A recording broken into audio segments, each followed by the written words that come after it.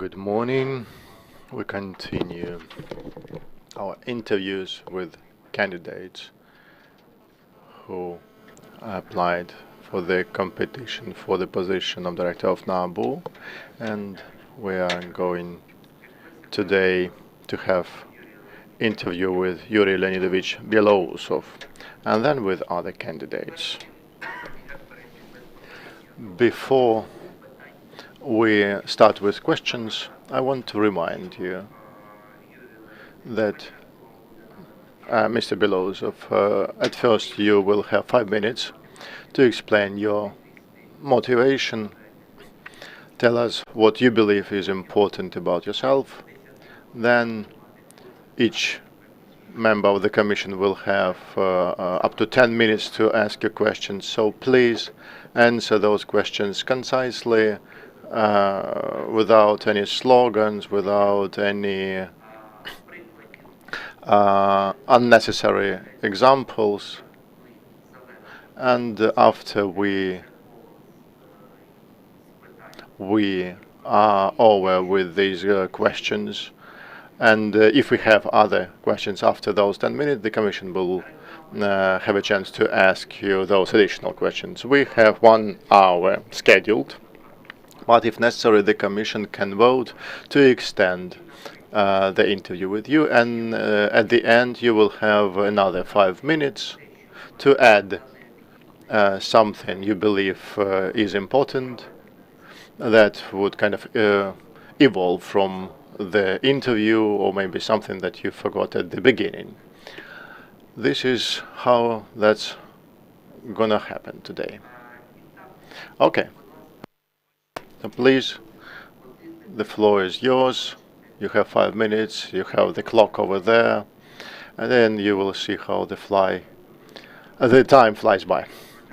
Thank you. During this time, I will try to persuade you that I am a good candidate for the position of Director of NABU, such a distinguished organization. I'm competing for this position because I truly believe that my experience can be used to reduce corruption in this country. The war has shown to each of us how important it is to effectively use resources and have the support of international partners, and corruption is this internal enemy that stands on the way, both.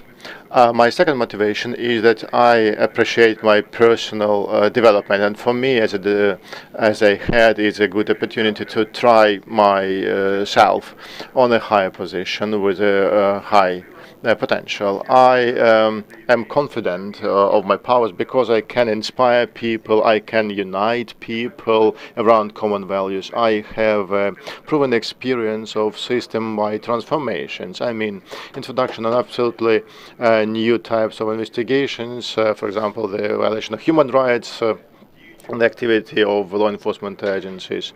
I have experience with investigation of war crimes, different ones. I mean, torture, killings, and deportations of our citizens.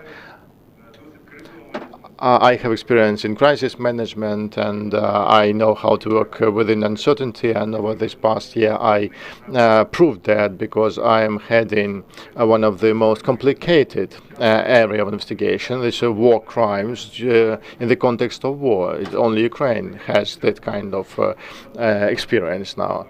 And NABU is a very established organization, but even the most successful organization sometimes has the stage of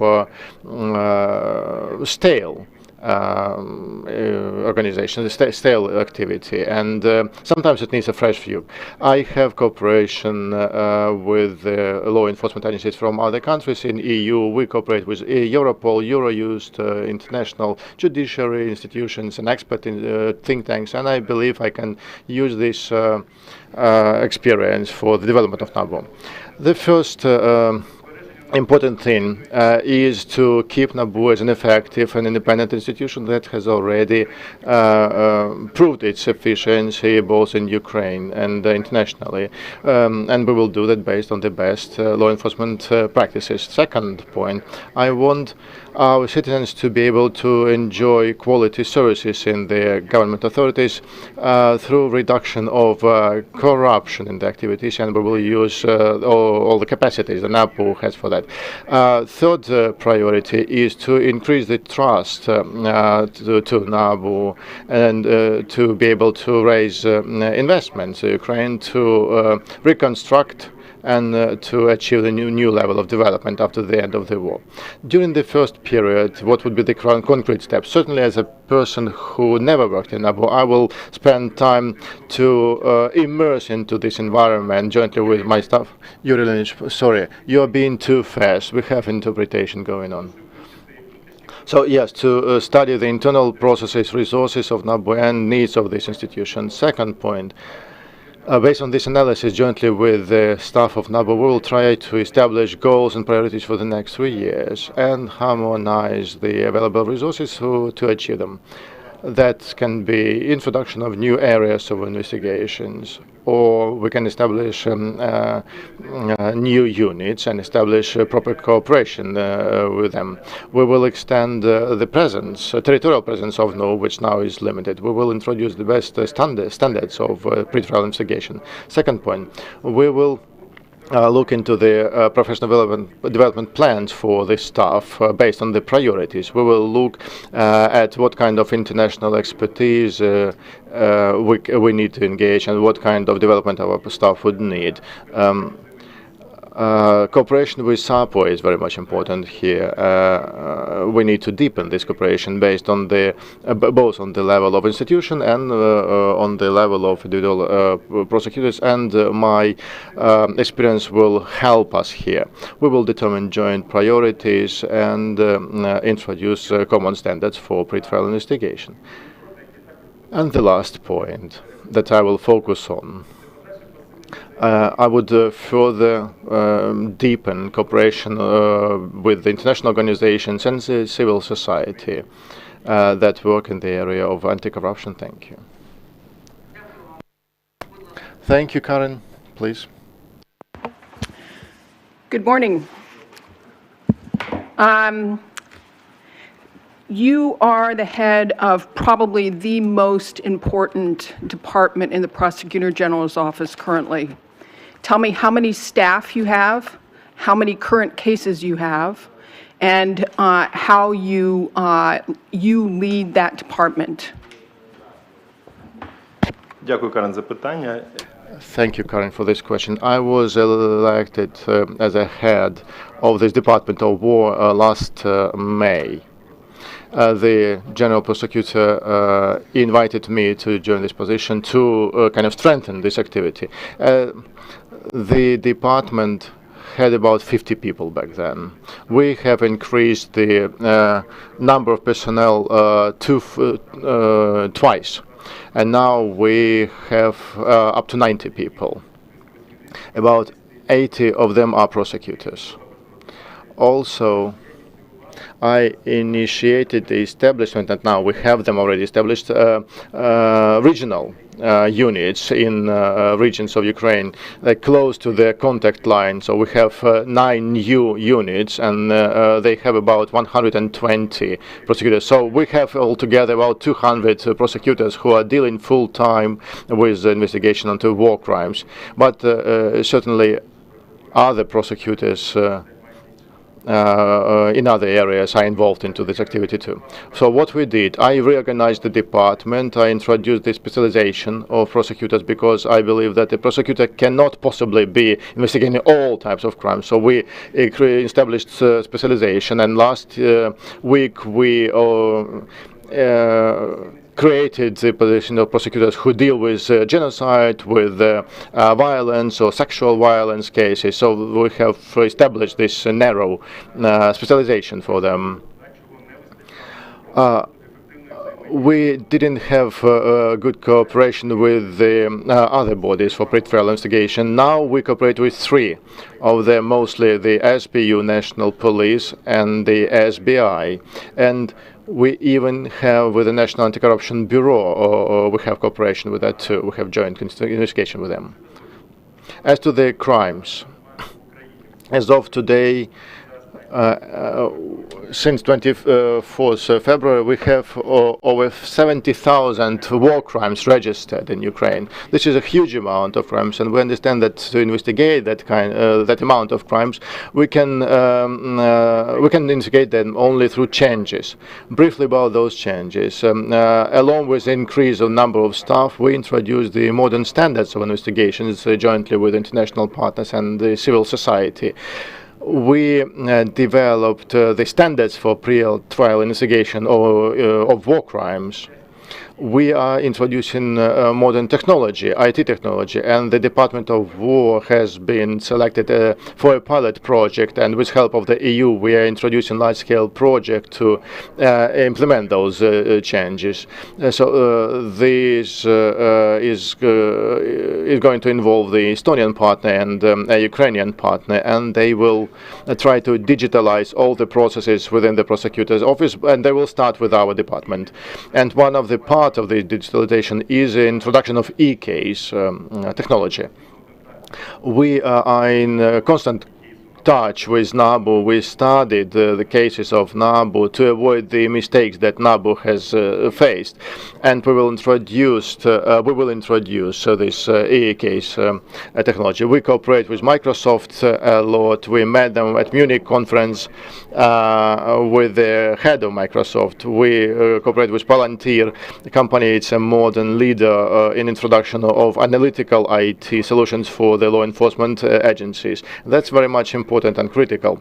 We cooperate with international partners. I was personally on the 1st of December in The Hague, and there were representatives from 27 countries, and they proposed to coordinate our activity because those countries also do investigation. Sometimes there is duplication, and they gather the same evidence. Now we coordinate that, and we initiated this coordination, and it's done by Eurojust now. We cooperate with the International Criminal Court that's also present in Ukraine and helps us to collect evidence to prove the guilt of Russians. And we cooperate with the civil society. We have exchange of information with a coalition of countries. Let's not go into details of the examples. Yes, what I mean, we cooperate with organizations who document war crimes and provide us with information that helps us to make our work more effective. As of today, we have 290 suspects. We have about 100 people already referred to court trials, and we have a huge number of convicts. In particular, we have notified of we have charged the senior leadership of Russia with war crimes, over 600 of them, and all the members of Russian parliament and senators, and we already have some results. Well, please still observe the schedule. You have not more than 3 minutes because maybe we want to talk to you until the end of the evening, but we can't. But thank you. That was a rather longer answer to my questions, but it sounds very impressive. So my next question relates to digital evidence. I know that there are organizations that are out there collecting digital evidence in ways that the Prosecutor General's office and their investigators don't have the capacity to do. How have you, as a leader, worked to integrate that collection of digital evidence into the cases, considering that the International Criminal Court does not support NGOs or civil activists or journalists providing potential evidence to prosecutors for war crimes cases? Дякую, Карен. Це доволі складне питання, тому що стандарти документування воєнних злочинів. It's a kind of hard question because the standards of the standards that our NGOs use are not the same as we apply, and it took some time to agree on our positions and find the common ground. We often rely on digital evidence or OSINT evidence. Sometimes we don't have physical access to the territory where the crimes have been committed, and we can't use the information directly, the information that they collected. And we constantly raise their attention that 90% of war crimes will be prosecuted in Ukraine, not in other countries, and the standards of other countries automatically do not apply here. What we face, we try to teach our prosecutors on the Berkeley Protocol, which which enables to collect information from open sources, but the collection of these open sources needs to be in line with our criminal procedure code. So we don't see any other ways how to integrate this international expertise into our national practices. We have a huge number of trainings on how to use this digital evidence, but you are quite right, there are some challenges to overcome.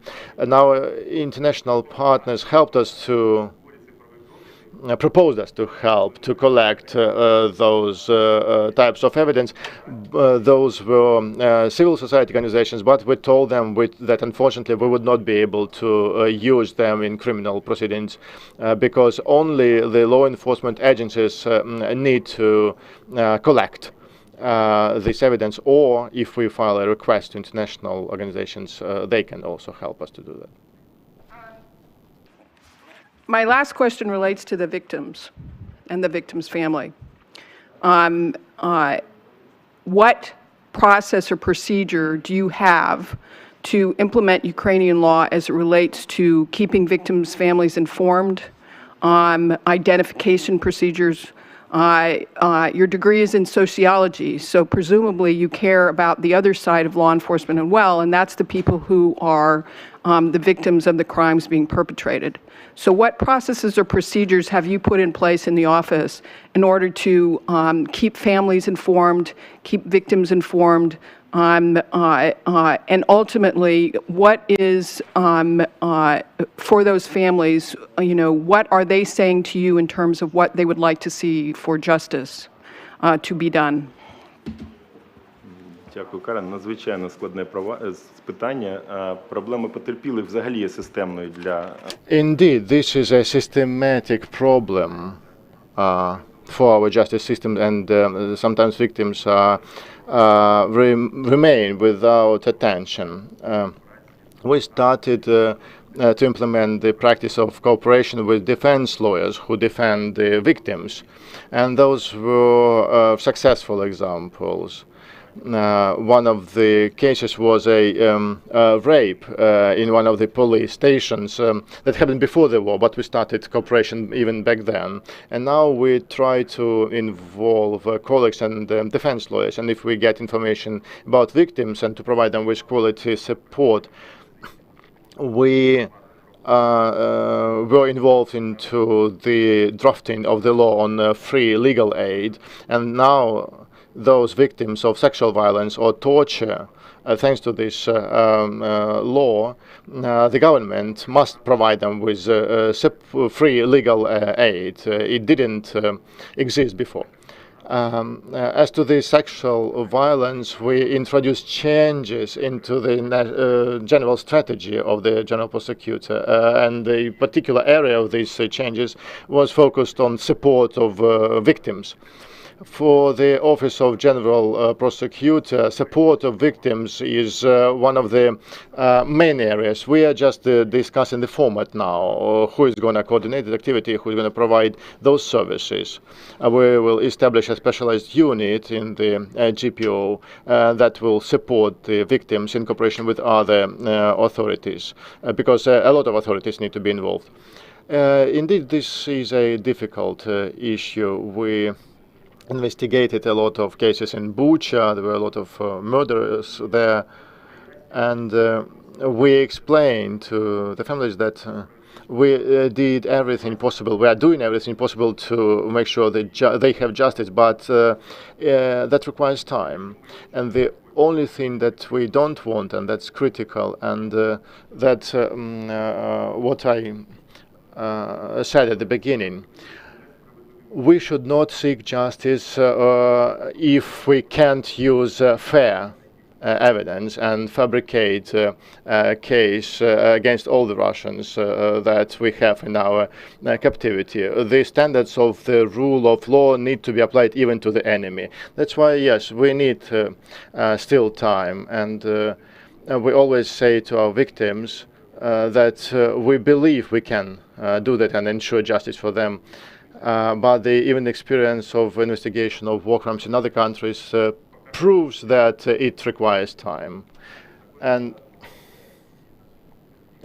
we say to the victims who lost their relatives or who were victims of tortures, of sexual violence, we always tell them that certainly the perpetrators need to be brought to account, but the leadership of Russia too, and we are working to this goal. I think that the victims will feel they have justice when they see that the senior leadership of Russia are being brought to responsibility, and we will be trying to identify every person who committed a crime.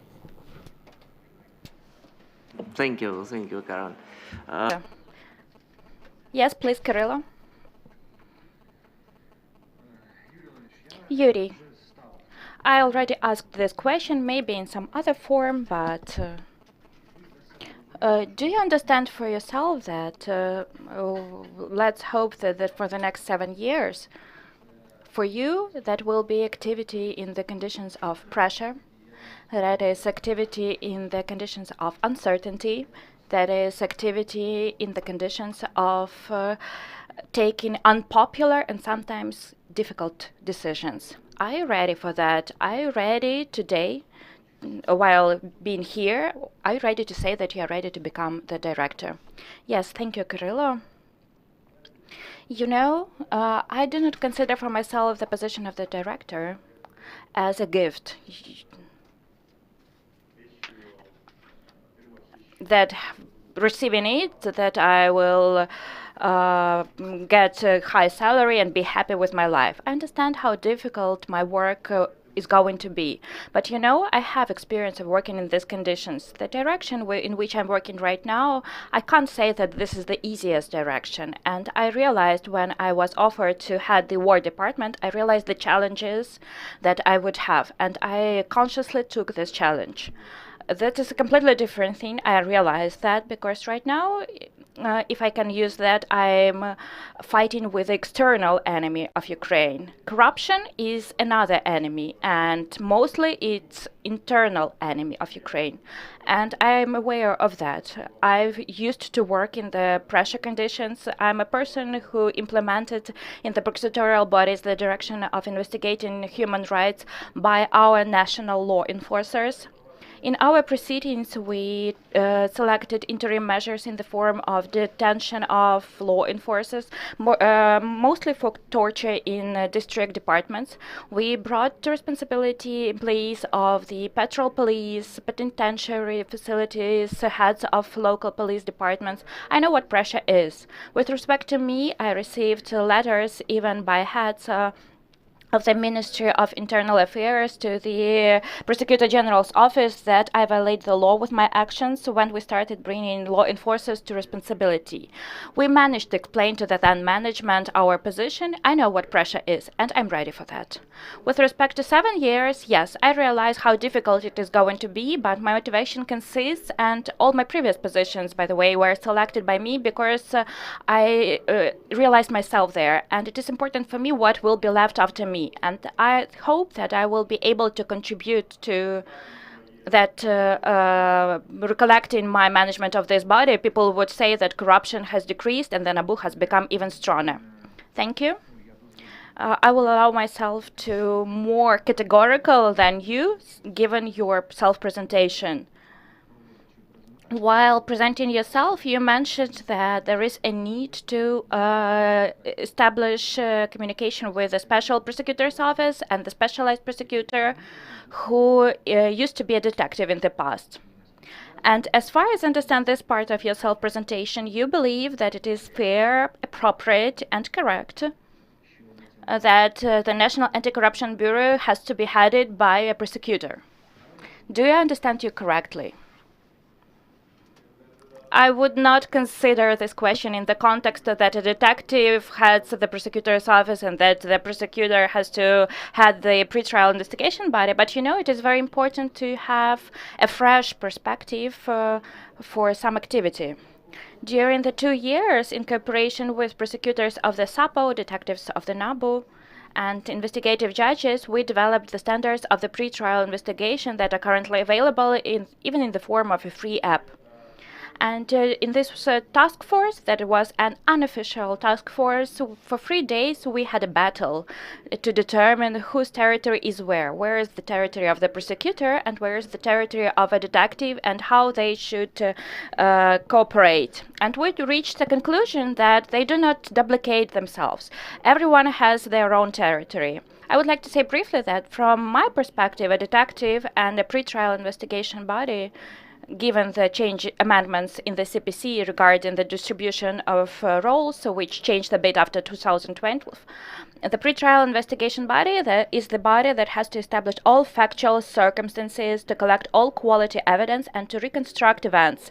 The prosecutor's territory is to consider this reconstruction from the perspective of law, and to say that based on what we see, what is the corpus delicti that we see, and that is the prosecutor has to say a final say in this regard, because the prosecutor will bring to responsibility people, will be in court, and will prove the corpus delicti of some specific crime. And this interaction and cooperation is possible. A prosecutor doesn't have to collect evidence.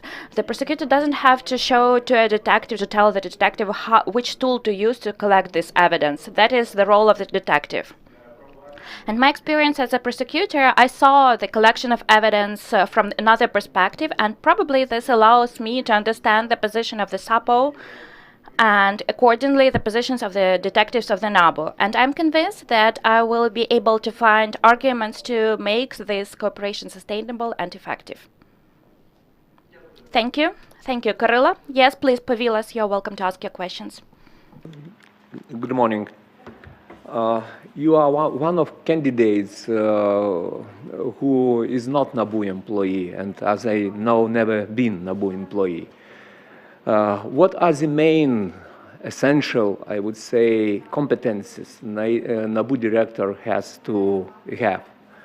In other words, what would be the ideal profile of NABU director?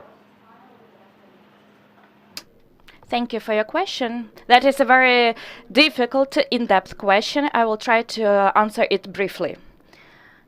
I guess that the problem that exists right now in the system of criminal justice, in prosecutorial bodies, investigative bodies, is the lack of understanding of the role of the leader, of the manager.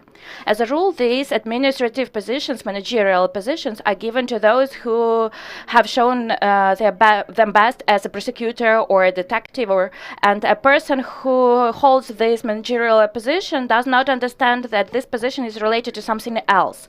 And a position who holds the managerial position needs to have additional skills different from the prosecutor and investigative. The lack of comprehension of this results in the situation that has always interfere with specific investigations of their subordinates, giving them advice and instructions how they have to investigate a case. Not because they want to interfere, but because they sincerely believe that as a head, as a manager, you need to know what is ongoing in every of thousands of proceedings. And on the one hand, that is interferes with work of independent subjects, and it decreases motivations of subordinates because the manager always gives advice what should be done. From my perspective, the manager of the pretrial investigation body, including NABU, is primarily a manager. That is a person who has to create conditions for effective work of the entire body.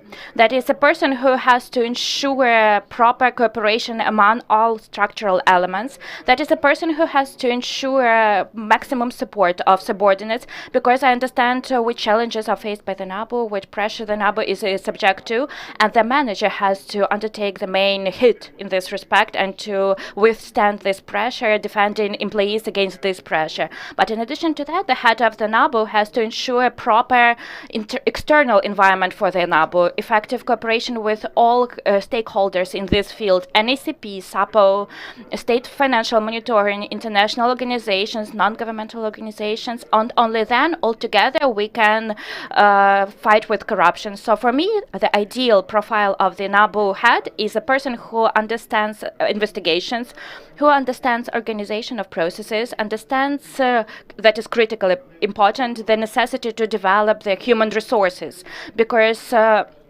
little attention is paid to this, because it is believed that if you're a detective or a prosecutor, then you know everything, and improvement of qualification or development is an obstacle then. The head has to be responsible for this development and for creation of proper conditions for work. Employees do not have to work about this environment. They have to receive quality support and to work in conditions that allow them to achieve results. That is the main point, and to feel support of the head. That is also important. So, in your opinion, the director of NABU should be manager versus leader? I would not oppose these two notions, the manager and leader.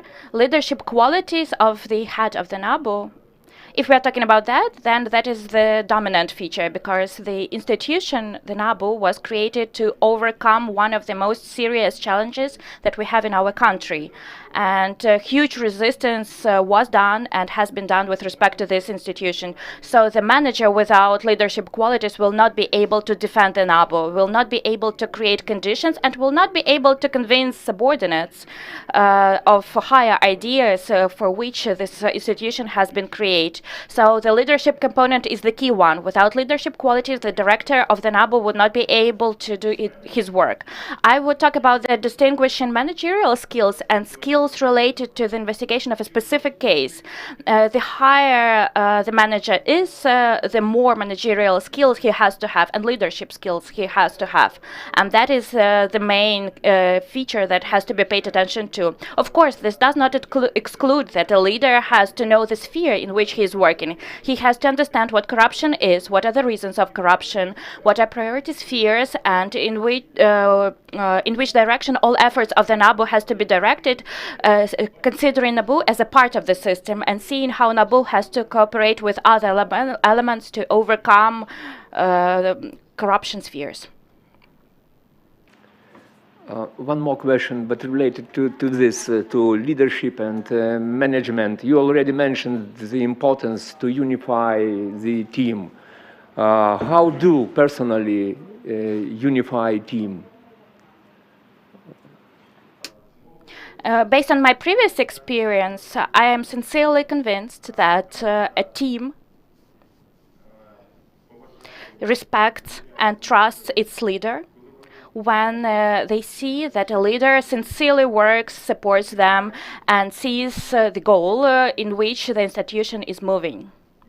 And this goal, this overall goal in which it is moving, has to cascade at different levels, and each employee has to feel that he or she is not merely investigating some specific proceeding, but that this investigation contributes to the larger case. And feeling this affiliation to some larger goal is what motivates people. And when they see that the manager understands in which direction the institution is moving, that the manager provides conditions, supports, this unites people. And they see their role and their contribution, and this really helps them to work more effectively.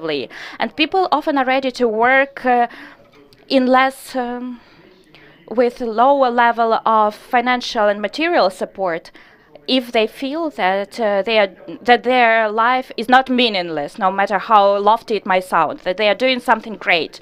And the determination of this goal, of these priorities, in my opinion, can unite the team.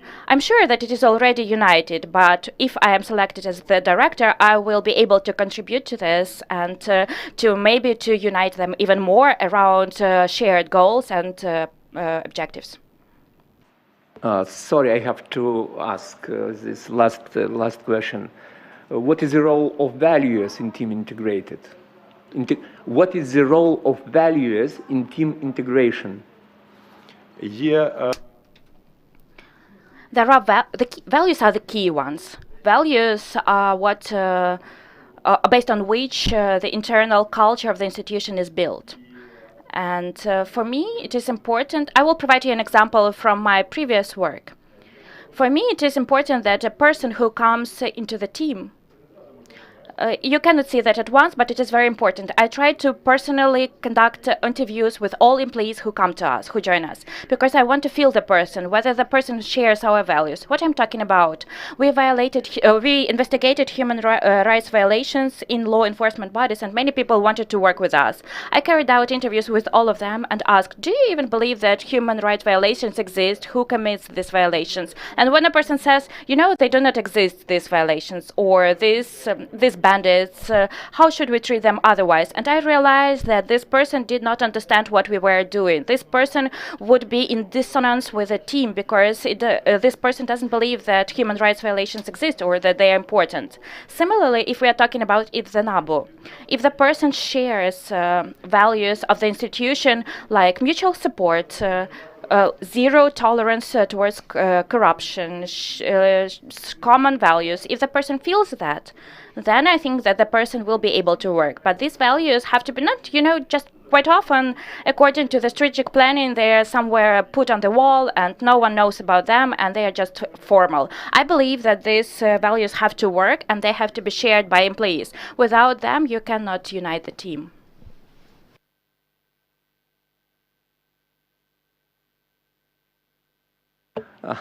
What are essential three values to team integration for you, from your point of view?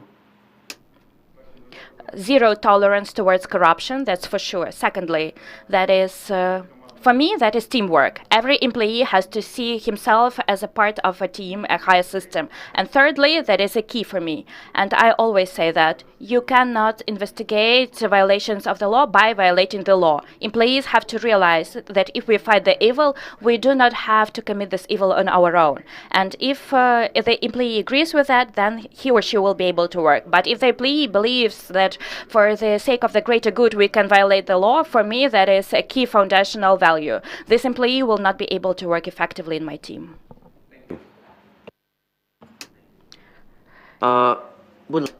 Please, Alexei. Thank you. Can you please tell me briefly values, like such value as responsibility is not included into your three essential values?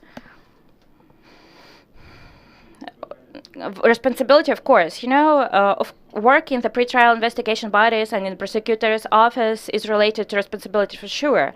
If a person is not responsible, the person, for me, that is a part of professionalism. And yes, I forgot to mention such value as professionalism, and responsibility is an integrated part of professionalism. Thank you. Yuri. In May of 2022, you were selected to a very important position in the country. Maybe right now this is an extremely important body, law enforcement body.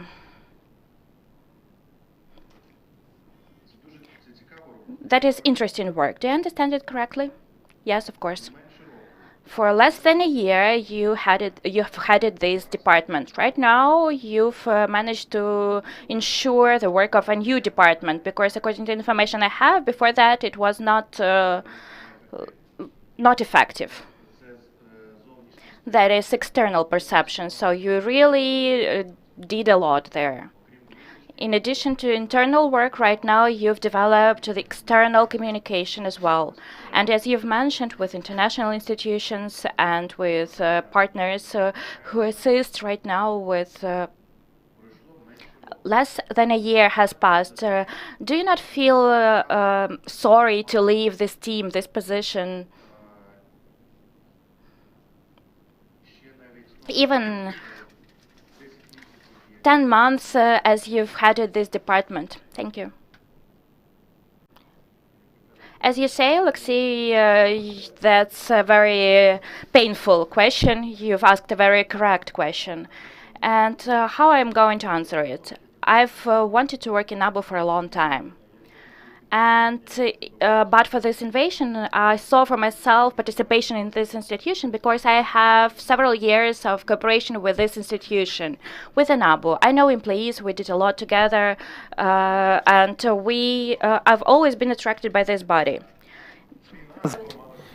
The war has violated all these plans, and I realized that this was priority number one, and I saw my mission in collecting and quality documenting all these war crimes committed in Ukraine so that no one remains without responsibility, and I would focus all the human resources to establish this system. When this competition was announced, it was a challenge, and I applied on the very last day, on the 6th of December. I didn't know that the competition would be extended, but I applied on the last day because I had doubts. But I realized that if I don't do it now, next time I would have only in 7 years when I could apply. So I wanted to create conditions so that if I am selected, another head of my department could, follow up on my actions. Now we are completing the strategy for the prosecution of war crimes for the next 3 years, and I discussed it with our international partners and civil society. And we plan to finalize it over the next 2 weeks, and it will focus on the next 3 years. And I believe that the team we have established can move on. It's painful for me, honestly, but when I started thinking about NABU, probably you heard those notorious cases related to corruption in the military area, and it really impressed me because we are fighting the enemy. We notified suspicion to Kadyrov and his accomplices. We understand this is the enemy, but at the same time someone behind us is really stealing money from our own army and making our country weaker during the war. And for me this is a bigger problem. So I understand it. When you fight war crimes, people look at you and say, "Oh, good for you." And here, on this position, you will face a lot of dirt, and that's going to be external enemy you would be fighting. But my department has been working efficiently so far, and another head, and we're already thinking about this candidate. I think he can follow up on my actions. We even have a joint investigation with NABU in one of the cases. So I hope they will be able to keep the areas we have already established, developed, and ensure further synergy. Thank you. According to your assignment, you remember about this resort, so imagine you are the director, there is a parliamentary election, and the committee responsible for the anti-corruption policy is not really willing to cooperate. But you see you need some legislative amendments to help the country fight corruption, in particular in the area of cooperation with other public authorities. So how would you build cooperation with the members of parliament if this dedicated committee in the parliament is reluctant to work with you? Thank you. The term cooperation is not something opposite to the word independence. I think that NABU needs to cooperate with other actors if it would help to fight corruption, but still remain autonomous and independent.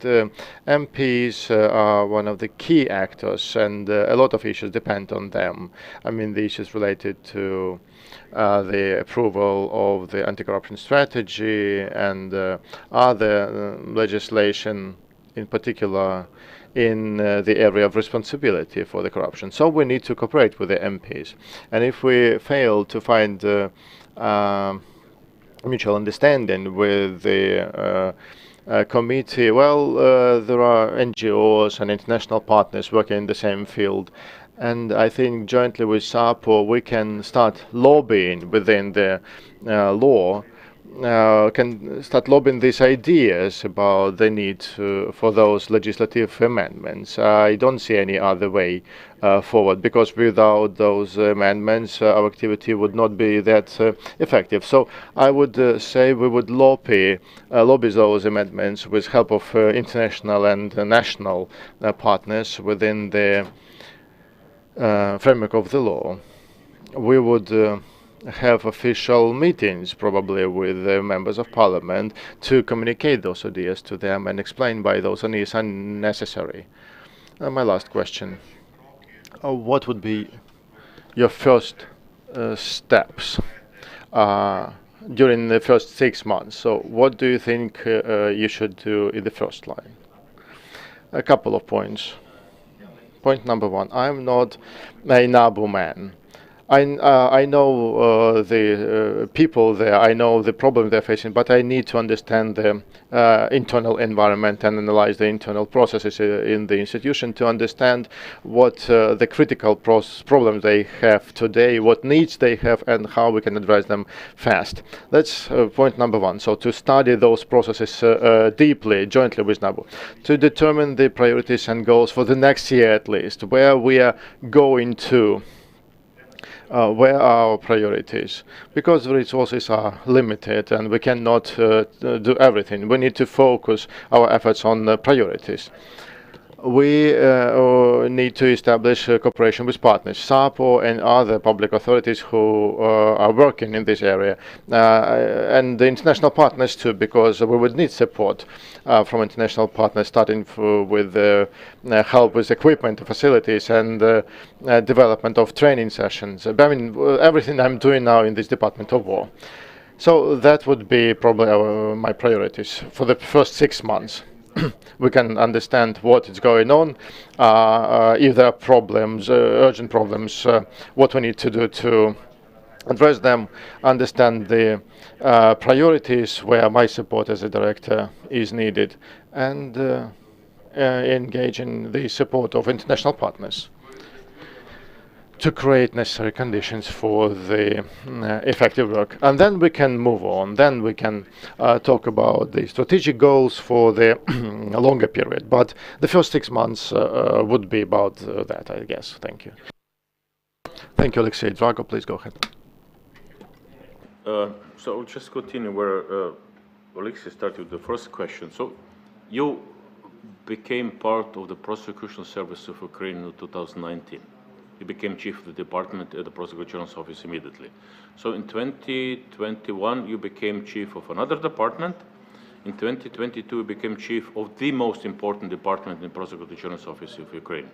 So 2 questions here. First, those promotions, because those are promotions, did you ask for, let's say, for transfer for new positions, or somebody else ask you to go there?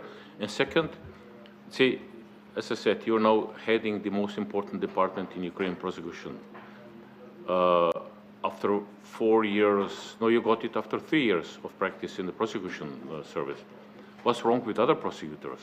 No, you have prosecutors which are working for 20, 30 years, and although you had extensive experience previous with human rights, now you, after 3 years, you became, let's say, the head of the most important department in prosecution service. So something must be wrong with other prosecutors.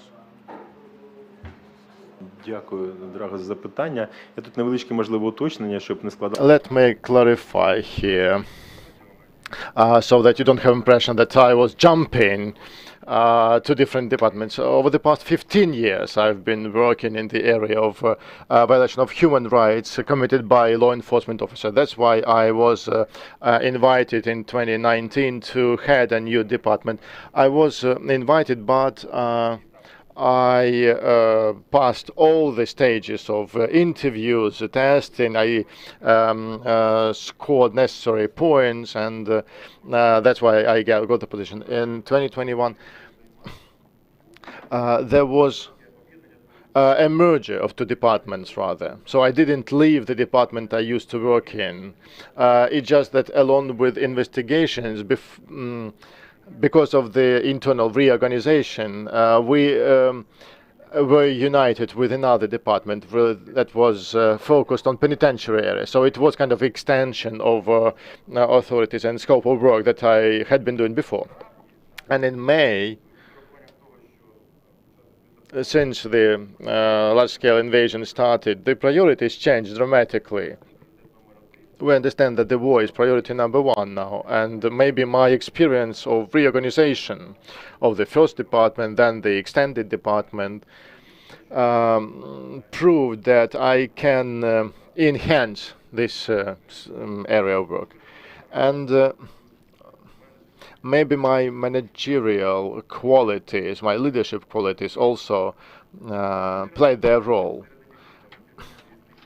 because as a rule, people underestimate them. They just expect that you have them. I mean, you're a prosecutor, you're an investigator, or you're a head. You go and organize the process. How you do that, what needs to be done, no one knows. But I had this experience, and I think that's why they offered this position to me. But it wasn't a gift. Not at all. I realized what I would face if I had the Department of War. So my experience of this managerial work as a manager, as a leader, helped me to organize this work properly, I believe.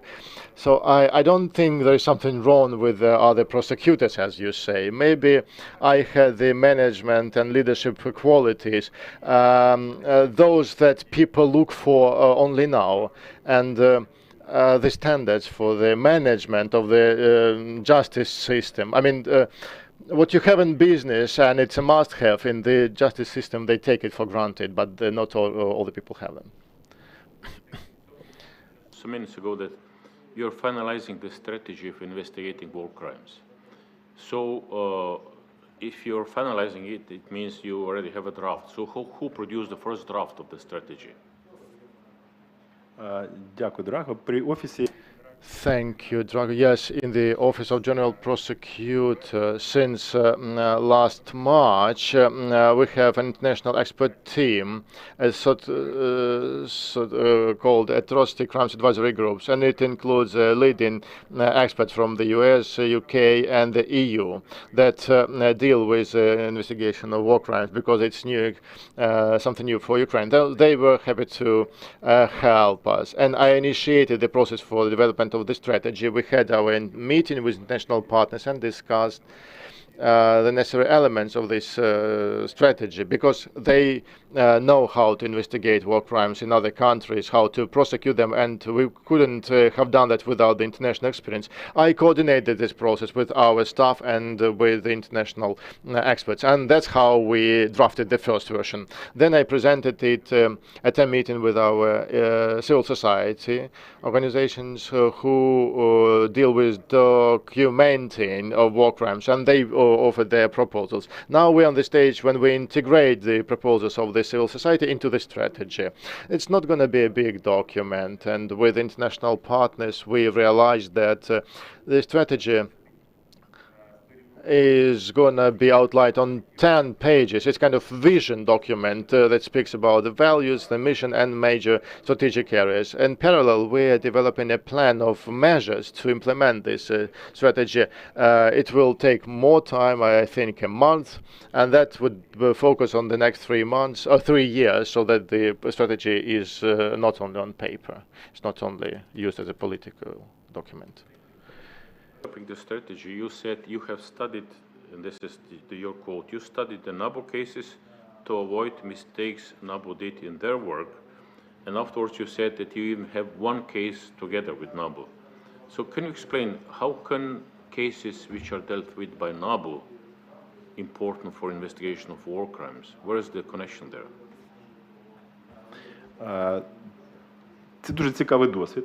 That's really interesting experience, unique one. When the large-scale invasion started, the system of criminal justice was paralyzed during the first weeks, and our objective was to keep it going, because the Office of General Prosecutor is a kind of coordinating body for the whole justice system, and our objective was to kind of keep it going. So in March we started a large-scale proceedings against the senators of the Russian Federation. 161 people who made the decisions and signed the documents that enabled this aggression against Ukraine. And we needed the experience of experts who knew it, because, I mean, people are in Russia. They're not going to leave it anytime soon. And physically, it is impossible to get access to them. But we can damage them by looking for their assets abroad and seizing them. And taking those assets in a legal way away from them and bring them to Ukraine to spend to reconstruct Ukraine. And this experience in terms of the search for those kind of assets and arresting of those assets, I mean, it was with NABU. NABU experts had that kind of understanding, and we created a joint working team with NABU and National Police, and actually NABU had the biggest workload. We have even results here. I prepared them.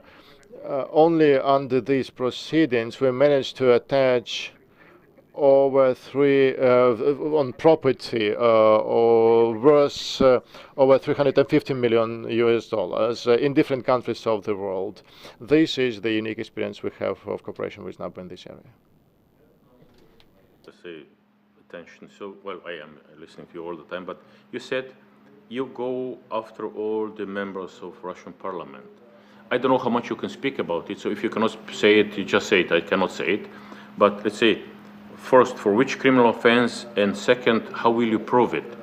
I don't mean substantially, procedurally. How let's say they are there, you're here. How you will collect the evidence? So which criminal offense and how you will prove it? Так, щоб не дуже занурюватись. Well, to avoid going into the international humanitarian law, there can be four types of crime. Yeah, the crime of aggression, war crime, crimes against humanity, and genocide. There is a crime of aggression, and Ukraine is promoting the establishment of a tribunal for that. This is a crime that's related to the leadership of a country that planned, organized an invasion into the country. Even if other crimes didn't happen, the fact of crossing of our border and sending the troops to our country is a crime of aggression. And we started analyzing and studying who contributed to this aggression. And on the one hand, we have the political leadership of the Russian Federation that initiated that. We have the military leadership that planned that. And the third element is the economic bloc. We notified of suspicion of central bank of Russia. The role of the members of parliament, members of parliament and senators, 161 senators and over 400 members of parliament. These people who contributed to aggression through making certain decisions. So they kind of enabled Putin to use the armed forces of the Russian Federation beyond the border of Russia. And we believe that through those actions they committed the crime under Article 110, the encroachment against the territorial integrity of Ukraine. another article that we use, the charges that we use, these are kind of accomplices to the crime of aggression. As to the evidence, yes. As to the crime of aggression, that would be, we would use the open sources data, for example, the speeches of these people, and we analyze them, we find them on open sources, we conduct reviews and examinations, the documents that they sign, we try to find those documents too, and the testimony of people who can confirm that a particular senator was involved into this activity, but mostly we analyze their public speeches. Sorry. Я хотів би, дивлячись на годинник, звернути увагу, що у нас вже... Мені здається, це... комісія проголосувала. The Commission has voted in favor of extending the interview. Thank you. Please, Drago, continue. Last question. So if you would be in position to make this decision, let's say, hopefully very soon the reconstruction of the country will start. A lot of money will flow into the country. There are estimations about $1 trillion. So how would you organize this reconstruction in the sense that you would ensure, let's say, the citizens of Ukraine will be able to at least materially restore their lives, and that the money would not get lost to some private pockets? Thank you. That is a really complicated question. That is a global question, actually. That is a question of compensatory mechanism. On the one hand, how to get this compensation at the expense of the aggressors. And right now we have a lot of work carried out by the Ministry of Foreign Affairs, Minister of Justice, Office of Prosecutor General, other institutions, people deputies, in order to develop this international mechanism of compensation. So at first we need to find this money, get them away, and accumulate them somewhere. The other question is how these accumulated funds can be fairly distributed among those persons who have become victims of war crimes. And that is a very difficult mechanism. That is a mechanism that surely has to be transparent. That is a mechanism that has to be surely envisioning involvement of our international partners who invest or facilitate receipt of these funds at the expense of the aggressor. And our role as the head of the NABU, if I am selected, and not me, but the entire institution as well, would be to see not we develop this mechanism. This mechanism will be developed by the government, but together with other partners, we have to see bottlenecks in this mechanism, and preferably at the stage of its development, we should pay attention to that. And then once it is implemented, we have to trace and slap hands, I can't say otherwise, those officials who want or to enrich themselves at the expense of these funds, because for me that is outside morality at all if someone tries to do that. But I know that there are such risks if someone tries to use these funds for personal enrichment, and the NABU for sure will be one of the most priority directions for the NABU, this recovery and reconstruction of our country and funds spent on that. Probably this will be priority number one in the near future. Thank you. Mr. Belousov, I would also like to ask several questions to you, but I would like to start to somehow continue the direction that you just touched upon with Drago in your communication, and not to ask a question, but to ask you to comment. As of now,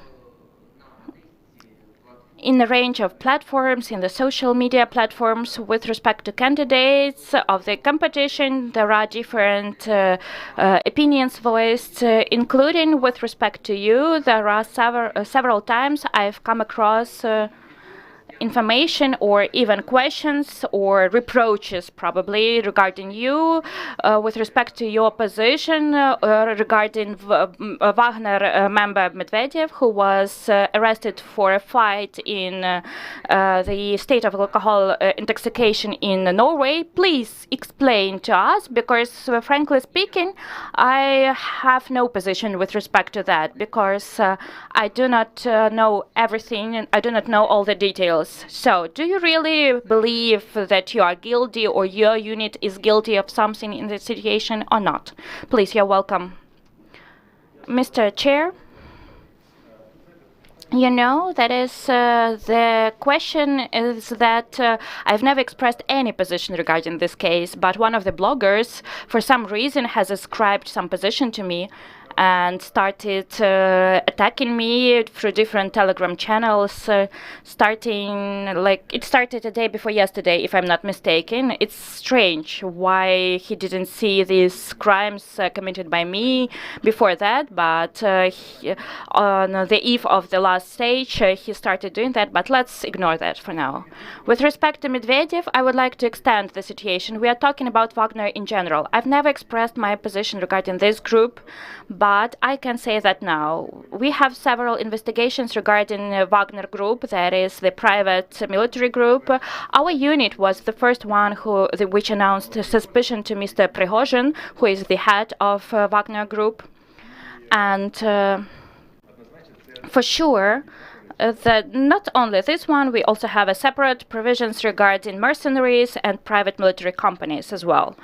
And we understand that these are accomplices of aggression. These are people who commit war crimes. We have several suspects who were members of Wagner PMC, who received the suspicion for ill treatment of civilians, if I'm not mistaken, 5 persons in Kyiv region. Besides, we have 2 mercenaries from Belarus who also received suspicion for participating in this organization. With respect to Medvedev specifically, we received information in the mass media, by the way, that this person is in Norway. At once, within the framework of international legal assistance, we sent a request to our Norwegian colleagues. We are always in touch with a specialized Norwegian law enforcement unit with the abbreviation Kripos. That is a special unit that deals with investigation of war crimes. We sent a request to them so that they would question Mr. Medvedev at once, and preferably with our participation. And as of now, I will not tell you the details, but the request, the accusation of Mr. Blogger, I will get rid of emotions, is that we do not extradite this man. But in this respect, you know, we need to read about extradition and how it is done. Starting with the status of the person has to have the status of the suspect. Suspicion has to be based on evidence. We need to get evidence that this person participating in committal of war crimes to announce suspicion. So we have lots of issues related to that. But at the same time, we are in a complete touch with our Norwegian colleagues. And I will even say more. Ukraine has been facilitating another model of prosecuting Russian war criminals. We want to involve as many countries as possible into this process. And we promote the thesis that national jurisdictions have to start their own investigations, similar to the case regarding Boeing MH17, that is the national Netherlands court, which convicted Russian criminals, and the same with respect to Mr. Medvedev. Right now we are studying, we're getting information from our colleagues from Norway, and then we will decide on the future fate. But to accuse us that we somehow like or support Wagner, that probably you cannot do that, even because we announced suspicion to the head of this organization. Thank you. Okay, let's go back to strategic questions. If you probably know about the law, I don't remember, if I'm not mistaken, that was adopted in June of last year regarding principles of the state anti-corruption policy, which implements an entire range of systemic mechanisms of action against corruption, new systemic mechanisms, and which initiates means of activities in this sphere. Can you please tell us, with respect to the spheres which have to be covered by this strategy, are there any changes, and which spheres does it cover, this strategy of fight against corruption, based on the fact that corruption is a systemic phenomenon? Please, you're welcome to answer.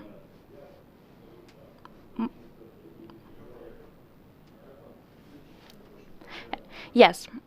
I started the anti-corruption strategy as an academic in the past, as a person who participates in the development of different strategies, as the initiator of the first strategy on action against torture, which was adopted by the government. So I studied this document. First of all, I really liked it.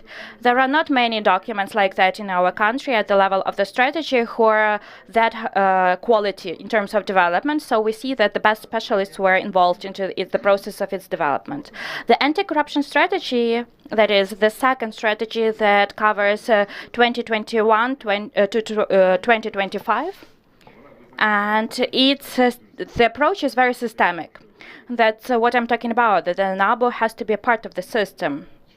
What I also like about this strategy is the determination of these priority spheres, because quite often in these strategies, these spheres are randomly determined. And I liked that data of sociological surveys were used. There was surveys of experts, population, as given in the strategy itself. There was also the survey of the business environment. And based on this data, they were studied statistical data. The previous strategy was analyzed for 2014-2017, and there were determined spheres which are most affected by corruption. It's interesting that the business and the population agree. Probably the strategy also points out the percentages, which I'm also impressed by, but that the most corrupt affected sphere is the system of justice, the judiciary. Then opinions divided. The spheres are the same, but the different priorities amongst population and the business community. That is the healthcare sphere, the customs sphere, that is activity of police, prosecutorial bodies, political parties. And based on the data of this survey in strategy, they were structured as well as priority spheres. The only thing is that they added some additional spheres like land relations, large-scale infrastructure projects, and if I'm not mistaken, there was such an interesting sphere as urban planning, and these are problematic spheres determining the strategy. And the state sphere of economy is also among priorities. And with respect to these priorities, there was built a separate chapters of the strategy, and there is a range of activities set out to influence these priority spheres. Okay, and maybe a comment from your side. When I was looking through this law with details, provisions, I faced the situation that it mentions coordination working group on anti-corruption policy issues. I do not quite understand this. Is that something similar to civil council or the consultation advisory group in the context of what you've mentioned several times as well about the systemic participation of different bodies in the fight against corruption? Is this a group that has to unite the entire system of anti-corruption bodies? If we are talking about coordination group, or is it a group that is formed separately under, for example, the NACP, NABU, or something else?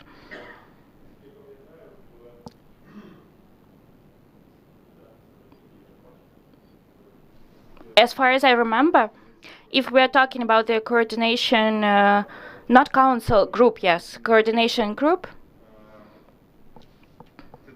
That is an advisory body that is created to coordinate efforts of participants, to coordinate efforts of those bodies that have to fulfill the anti-corruption program in order to fulfill the anti-corruption policy. So this advisory body has the task to facilitate their efforts, provide recommendations.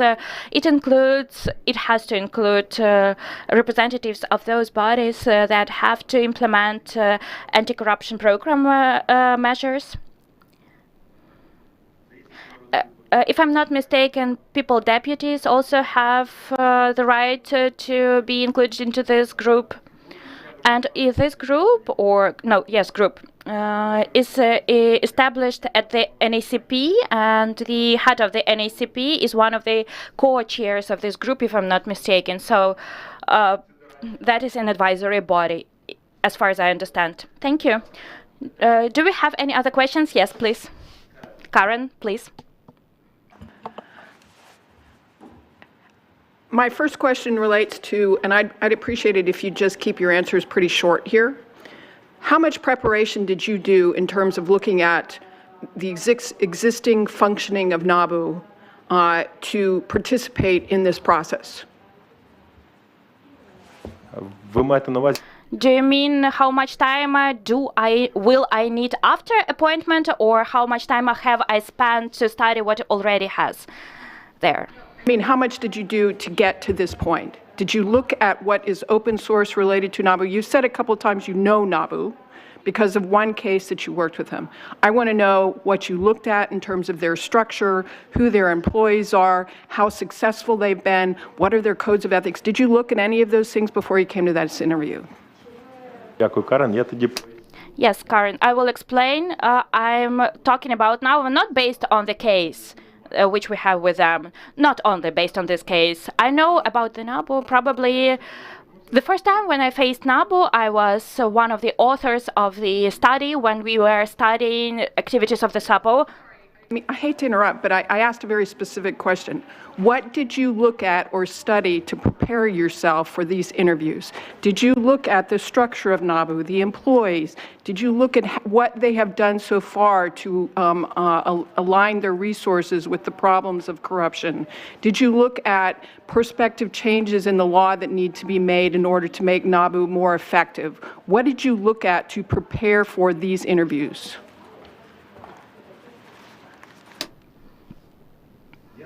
I received information from different sources. Briefly, Karen, I would like to say that I used to work with the NABU detectives. Together, we work together. We have several developments together. We implemented modern questioning methodologies in the NABU. I was one of the authors for several years. We were implementing the standards of pretrial investigations together with detectives of the NABU. So I know these people. Of course, I studied information. I studied their structure. Of course, I received information from all possible sources in the mass media, what problems exist, what problems in the sphere of legislation there are. I started the anti-corruption strategy. I found the draft anti-corruption program, which has not been adopted yet, because a range of amendments have been introduced there, in order to understand basically which problems the NABU has and where I should put my efforts. You've said that you've done that, but yet you say you need 6 months to go into the organization to find the information by doing interviews that is publicly available. So could you be more specific about what it is exactly that you think you need to do for 6 months in order to be prepared to do the job of director of NABU, should you be selected? Дякую, Карен. Thank you, Karen. Maybe I didn't mean that I need 6 months to do nothing but to study and to prepare, to try to understand what is happening.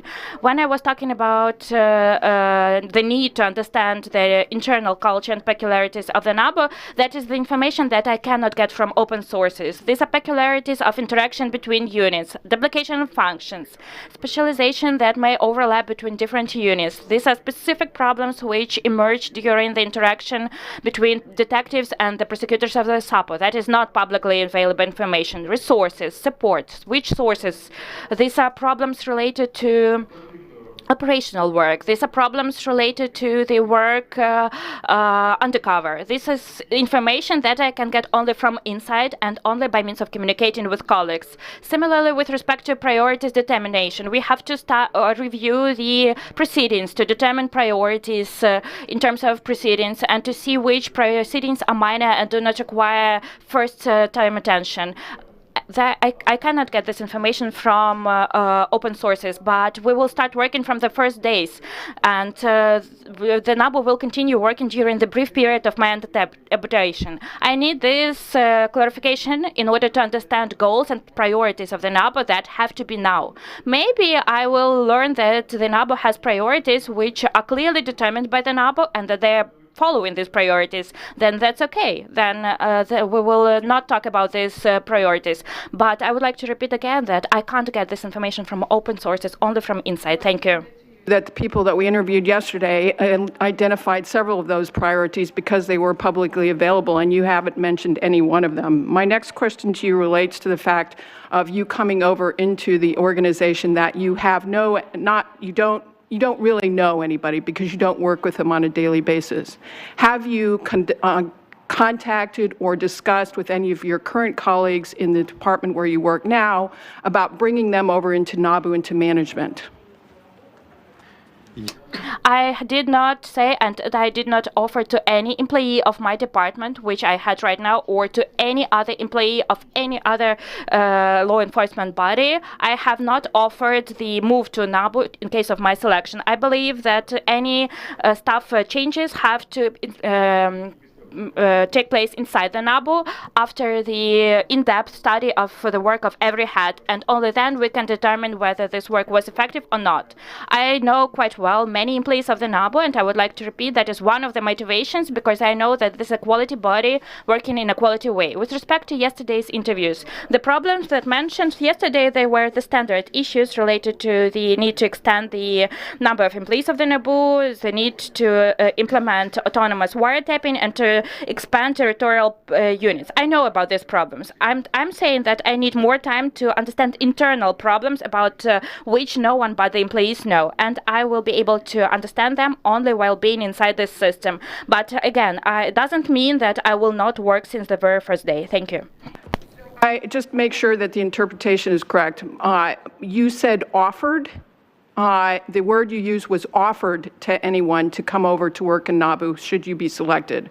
My question was, did you discuss with anyone in your office the possibility that they may come over with you to the NABU where you're selected as director?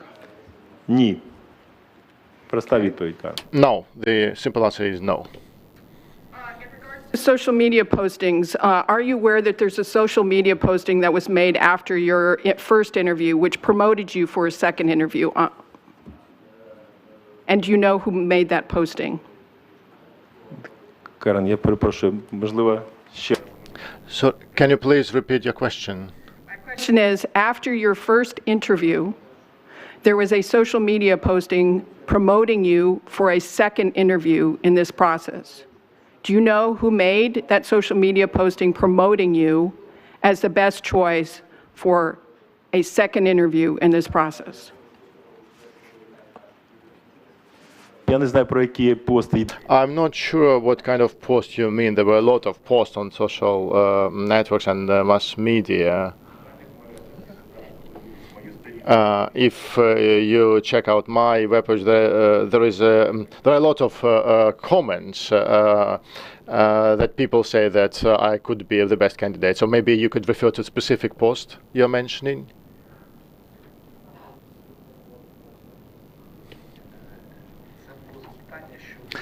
It was a question on Just Talk platform, and there was a post there, and there was your speech, and it was about your interview, and it appeared right after your first interview, if I understand. And as I understand, it was seen as a sort of an attempt to create around yourself a kind of the image of a person that is worth of being selected as director. Okay, I get it. My interview had nothing to do whatsoever with the competition or generally activity of NABU. It was related only to war crimes activity. If you check out the mass media, check out my interviews in national, international media, I gave a lot of interviews where I talked about the documenting of war crimes. The whole last year and this year also I gave a number of interviews. So I don't think those I mean, I didn't speak about NABU there. I didn't say how I would reform it or do anything there.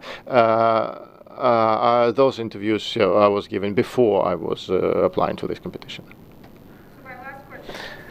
So I've listened to you talk now for about an hour and a half, and tell me how you admire NABU and that you know NABU because of some of the work you've done. And I just am at a loss here to understand your motivation to leave behind a department that is probably the most critical and important to the people of Ukraine right now, whose family members have been raped and have died at the hands of the Russian aggressors, to go work for NABU because this is an opportunity for your promotion, and you don't want to wait 7 years for that opportunity again. Where's the completion of anything for family members? And I can tell you, I come to this perspective because at 9/11, I was sent to give death notifications to family members who's lost loved ones on the planes and in the World Trade Center. I spoke to those family members for years afterwards. I considered it as sacred trust, as did the hundreds of special agents who are part of that response, to stay in contact with those families, even if there wasn't going to be a concrete justice. And in some cases, bodies of those family members were never found. So you've been in the war crimes unit as the head of it for 10 months, not seeing the completion of hardly any cases. Still a number of questions outstanding in terms of, just what justice there possibly is for family members who are still grieving. And you want to walk away from that, which you spent more than 10 years of your life studying for, and your professional education and your experience and expertise, to go head an organization that you frankly have no experience for in terms of anti-corruption. Help me understand your motivation here, because I'm not getting it from what you're saying. Моє завдання на моїй роботі. My objective at my work now is to create a system that would be independent on its head. It would be a sustainable system that can document the crimes of Russians and bring them to responsibility. Over these 10 months, we already have a lot of indictments. A lot of them against Russian senators. We have about 30 indictments against the war crimes committed by Russians, and we brought them to responsibility. We created a sustainable system, and I believe that a system should not be associated with one person. My objective as a leader is to create the system, to lay the foundation so that the system can work without me. I created the system for prevention of torture in penal institution, and it is still there. I have not worked there for about 6 years now, but it's still there. And this system will continue working even without me. There are people who are able to maintain it. My transfer to NABU, as I said at the beginning, is not only about my personal development as a manager. I also said one thing that you missed. I said that the corruption during the war is much worse than a war crime, and that's my belief. And I'm not leaving that system. I'm going to help it and continue to operate. But now, amid the war, stealing during the war is worse than the war crimes against our citizens. That's my strong belief. I know these people in NABU, I know their potential, and I know that jointly we can deliver the result, and this is my motivation. Thank you. Sorry, you see, I'm the anti-corruption specialist, but what you just said, I'm shocked. You're saying that corruption during the wartime is worse than your people being killed, raped, tortured, mutilated? I don't understand that. Я можу прокоментувати. I can comment what I mean. When we talk about corruption, corruption has specific examples. If our soldiers fighting on the front line get or don't get food, they get killed because of that. And at the same time, someone is buying food at higher prices and getting income. So that's what I meant. Corruption during the war is a synonymous word to the sabotage against our country. This is a really treacherous type of crime. And not only during the war you need to focus efforts on that. I mean, we spoke about what needs to be done during the reconstruction of Ukraine, where money for construction can be stolen. This will be the priority for me too. But it's important to note, because I feel that you have the impression that I want to fully destroy the system for the investigation of war crimes and Russians would not be punished. No, I'm doing everything to make sure that the system is sustainable. It used to work before I joined it. I tried to make it stronger, and now it will continue to work and be stronger. And the team is very strong there, and it's comprised of experts whom we selected and trained. And I believe they can make it happen with the support of our partners and the International Criminal Court, who is working with us every day. A strategy how to do it, and you say everything is completely accomplished already. But this is not the question. The question is the following one. So you're not, obviously you're not the anti-corruption expert yet. Maybe you'll get there. So NABU is the National Anti-Corruption Bureau of Ukraine. So where would you look for the definition of Ukraine? Corruption, corruption in your legislation to know what you're dealing with. So where could, corruption is a very broad sense. But, if you're the director of NABU, you had to act as a lawyer, because you have to be, you don't have to be a lawyer, but you are a lawyer, so you know what I'm talking about. If you want to fight something, you have to know how to define it. So where would you find this definition of corruption? Можна казати про Well, there is corruption on the micro level and micro level. Micro level is the definition that we have in the law on prevention of corruption, and it's related to the abuse by an official of the opportunities he or she has for personal benefit. And this is what the NABU is focused on. But the corruption needs to be looked at on the macro level. So it's a kind of culture on the level of governmental institutions to use their position for the personal benefit. And that prevents Ukraine from developing as a nation. So on this kind of extensive macro level, we need to be guided by the documents that we already have, the Special Anti-Corruption Program and Strategy that strongly defines what is corruption, what are the priorities, and that's what we are going to focus on. And I think that I have a basic understanding of corruption, and my experience would help me to coordinate the work of NABU, not to lose this institution and improve its efficiency. I'm not the guy who is going to investigate specific cases. We have detectives for that who have been trained and selected and have experience. My objective is support them and ensure effective cooperation between them and with other bodies like Special Anti-Corruption Prosecution Office, as well as create conditions for effective operation of NABU. That's my objective as I see it. Thank you. Okay.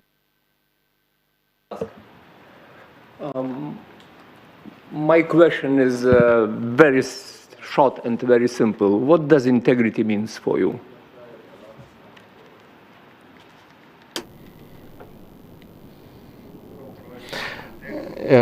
Talking about integrity as a value is about being holistic, ensuring the integrated operation of an institution as a single mechanism. This is the first association. So kind of concerted operation of an institution as a single uniform mechanism.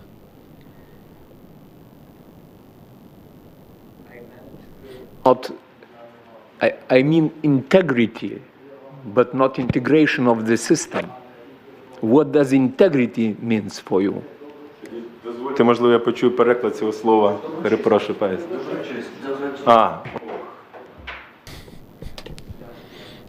Yeah, sorry, now, yeah, I didn't understand you correctly first time.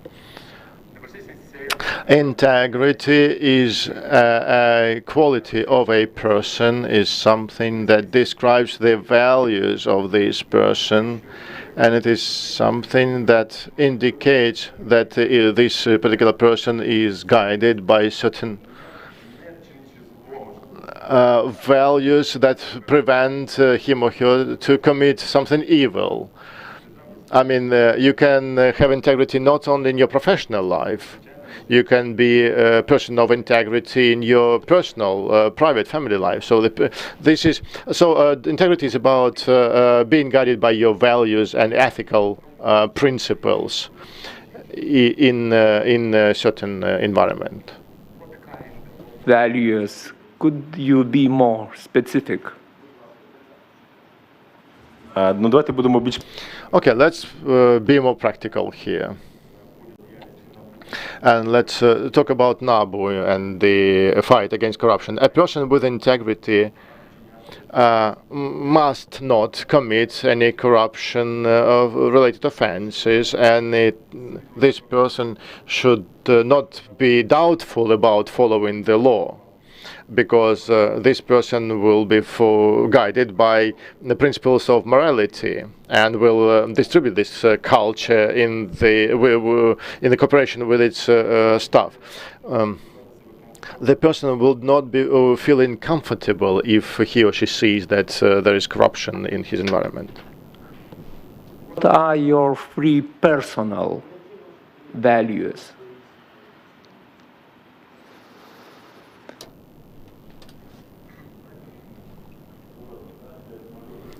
Microphone.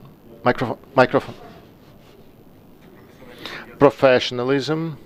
I am used to doing my work in equality, with due quality. That would be the respect to people. I respect people and I value people. And as a law enforcement officer, the rule of law. Your personal, as a human being. As a human being. Respect, fairness, and the human rights. For me, it's not just a word.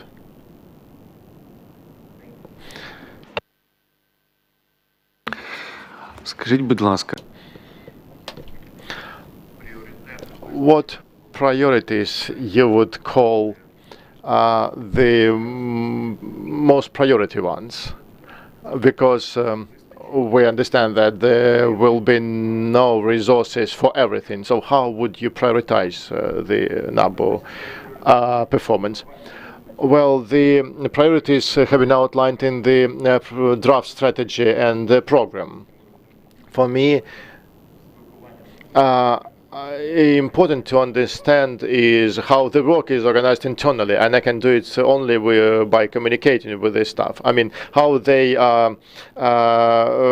work is built inside, what they focus on, what proceedings they prioritize.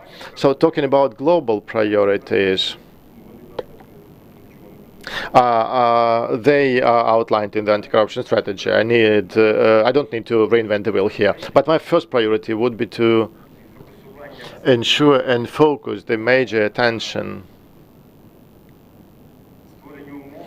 on establishment of conditions that prevent the embezzlement of money that Ukraine is going to receive. A lot of money is flowing into Ukraine, and we need to avoid the embezzlement so that international partners could trust us. My another priority would be the system of a judicial system. We need to have really effective and quality judicial system. Without that, Ukraine cannot move further. And everything related to big-scale infrastructure projects that have been frozen since the beginning of the war, and those infrastructure projects and corruption in this area, that would be one of the areas. But I would need to check it. Maybe the priorities would be the same as my priorities, and then would not need to change anything.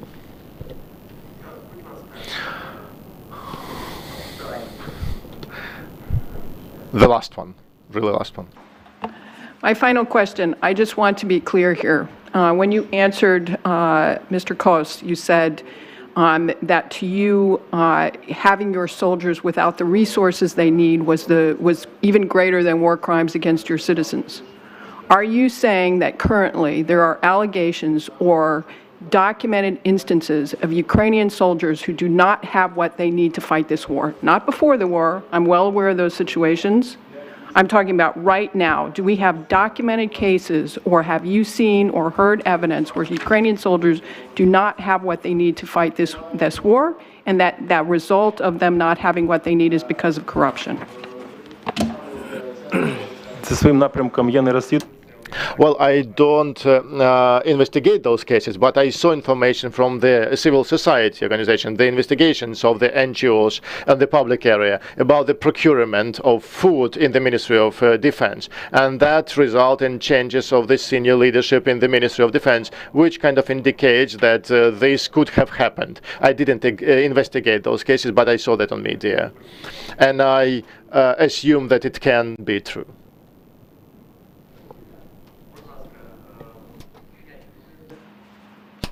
Please, 5 minutes. You have 5 minutes to say a few concluding remarks to complete our interview. I would like to express gratitude to members of the Commission for the spent time. For me, this is very important. I would like to point out that I'm a new person in the sphere of corruption fight. And therefore, there is not much information about me.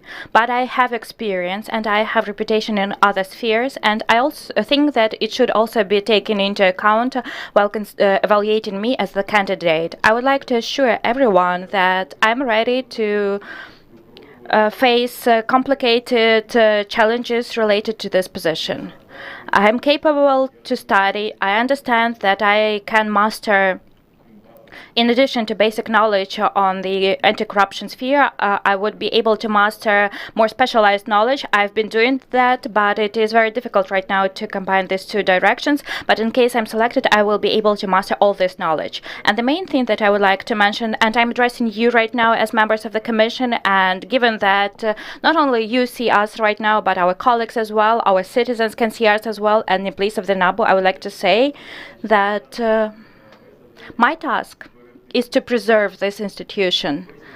My previous experience shows that I can create new structures.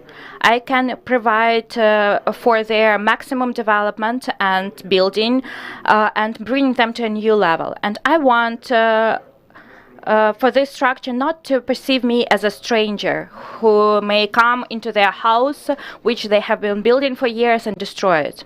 For sure, I don't want that. My task is to support this institution, to build it, to develop it, and to make it more effective. And I will think that my mission, at least, will be fulfilled then. And I would like to be heard. Thank you. Thank you. Thank you. Have a good day.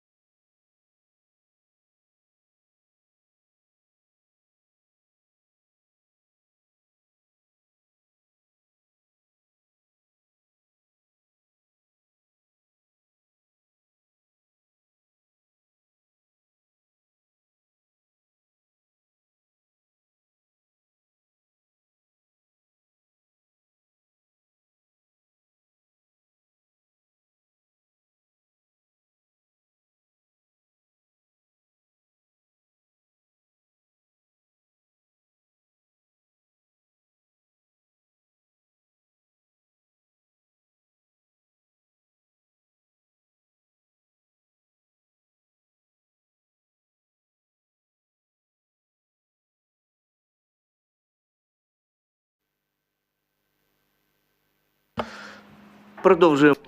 Let's continue our interviews. I would like to remind to Ms. Plotnikova that our interview will be structured as follows. At first, you will be given 5 minutes for self-presentation, so that you could voice what you consider as necessary with respect to the description of yourself, your motivation, why you participate in this competition. Then every member of the commission will have about 10 minutes to ask questions to you.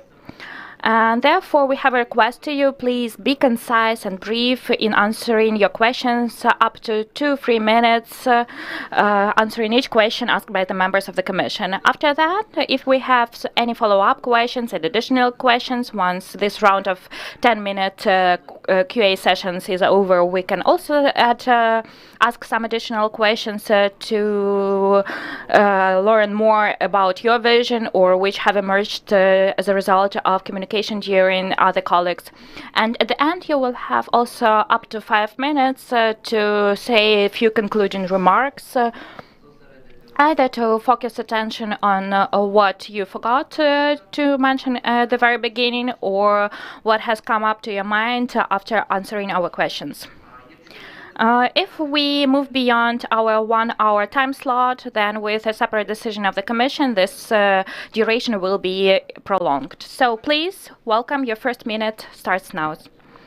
Thank you, dear Commission. Thank you, viewers of our today's broadcast and YouTube recording as well. As you all know, I participate in the competition for the position of the Director of the NABU, and I have a specific professional experience and professional background, which is different from the overwhelming majority of candidates. I'm not a person with huge experience of direct conduct of investigations. I didn't have previous experience of working in the NABU, but my experience encourages me to participate in this competition. Currently, I had one of the departments that deals with the human rights and the fulfillment of the ECR decisions in the department of the Office of the Prosecutor General. Before that, I used to work in the prosecutorial bodies, even not for a long time, and then I started studying, and then I became an expert. If we are talking about corruption and why this transfer from the human rights to the fight against corruption. Actually, every time we started working under the topics, we saw that human rights violations do not happen just out of nowhere. People do not torture others because they want to do that.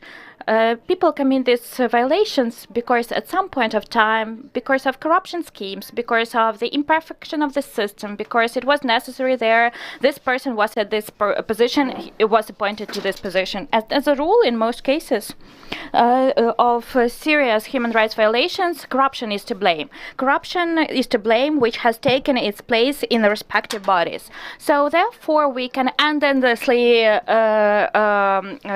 get out the heads of these people, but the dragon has to be poisoned. Based on my previous experience, how I can say that this can help me? As I've mentioned, I'm not an investigator. I am a person of changes, of the formation of the team, of the change in views in institutions which before are ready for that or which need to be ready for that. Since 2017, I've received professional challenge. Back then, we were forming actually the system of full enforcement of the decisions of the European Court of Human Rights and introduction of legal positions. And prosecutors were not mentioned in this convention at all.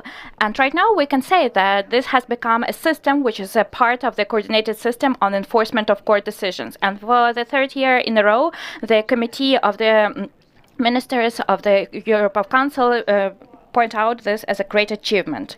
Understanding that my participation and probably my future work in the NABU will be skeptically perceived, I would like to say about plans, strategic visions of the development of the institution that I have. The NABU is not the institution that has to be reloaded from scratch, but it should also not be an institution which become idealized or stigmatized or just frozen. Of course, Of course, this is a huge experience of success stories, but this is also huge perspectives for development. We should realize that the activities of the institution will be built both in the process of the war and in the process of a prolonged recovery of Ukraine. I have optimism and realism, believing that we will get victory in this war, but our main victory will be not to fall down due to the internal enemy in the process of recovery. And based on this, we need to build future actions in the National Anti-Corruption Bureau. If we are talking about strategic directions in my vision, we know that we have the National Anti-Corruption Strategy adopted, and of course they are determined there overall. And we realize that the society feels distrust and shows corruption risks in the justice system, in the prosecutorial sphere, in customs, in tax, in urban planning spheres, in the state governance sphere of the economy. So, accordingly, overall strategic directions of the NABU's work have to be built in line with these directions as well. For the past months, we've also observed, and what we'll have in the future, that is safeguarding the security, the military sphere against corruption, because this is a grain that can be sowed now, and it can result in very negative results in the future. And it can also sow distrust among our partners, on whose support we rely quite significantly, and who are our shoulder in this war with the aggressor. Accordingly, what I would like to mention, my first steps at the position of the Director of the National Anti-Corruption Bureau would be implementation of internal and external audit. Since I'm a new person for the system, and I need to see for myself the existence of operational processes, existence of policies that they have, and similarly, this is also necessary to carry out external audit. We know that in 2019 that the NABU has passed this partial audit and has received a certificate of compliance of quality with respect to one of ISOs, but 3 years of this certificate are over, and we realize for ourselves that it should happen in the future as well. Similarly, I also have lots of ideas and about other directions of activities as well, but since my 5 minutes are over, I'm ready to answer your questions. Thank you. Karen, please, you are welcome to ask your questions. Good morning. Thank you for that summation. Can you hear?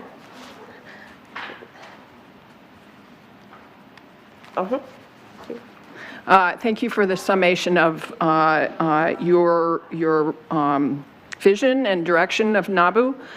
So just a few questions to start with. Let's start with your current position. How many people do you supervise? And do you have any deputies or leadership that is under you? And what is your responsibility as the leader of that unit in terms of its function? Currently, my division, in addition, in my subordination, I have 10 persons. We also coordinate organization of work in the department in general. In the department, we have 44 persons right now, including vacant positions and positions who serve in the armed forces of Ukraine. So in my subordination, I have a deputy who is at the same time the head of the analytic works department unit, and the head of the organizational work and workflow.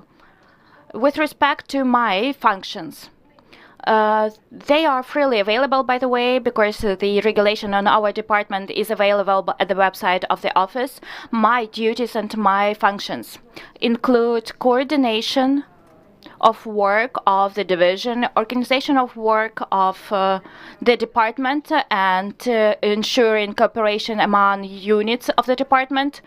I would like to talk about this separately.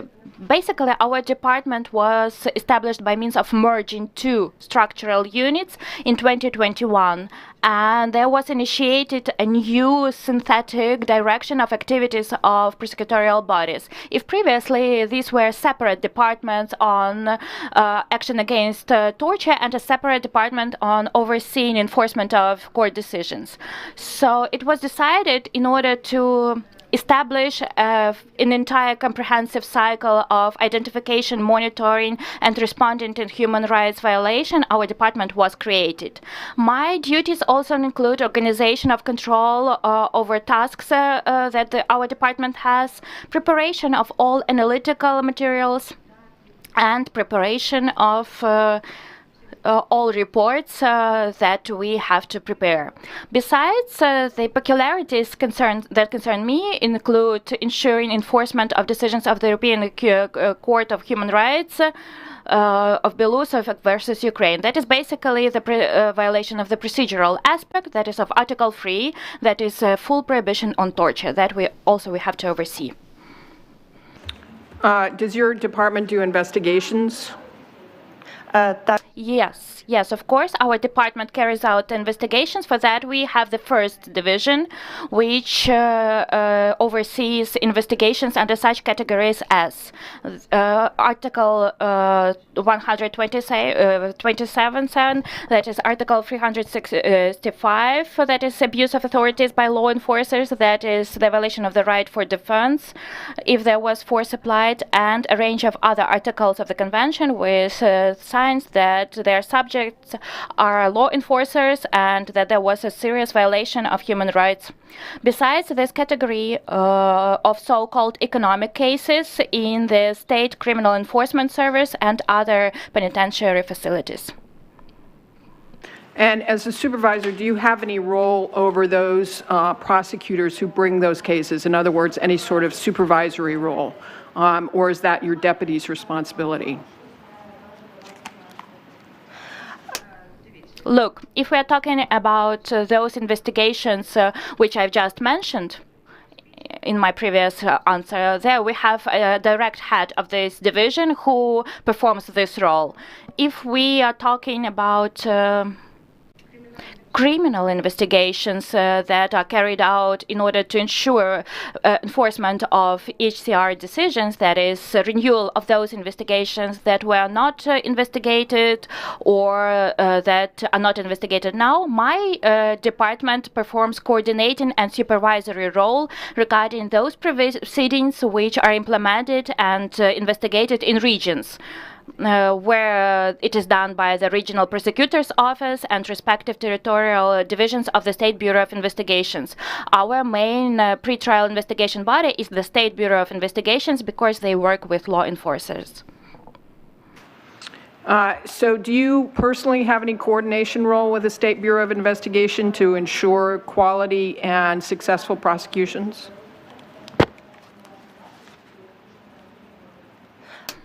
Yes. Yes, of course. With respect to the coordination role, at once I would like to explain. I have the position of not a prosecutor. I hold the position of a civil servant, as specified in my information. But my task is to coordinate and fulfill measures planned by us and to ensure cooperation. If we are talking about the issue of investigations carried out by the State Bureau of Investigations in order to fulfill decisions of the European Court, I have my deputy who is the prosecutor so that he could have access to such investigations as determined by the law, and together with him we do that because my task as the head is to form the overall sphere of activities, the strategy of work, perspectives of work, respective plans, and then he carries out procedural authorities if necessary. Strategic work is my responsibility, operational work is his responsibility. What did you teach when you were at the National Academy of Prosecution? I taught several disciplines, not taking into account the story that young postgraduate students were transferred to each other to close gaps with these one-time situations, but my main specialty was criminal enforcement law, criminology course, and legal foundations of action against corruption. After that, once the system was changed and the National Academy of Prosecutors Office was deprived of the master's program and received the special training of candidates for the positions of prosecutors, and since we initiated the specialized unit, I taught and I continue teaching now as a trainer separate courses on implementation and on application of the case law of the European Court of Human Rights in separate directions of prosecutors' work. What do you say to people who would use as an example bringing in people who have not actually done the work that they're supervising or they're the leader of in order to lead people who have done the work? In other words, clarifying my question a bit, you've taught at the academy, you're now in a position where you're looking at strategic vision, but you are applying for a position as a law enforcement leader of an agency that has almost 700 people. 40 at least of those people engage in potentially very dangerous and violent situations, and you have no experience but strategic and essentially theoretical. So how do you answer your critics that your strategic and theoretical experience does not translate into running a law enforcement agency that has clear operational dangers and operational responsibility? Thank you. Basically, I had some internal dialogue with myself, and I've had it since the very beginning of my participation in the competition, realizing that I would be asked these questions. And this criticism is clear and justified. Basically, these questions are justified. What can I answer? The issue of the director and the head of the NABU, in my opinion, is not procedural. This is administrative. This is managerial and leadership issue. Therefore, I got rid of some doubts. I minimized some doubts for myself. I know that I know and I can be responsible for a team. And I can, for myself, determine that a team has to be ready to resist. I can, for myself, determine and confirm to my team that in any case, no member of the team would be sacrificed for the sake of my interests or interests of other people, because the issue of the team is important. But on the other hand, I can also say that if members of the team commit violations regarding zero tolerance towards corruption or human rights violations, this person would not be able to be a member of my team, and there would be a specific legal procedure with respect to that person. And so my last question for this round is this. I would like to say it's going to be different, but having more than 20 years in law enforcement experience, I can tell you that the percentage of people who work in law enforcement, of course, favor men. And there are going to be men who see a woman as an easy target to influence by, perhaps making comments. And I'm not saying anybody in NABU would ever do that, but making comments about your sex or how you look today or what clothes you're wearing, not in an effort to create any kind of relationship, but in an effort to undermine your authority. This will happen, I can guarantee it, despite the fact that Ukraine has 13,000 women serving in the armed services. So my question to you is, how are you going to handle a situation for when a man from another agency uses his position to attempt to intimidate you by sexually harassing you?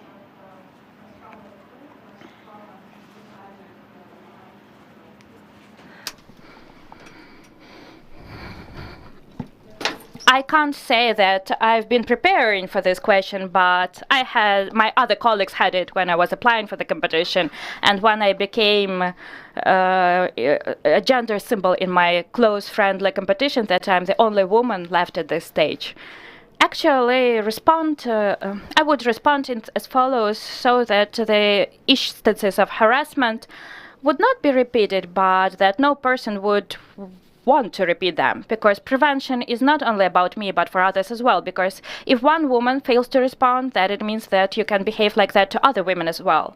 The issue is that to play in the men's world is not new, and we realize that even though we have a large number of people working in law enforcement bodies, if we look at the number of women at managerial positions, firstly, and if we distinguish from those managerial positions, those positions that have more technical nature, the workflow, etc., we will see that we have this cross-cutting issue. I can say that my self-esteem does not depend on how these men would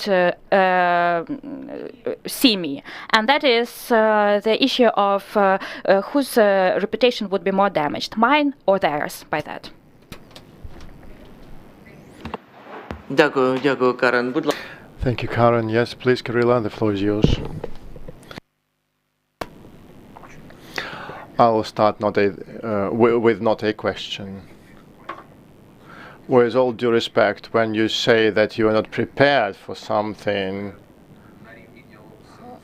I mean, I can challenge this point, because given your presentation, you took into account everything that had happened before your interview. I mean, you realize that you should not be saying thank you when you ask question. You realize that you should be within the time frame. You should not be speaking with slogans. So I see you're very flexible here. My question to you is the following: if needed, that you need to, if needed to make a decision under the time pressure and uncertainty, how would you make the decision? Стосовно не дякувати за запитання. Це вже вдруге в своєму житті, коли придивлялися виступи своїх колег та опонентів вчора, згадав. Sorry, yes. As to the not saying thank you when asked question, the second time, because first they asked me to do that, not to do that, when I was defending my thesis. Yeah. So about the making decision under uncertainty, we've been living under that conditions for a year now, and for me, it's the Pythagoras square rule. So. What I get if I make the decision, what I don't get if I don't make the decision, and what I get if I don't make the decision. It looks like a complex system, yeah, when you think about this kind of approach, but it really helps you to structure your thinking and get yourself together. When you start looking for the answer, you understand what the conclusion, what decision you want to achieve. In that square, where is your responsibility? Because you should understand that indirectly, if you are appointed director, so indirectly you would have a chance to give orders to enforce special operations. In your square that you imagine, where is your personal responsibility as a leader? My personal responsibility is everywhere, in every decision I make.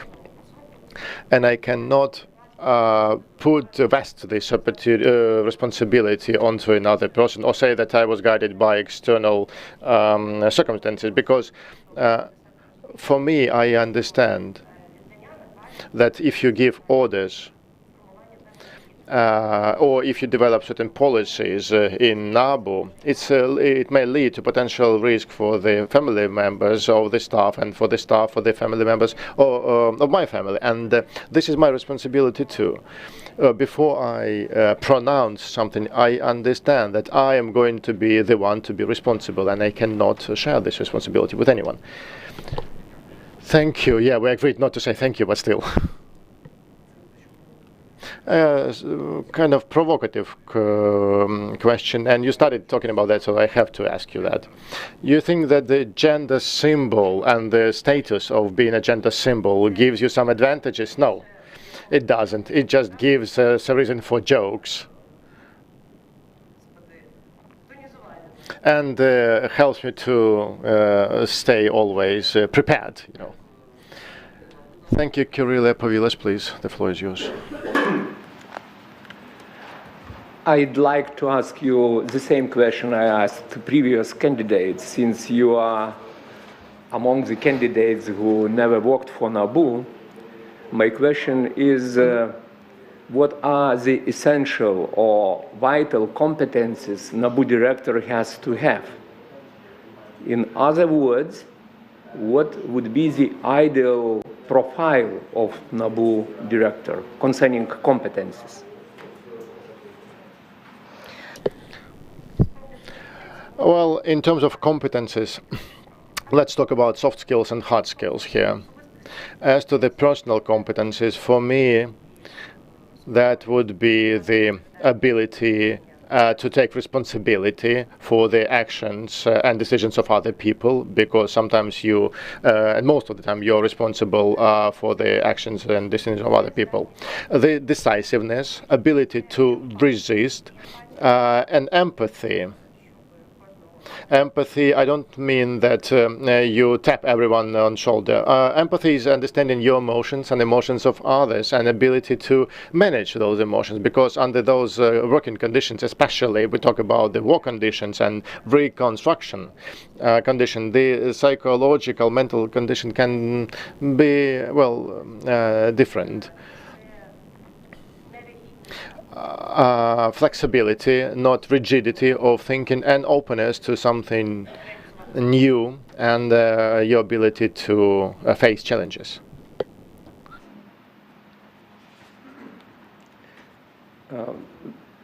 Well, in this case, you mentioned empathy. So the NABU director, should he have a big empathy or low level of empathy or high level of empathy? Дивіться, Well, for me, it's not about director of NABU, but just it's about any manager. The empathy must be there. You need to understand what it's all about. I can't say that he should have a really high level of empathy. And this. medium.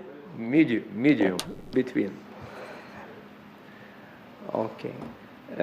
You already mentioned, my next question, you already mentioned the importance of the team work. How do you integrate people? How do you unite people? Please provide your personal experience, not theoretical, you know, not theory, but personal experience. Attention, air raid alert. Гаразд. Ну, це Okay, that's a very good start for the answer when there is an air raid siren.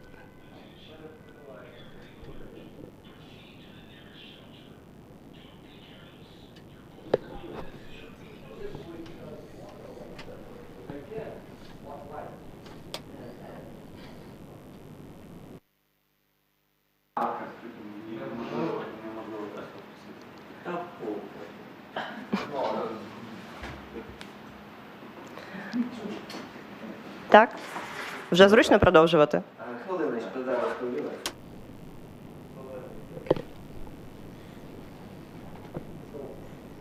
Question is, how do you integrate your team? How do you unite your team? But your personal experience.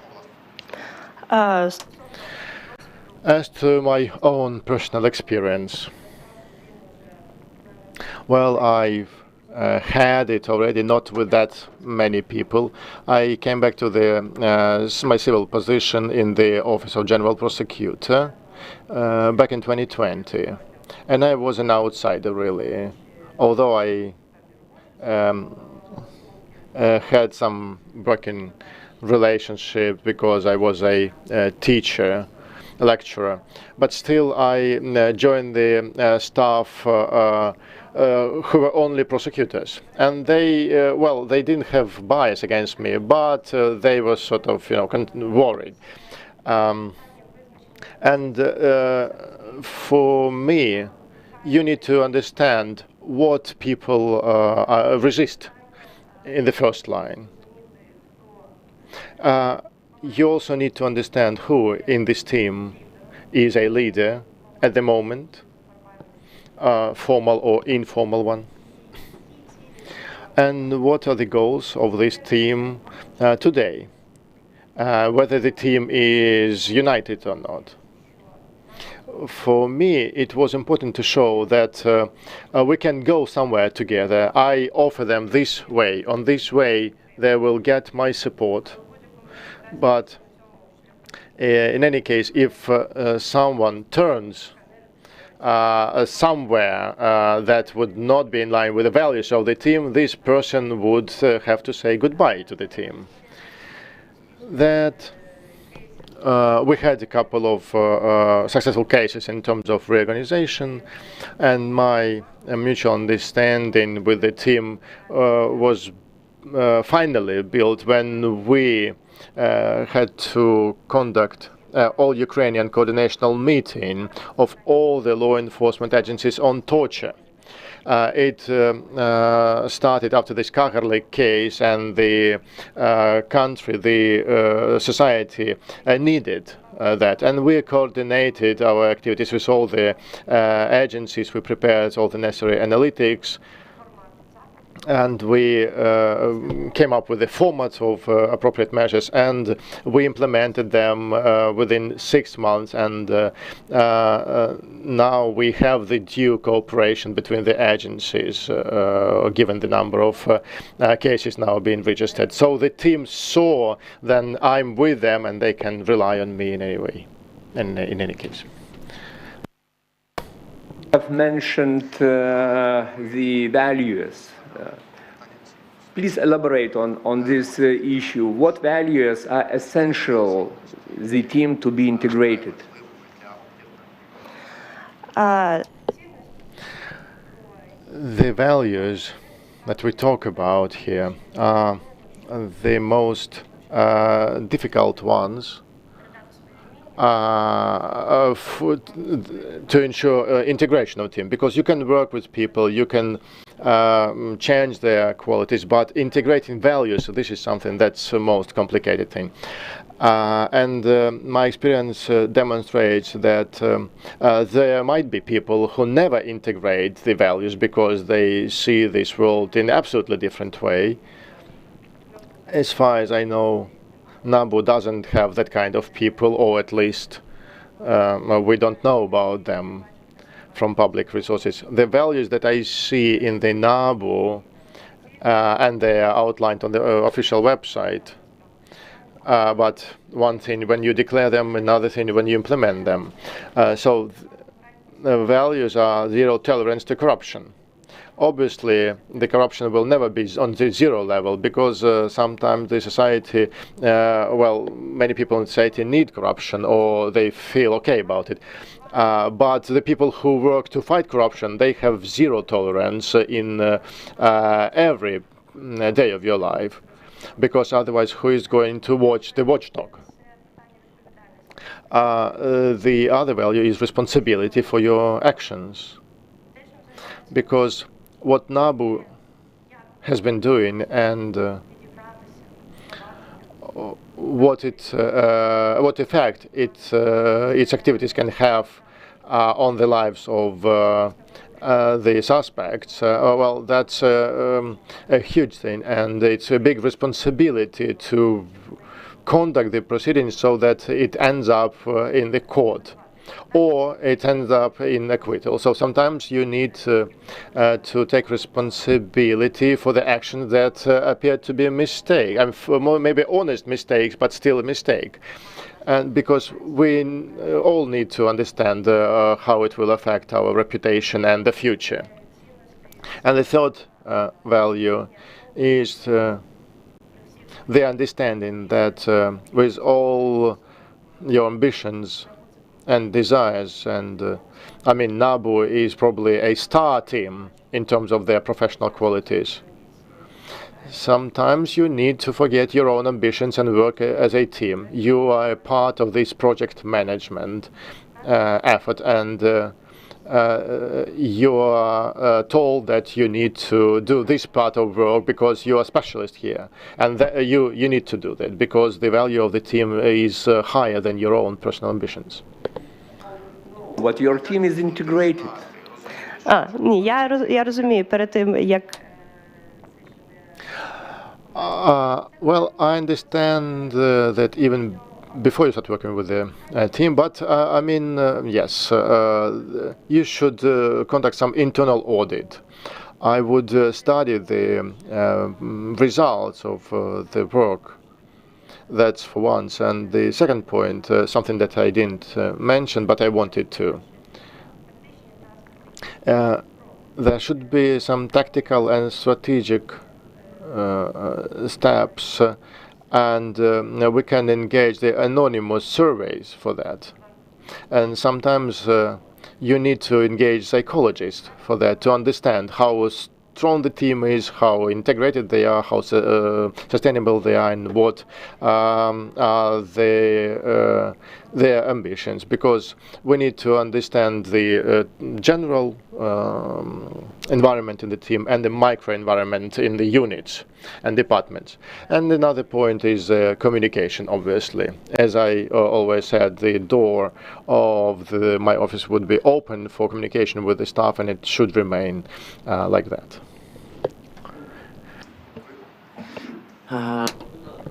Please, Alexei.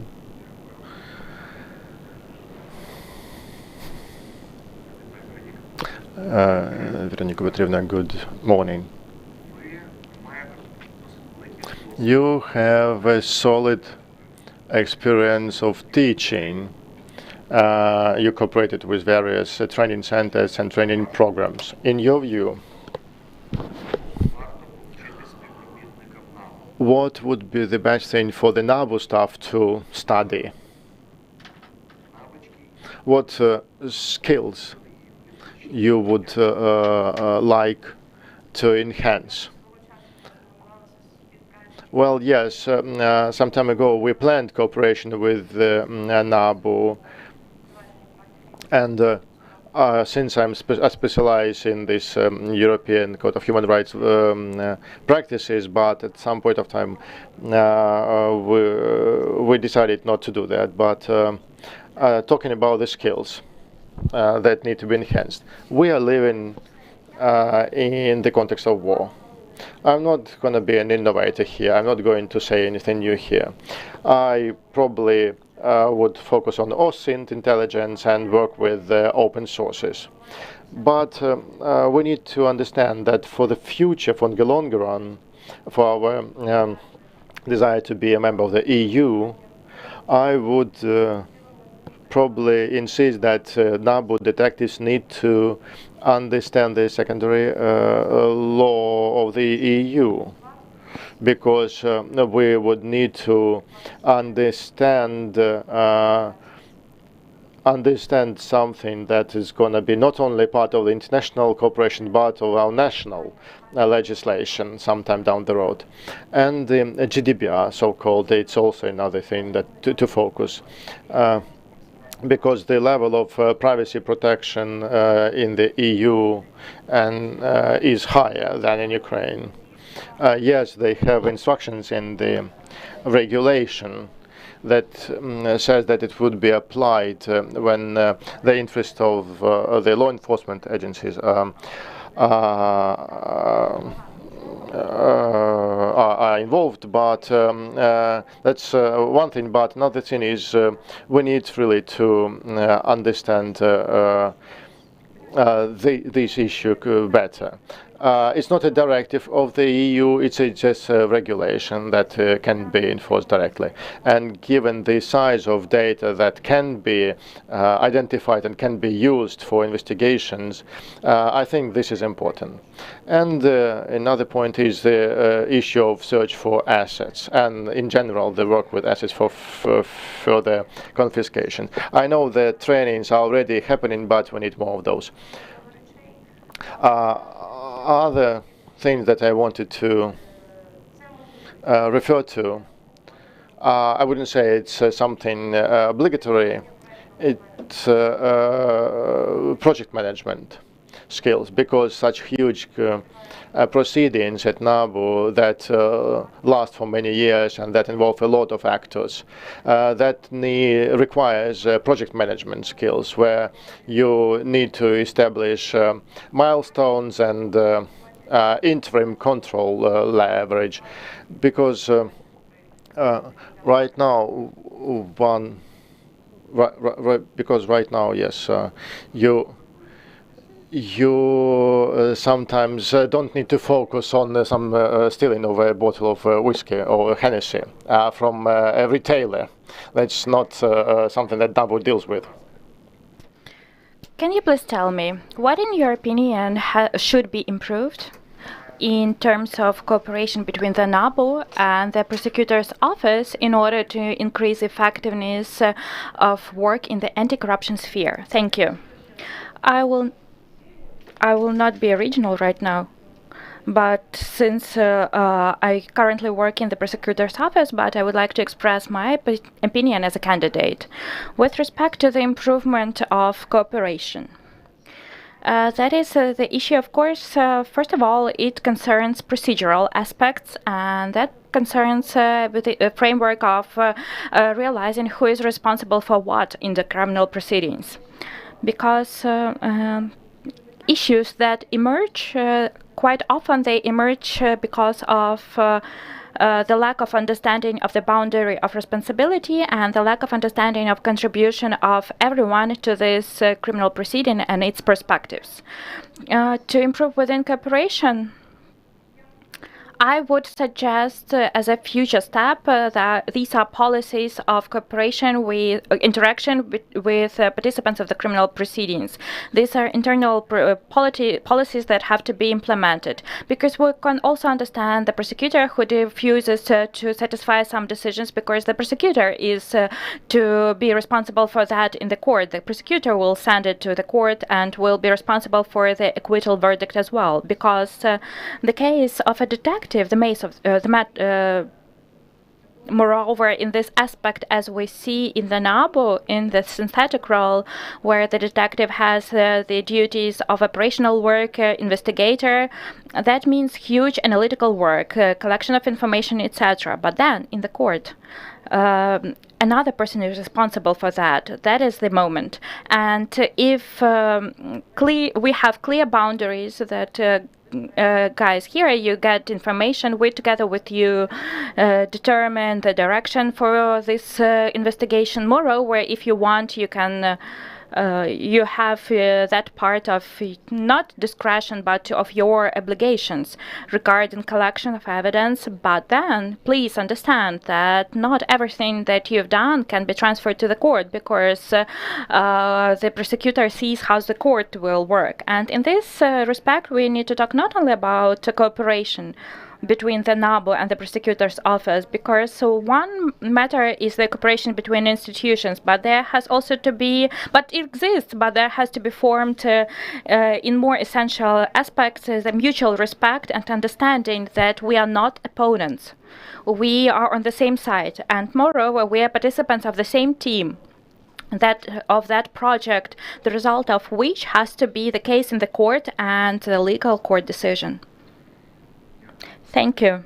Can you please tell me your recipe for building good cooperation if there are cases which require cooperation between different organizations? These might be security services of Ukraine, the prosecutor's office, an ACP, NABU, and many other actors. and there might also be conflicts of interest. Can you please tell me what is your recipe? How can we build good cooperation as a director of the NABU who wants to achieve the implementation of your work? Always when we have this phrase conflict and interest, the most interesting things start, because really this is the phenomenon which we face all the time. Moreover, we will face and not only because these are interests of different institutions, these might also be private interests which do not concern any corruption-related affairs, but someone worked with someone, someone knew someone. We all realize that we are all graduates of law universities. A good guy is not a profession. So my recipe is, of course, would be amending the law on preventing corruption regarding the conflict of interest and this controversy between private interests and its future realization. But this is more a question to the ACP. But to the future director of the NABU as well, because who will be responsible for that if we are talking about employees of the NABU? So my recipe is firstly communication, open communication, non-toxic communication, and as few as possible informal chats and something else like that, so that no one would have questions to others. Secondly, this is the story of distinguishing responsibility, who is responsible for what, with respect to which measure, so that there would be no overlapping of duties, functions, competences, and so that some things in the criminal proceeding, as turned out, are not closed. And thirdly, there is sufficient mobility and flexibility of joint plans, because we realize that the situation may change very rapidly. And fourthly, we are talking about the protection of information that will be exchanged among this group of people. Thank you, Drago, please. Thank you. Your first sentence today, you said that your appointment as the NABU director might be accepted with skepticism. Why? Since, as it has been mentioned before, because I do not have experience of working in the NABU bodies, I have little experience of working directly at prosecutorial position. I'm a woman. And I don't look that serious and official, and do not look my age. Well, unfortunately, I cannot comment your answers, but what I can tell you, let's say, the research shows that if the women are in the top positions, the level of corruption in the organization is lower. So, no room for skepticism. You said you would conduct the internal and external audit. Whom would you hire to conduct the external audit of NABU?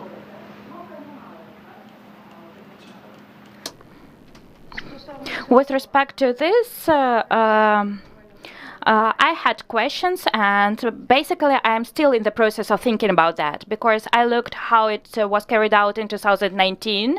That was the audit appointed. It was carried out with respect to correspondence to the NABU, and the NABU has passed it successfully. First of all, I having studied more or less the market on my own, I would have sent a request to projects of international technical assistance for this purpose, and I would also talk about internal departments, so that the requests and needs of the anti-corruption community would be satisfied, and so that I would have the understanding how this is happening in others, and to have support. But still, it would be the choice that I would have to make on my own. You said that you were teaching I think the title of the subject was the legal procedures in the area of corruption. So what did you use as a basis? What sources you used as for teaching the subject? Yes. I taught it, by the way, before amendments to the legislation. I think it was before 2014 even. Among sources that I used, of course, these were regulations, legislative acts, but a huge bonus was that we also used handbooks.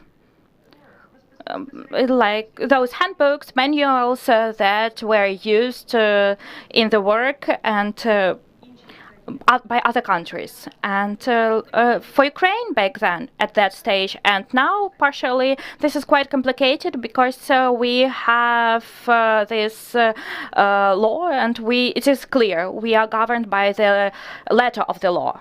Back then, in the law, we were not talking about the conflict of interest or about something else. But back then, we were talking with our future prosecutors that the route would never consist in something written in the law.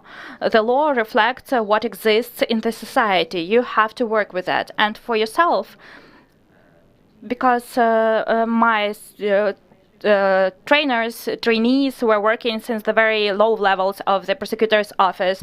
The SAPO did not exist back then. The NABU did not exist back then. All fight against corruption started at the lowest levels of the prosecutor's office. They were the first to encounter it personally. So therefore, we used our national legislation, our own developments, and these handbooks that we could find in the internet.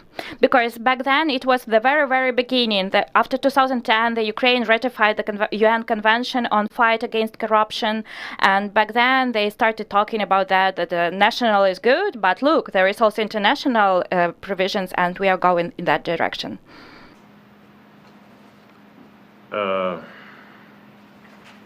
What would you say, which is the most important Ukrainian legislative act in the fight against corruption?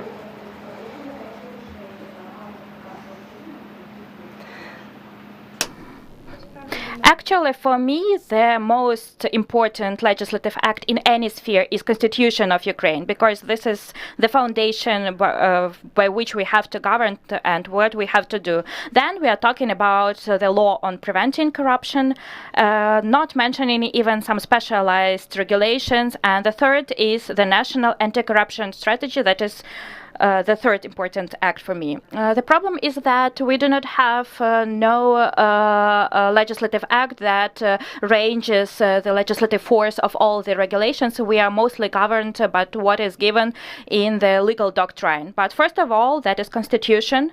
That is the direct legislative act. You also mentioned secondary EU law. I guess you meant the regulations. Mm-hmm. So, do you know which conventions comprise the EU acquis communautaire in the area of corruption?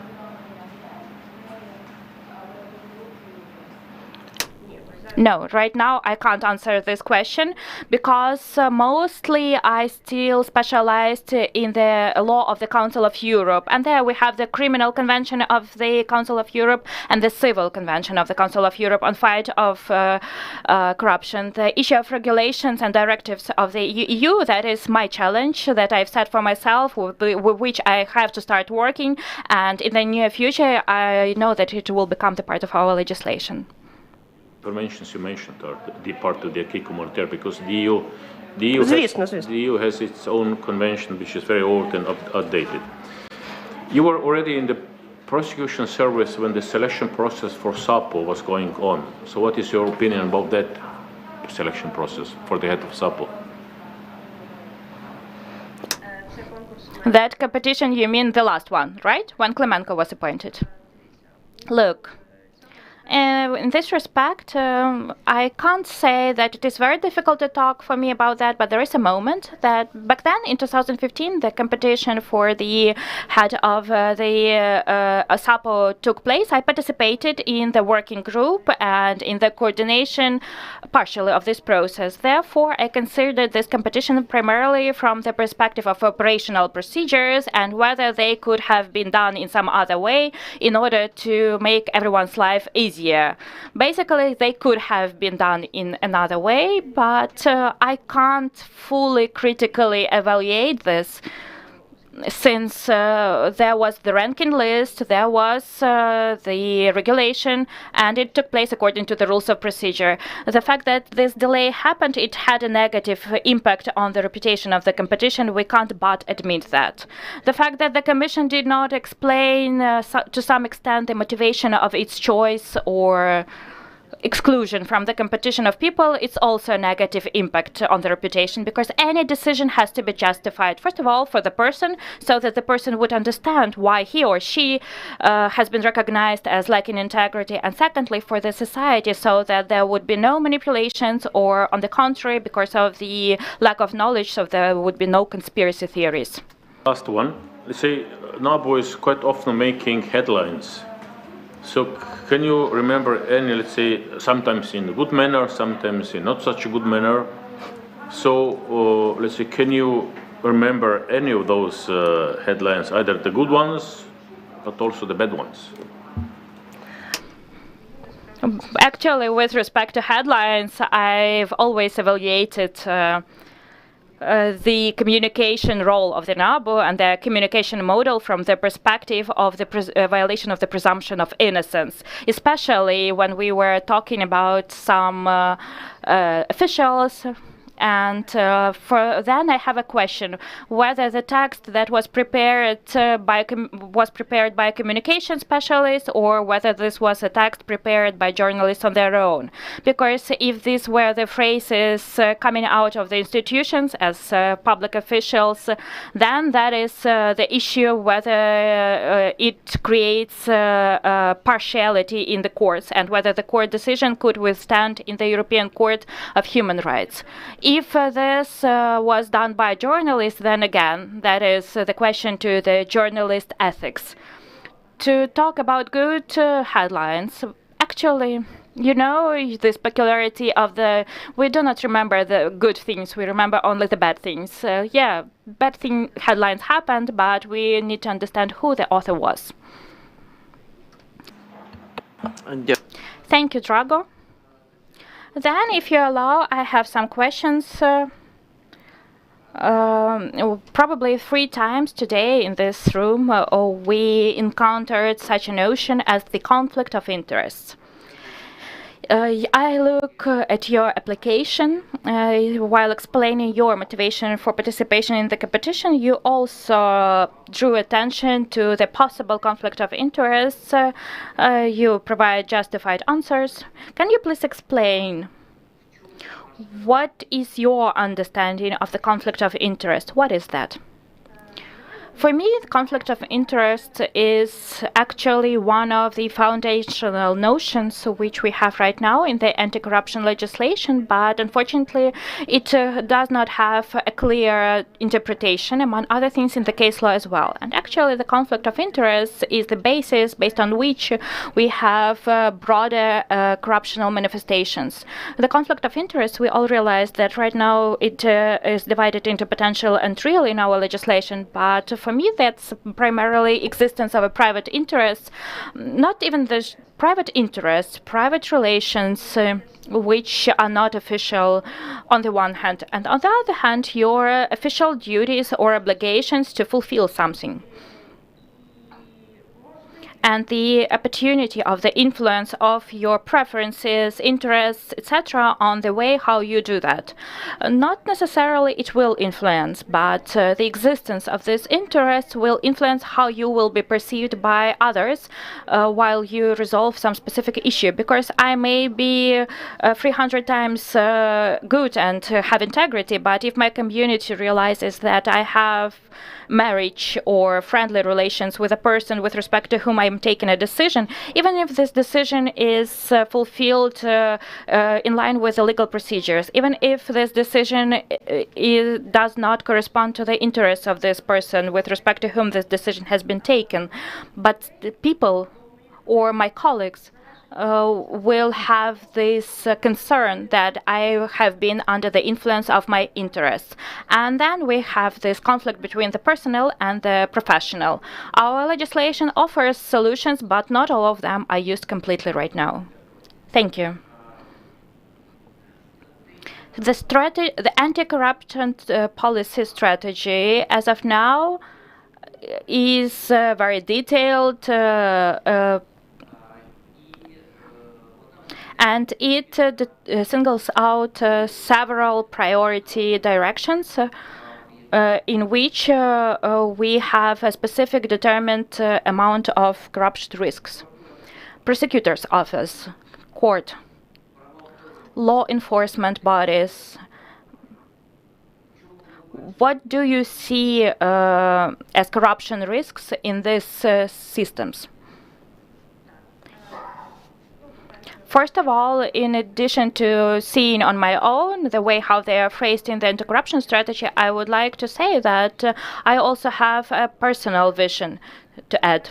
First of all, let's start with the prosecutor's office, because it's the closest for me, and yes, that is my homeland. First of all, what is given in the anti-corruption strategy is that currently the absence of the lack of evaluation of the quality of work of the prosecutor in a quality and transparent way. I have my own experience in that, because I was a participant of at least 2 working groups which developed the system of evaluation. I can say that this process that has been ongoing for 6 years, for the past 2 years, the evaluation of the prosecutor's work was going on according to the temporary regulation. This year, the permanent regulation has to start working. So actually, this is the important issue, because let's say if we evaluate just with respect to the number of proceedings, we all realize that we may have 20 proceedings under Article 186, which are very simple, robbery. Or that those might be one serious corruption-related proceeding. So we are talking not about numbers, but about quality, effectiveness, and efficiency. So the second moment that is mentioned in the strategy is the system of competitive selection of the heads of the Office of the Prosecutor General. And now we have a question whether we have a dilemma or not, because the Constitution determined the procedure for the appointment of the General Prosecutor, but at the same time the society is saying now that why wouldn't we have a competition beforehand too, so that that kind of people are also appointed on the basis of competition. But we'll see. The strategy is designed for several years. And the third point, the issue related to the implementation of authorities or of the specialized anti-corruption prosecutor, SAPO. As far as I know, now there is a draft law on these issues with some amendments to the Criminal Procedure Code and the law on prosecutor's office. So we'll see. As to the National Police, also, it's a twofold issue for me, because what we see in the strategy and in the actual life are different, because when there is an issue of reporting of commissions on police, and there is a question about attestation of police officers. We need it, and it is indeed a good part of the qualifications framework, but now it is difficult to do it, given the number of police officers engaged in the hostilities and protection of our citizens on the occupied territories and deoccupied territories. So it's important, but we need to postpone it a little bit. And the third point is the judiciary. Once again, talking about the judiciary reform, without judges, it's always difficult, and I don't want to violate the principle of respect to the judges, to those who administer justice. But as to the strategy, I would focus on the authorities of the HCJ and the High Qualifications Commission of Judges. And we need real clear-cut procedures, all procedures, including procedures of evaluation of performance, and the procedure for disciplinary responsibility. Because let's be frank here, the interest of law enforcement agencies will play their role here, because we filed complaints to the High Council of Justice regarding the behavior of judges that was not in line with the criteria of integrity and professional ethics. But the ACJ was not reset back then, and we're still waiting for that to happen. The complaint was not satisfied. When or there can be cases when the case is open, but then the judge takes a resignation, and then the case gets closed. We are over now of our interview now. Shall we vote to continue? Yes, thank you. I have another question then to you. I asked this question yesterday, but I didn't get any other answer except for the word "that's good." Those whistleblowers of corruption and judges whistleblowers, what's your attitude? My attitude is as following. This is a new institution for us, but not that new for our colleagues from other countries. The society may have some negative attitude to it because it's related to our Soviet heritage, yeah? Because that kind of attitude to the people who were whistleblowers back then, it was negative. But for me, the whistleblowing about corruption, it's a very important thing that needs to be developed. I like this, the way they call whistleblower in English, yeah, whistleblower. So those who blow the whistle. Those who blow the whistle informing that there is a threat somewhere.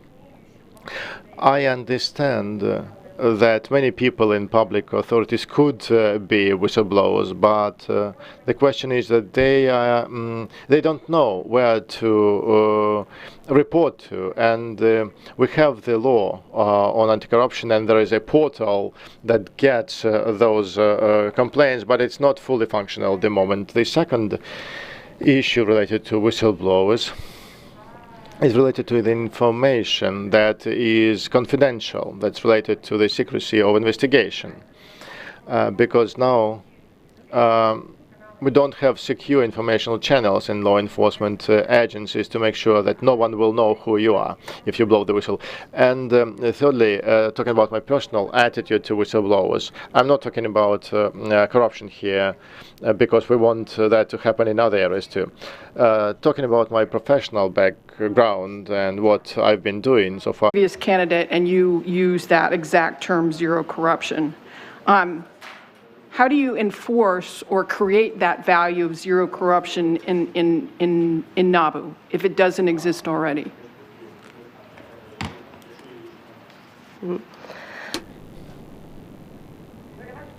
Zero tolerance to corruption.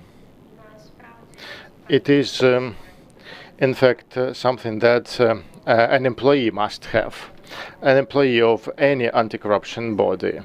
We understand that in the society it is impossible to reach this zero level. We can reduce it, we can change its form, its shape, but we need to do it through management actions. But how can you do it?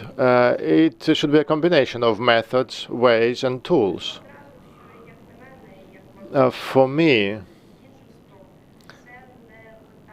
it's not about a punishment only, and it's not a question of reprisals only. One of the principles of criminal law has always been not the size of punishment, but the fact that you can't avoid it, inevitability of punishment. And recently I read this draft law where they suggested a life sentence for any corruption-related offense, cancellation of statute of limitation. I mean, they would even include the death penalty, I think, if we could possibly do that. Thank God the fantasies of people sometimes get limited. So, yeah, coming back to the issue of zero tolerance, how you create those values, instill those values. Firstly, you do that through internal policies that are focused not only on the current schemes that are there already, but how to prevent them. For example, the internal policy about establishment of interpersonal relations between the staff or family relations, or the conflict of interest, or a policy about, well, not about reporting about something that your colleague is doing, but I mean a policy that prevents some actions some people can do, because sometimes prevention is much better than just orders of your supervisor. And when it is important for your team, that I mean, you will be ostracized if you commit something related to corruption. This is one of the ways to enforce this value. What preparation did you do for this interview? Did you look up and see what trainings NABU has participated in?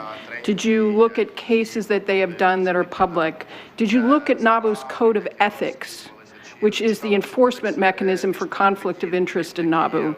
Did you look at the proposed changes to law that NABU is asking for to make their work more effective? Tell me what information that's publicly available to you that you looked at in preparation for this interview or for this job application.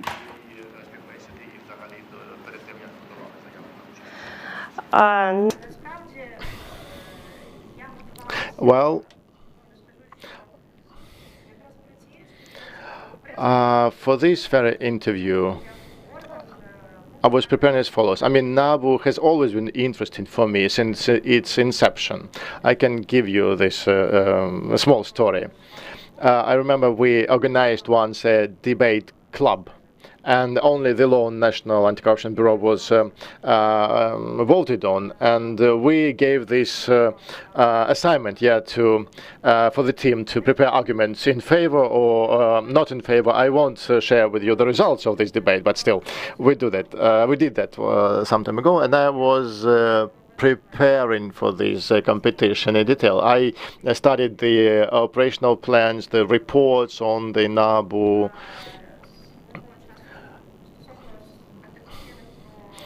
As to the anti-corruption programs and the strategy, certainly I studied that a lot. I studied the public reports of the NACP and all these procedures for the approval of that program. I was a part of the Commission for Assessment of Corruption-Related Risks in the Office of General Prosecutor. So I know how the risks are identified, evaluated. So I know the technical side of it too. And I checked the interviews of my colleagues yesterday. And yes, I checked the integrity interviews of my colleagues too. Have you read any of the international reports evaluating Ukraine on its compliance with UNCAC, the United Nations Convention Against Corruption?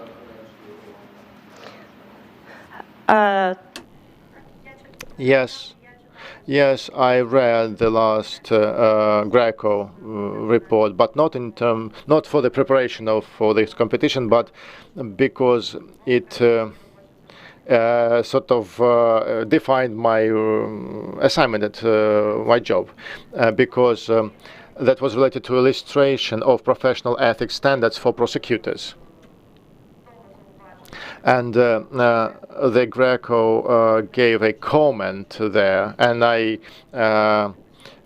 used it for my team to create a professional manual for the professional ethics standards for prosecutors. That's why I read everything was there.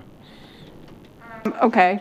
That doesn't directly address my question about UNCAC, but that's, if that's what you read. In terms of asset recovery, you mentioned that NABU does get some training, but it needs more training. Why do you think asset recovery is an important part of NABU's work? And aren't there other agencies in Ukraine responsible for asset recovery?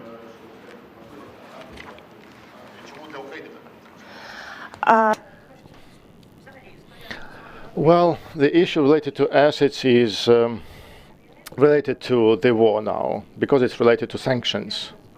It's related to sanctions and seizure of assets of the individuals who are guilty of the start of the war and the aggression against Ukraine. And as far as I know, the EU Prosecutor's Office have already said that they are prepared to start investigation against the people who are violating the sanctions. That's why we need who, what, and how much has, and how we can use that for the reconstruction of Ukraine. Question, if I might. Have you had any discussions is my word, not offers, with anyone in your office, either your superior or somebody serving under you, about moving over to NABU should you be selected as the director? Yes. I spoke about it. I informed my staff when the list of people admitted to file their documents when they were published. So I informed my staff and said that this is kind of an opportunity. I didn't say that we will never see them again, we will never work together. And I received the support from my staff. And I certainly informed my supervisor about participation in this competition, and they also supported this action. There was no toxic action or toxic word against myself. But still, I had to do my job the way I had to do it. Thank you, Drago. Yes, please go ahead. This can also be translated in the sense that they were happy because you were leaving. But this is not the question. That's not the question. Well, I can say that they were happy, trying to hide it in some way. No, they are happy that I can, move on, and I have quite a high score with that kind of competition. See, in the context of Ukraine, oligarchs are extremely important, let's say, category of people. And Ukraine has adopted the law on de-oligarchization. Do you have an opinion about that law? This law is also, let's say, fighting illegal influence of oligarchs is also important to fight corruption. So, an opinion of that law? Yes. The approval of this law, if you remember, it took a while, and it was a difficult process. And this law is essential, and the implementation is where the problems can emerge, and we need to establish a uniform enforcement practice and understand the terms correctly. The law is important because in a year we are going to start the electoral process if nothing changes. I hope we will prevail in this war and by then, but still the issue of the influence of oligarchs, it's related to understanding their assets and their influence on political process or electoral process, and it is already explained in our anti-corruption strategy. Because the idea is to avoid the influence of political members, politicians onto the operation of political parties. And the most important thing is that it's important for our victory in this war and reconstruction. You're dealing with violations of human rights by the law enforcement agencies. I think this is still the case in Ukraine, in Ukraine, sting operations are considered to be a form of illicit entrapment, which means violation of human rights. But in other countries, sting operations are used as a very useful tool in the fight against corruption. So what would you do as a director of NABU to overcome this, let's say, problem which Ukraine now has? In Ukraine, it's even a criminal offense if the law enforcement officials use the entrapment.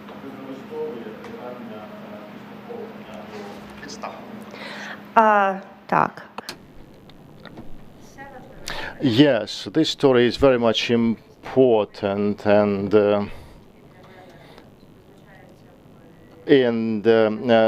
this is important for the goals. But when you pursue the goal, it's important to avoid some diversion from this goal. There is Article 8 of the European Convention that speaks about covert and overt investigation. Then they should not violate the privacy. When we are talking about wiretapping or about other covert actions, about taking information from digital communications, we are talking about interference with the right set out by Article 8, but it doesn't mean that it is violated for sure, because then we also work about a free component test. Whether this violation took place according to the law, firstly. Secondly, whether it prosecuted the legitimate legal goal. In this case, our goal is to counteract crime, as it is set out by Article 8. And the third is the question of balance, whether this balance has been complied with between the right of the person and the scope of the interference while carrying out this action. So therefore, this question of the balance and the explanation that we work in a legal way, we comply with the rights and freedoms of people in any case. That's the issue that I have to implement. Thank you. Do we have any other questions? No? No other questions? Then you have again 5 minutes. Right now, I have to express my gratitude to the Commission, first of all, for the absolutely non-toxic, intelligent, and very balanced work with which I've encountered over the period of my participation in this competition. That's exceeded my expectations, and please do not perceive that as a compliment. But not to take too much time, I would like to focus more about my work in the NABU. Of course, I've mentioned the internal and external audit. We've mentioned training as well. But for me, the first steps that should become, I would like to list them. First of all, in knowing how many employees of the NABU have participated in the armed resistance to the aggressor, this issue of determination of their fate and support of their families. Secondly, that is the issue of long-term development, the issue of preservation of documents relating to the criminal proceedings and the work of the NABU. Of course, it is clear that we have e-case, but we do not know a lot of aspects which might happen during this war, and institutional memory has to be preserved. That is also development or update of protocols of cooperation with other public authorities, agencies, participants of the proceeding. That is formation of the unified principle of professional ethics and their implementation, and accordingly the internal compliance process. That is the review of internal operational procedures.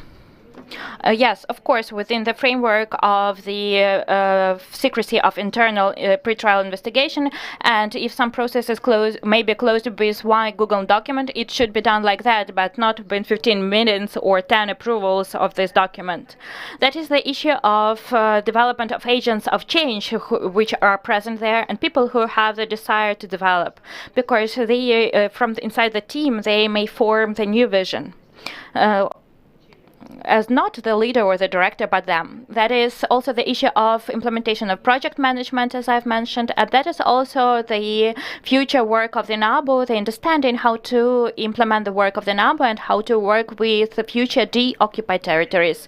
And those territories where Ukrainian trace has not been for 7 years, but soon they will come back to our fully.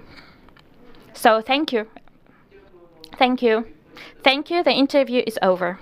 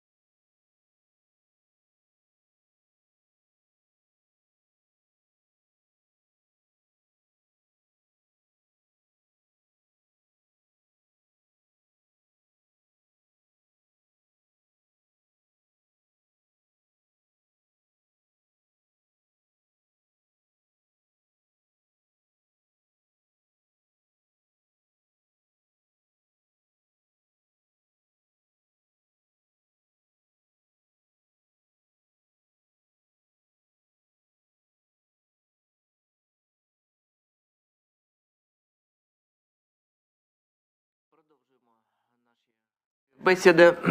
Let's continue with our interviews. Let's continue with our interviews, and before we speak to Mr. Hupyak, I want to stress that according to our traditional schedule that we have had for our interviews, we will do in the following way.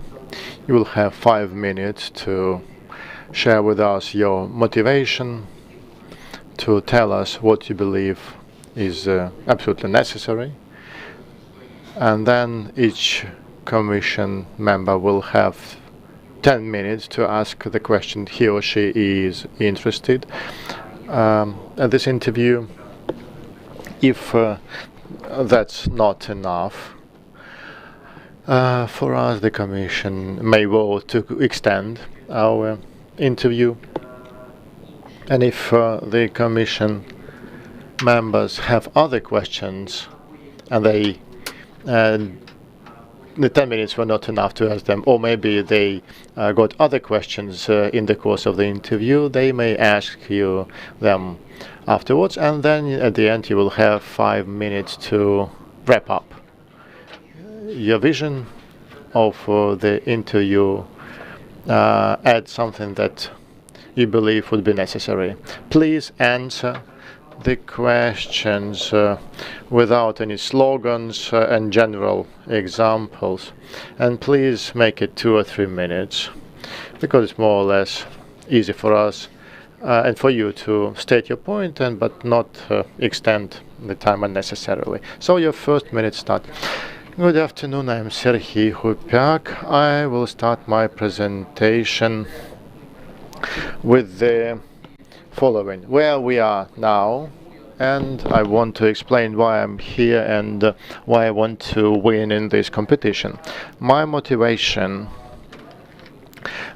is the following. It is a challenge for me, and I'm inspired with this challenge to take the Bureau to a brand new level. Ukrainian society, Ukrainian people want changes in the area of fight against corruption, and the NABU is a vital element to ensure the delivery on this objective. And the director of NABU must be a multifaceted one, and the list of assignments is going to be huge, and it's up to you to decide whether I meet those requirements. But I want to assure you that good education, good background, huge experience, extensive experience on different positions, on position of investigator. For example, I had a chance to investigate corruption-related crimes.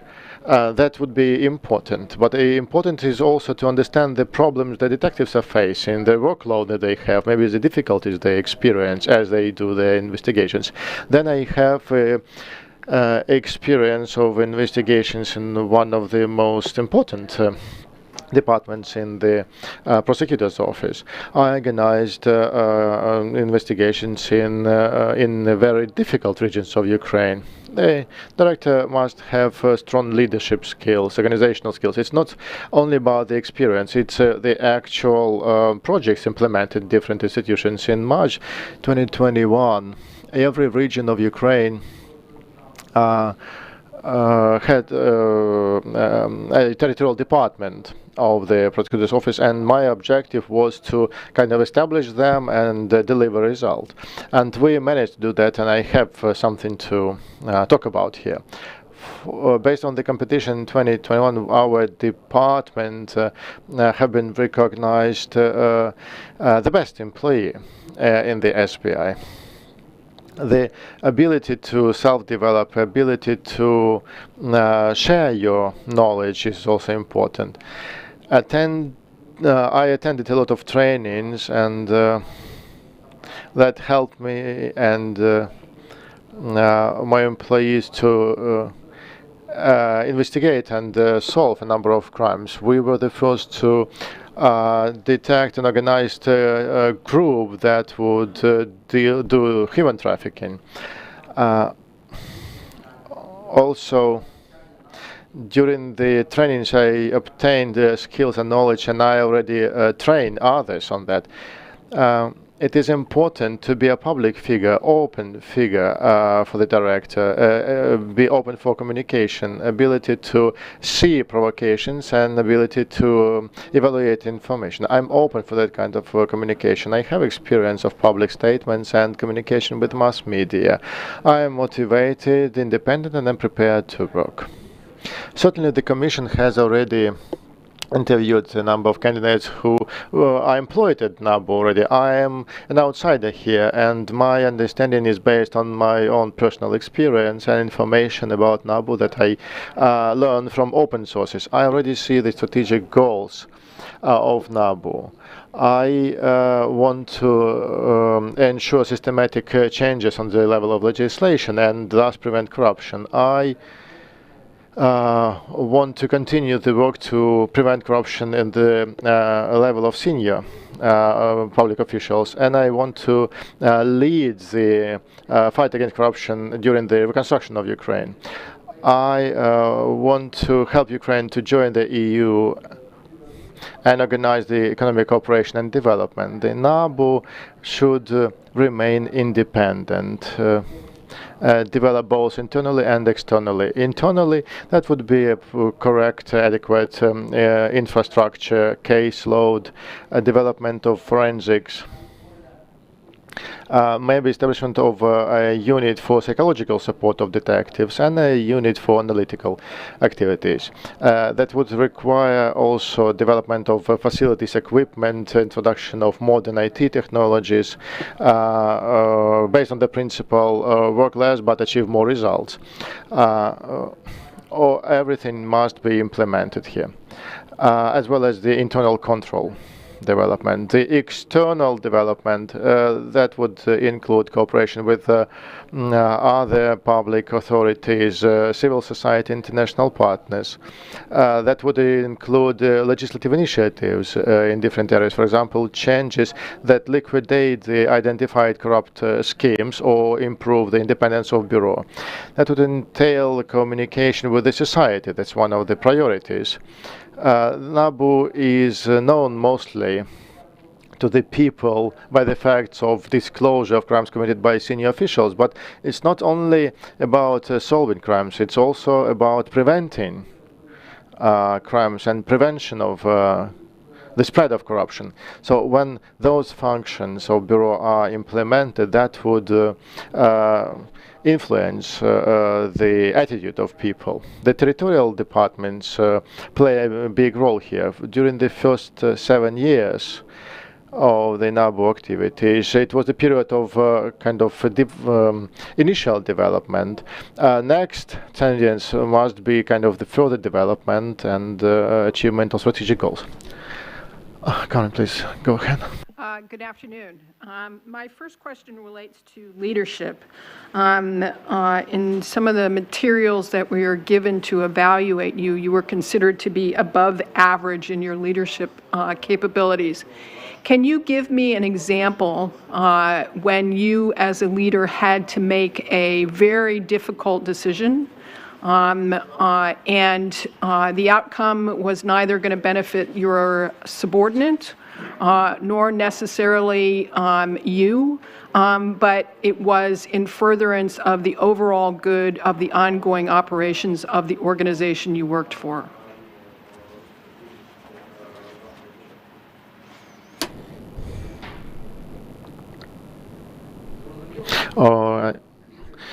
Certainly leadership skills, qualities, the qualities that help you make decisions in difficult conditions, especially when your subordinate has doubts and does not know whether he needs to commit certain act or not.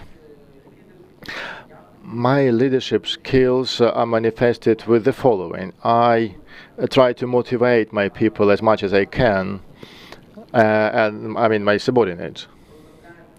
And we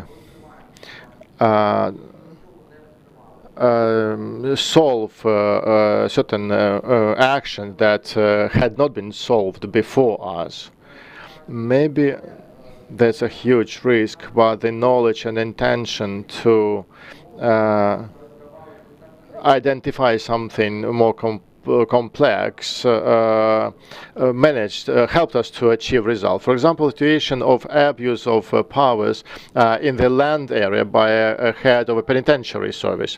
It was an absolutely new thing for the region where we investigated the case, and was new for the whole country, but still we decided to conduct a number of examinations, and we managed to find huge losses in this category of crime for the first time, and it was the first time when we referred this case to the court regarding the abuse of the powers by a official of penitentiary system. Also, leadership skills are manifested when you make decision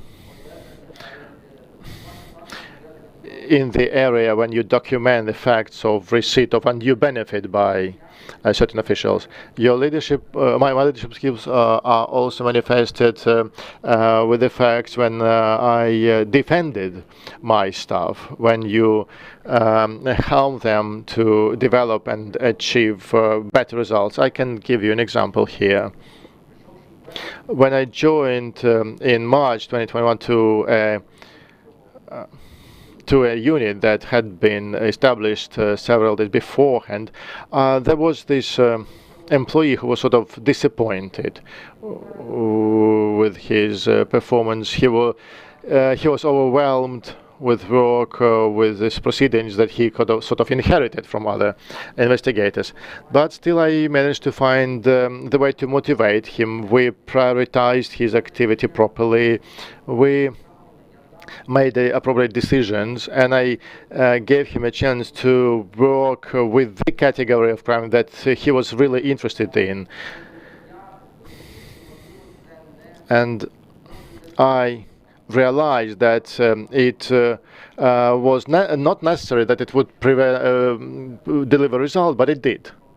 And indeed, this person had some problems, but in a year he became the best investigator in Ukraine among territorial departments of the SBI.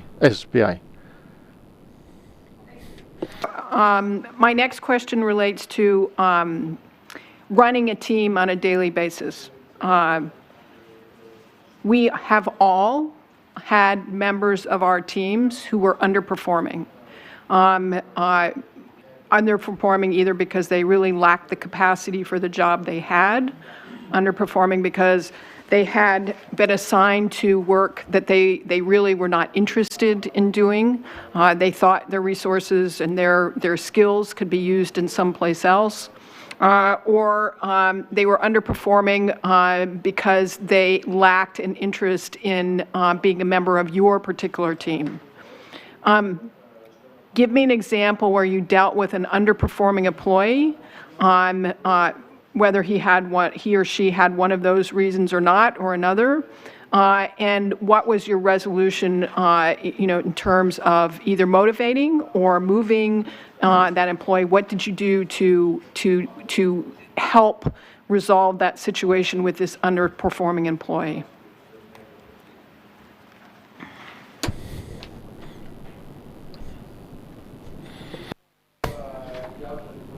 Well, I have partially answered your question already. One of the examples of that kind of situation, the one that I just told you about, my major principle in motivation of subordinates is the matter of interest. If a person is really interested in what he does, it gives internal energy that drives you to result.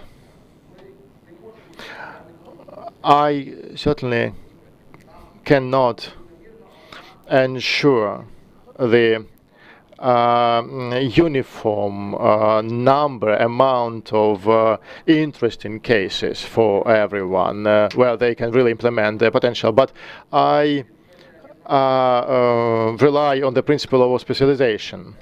What you like the most, and I try to develop those qualities in our employees. For example, this story about this employee that I mentioned. He liked solving economic crimes, really important crimes, committed by senior officials. And he got them. And he delivered the result. And in a year, he won this Best Employee contest. Another story, there was the investigator also was overwhelmed with work with the investigations that she inherited after the reform, and she didn't have time to make decisions and conduct investigative actions in duly manner.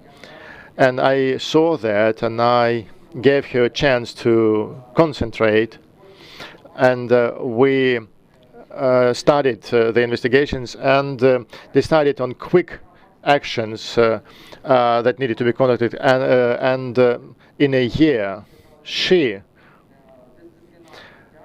because she beforehand she was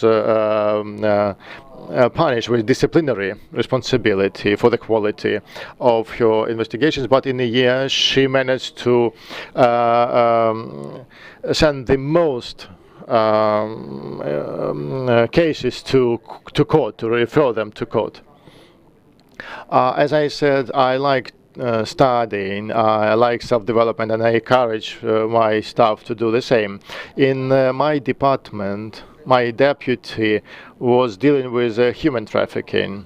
He visited a lot of training sessions, attended those seminars, and I also took those trainings too. And thanks to that, he was the one to be the first to bring to responsibility an organized group for human trafficking with elements of labor exploitation. Sergey, please, when you talk about examples, please check the clock over there. Thank you. Those were some great examples. My last question to you is, you're coming into an organization that you don't work in. People have been doing their job for 7 years. You don't have the, maybe support, friendship.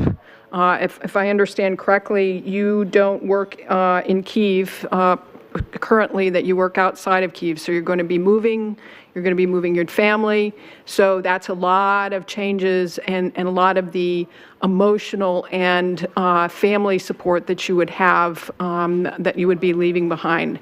How are you going to deal with that coming into the position should you be selected as the director of NABU?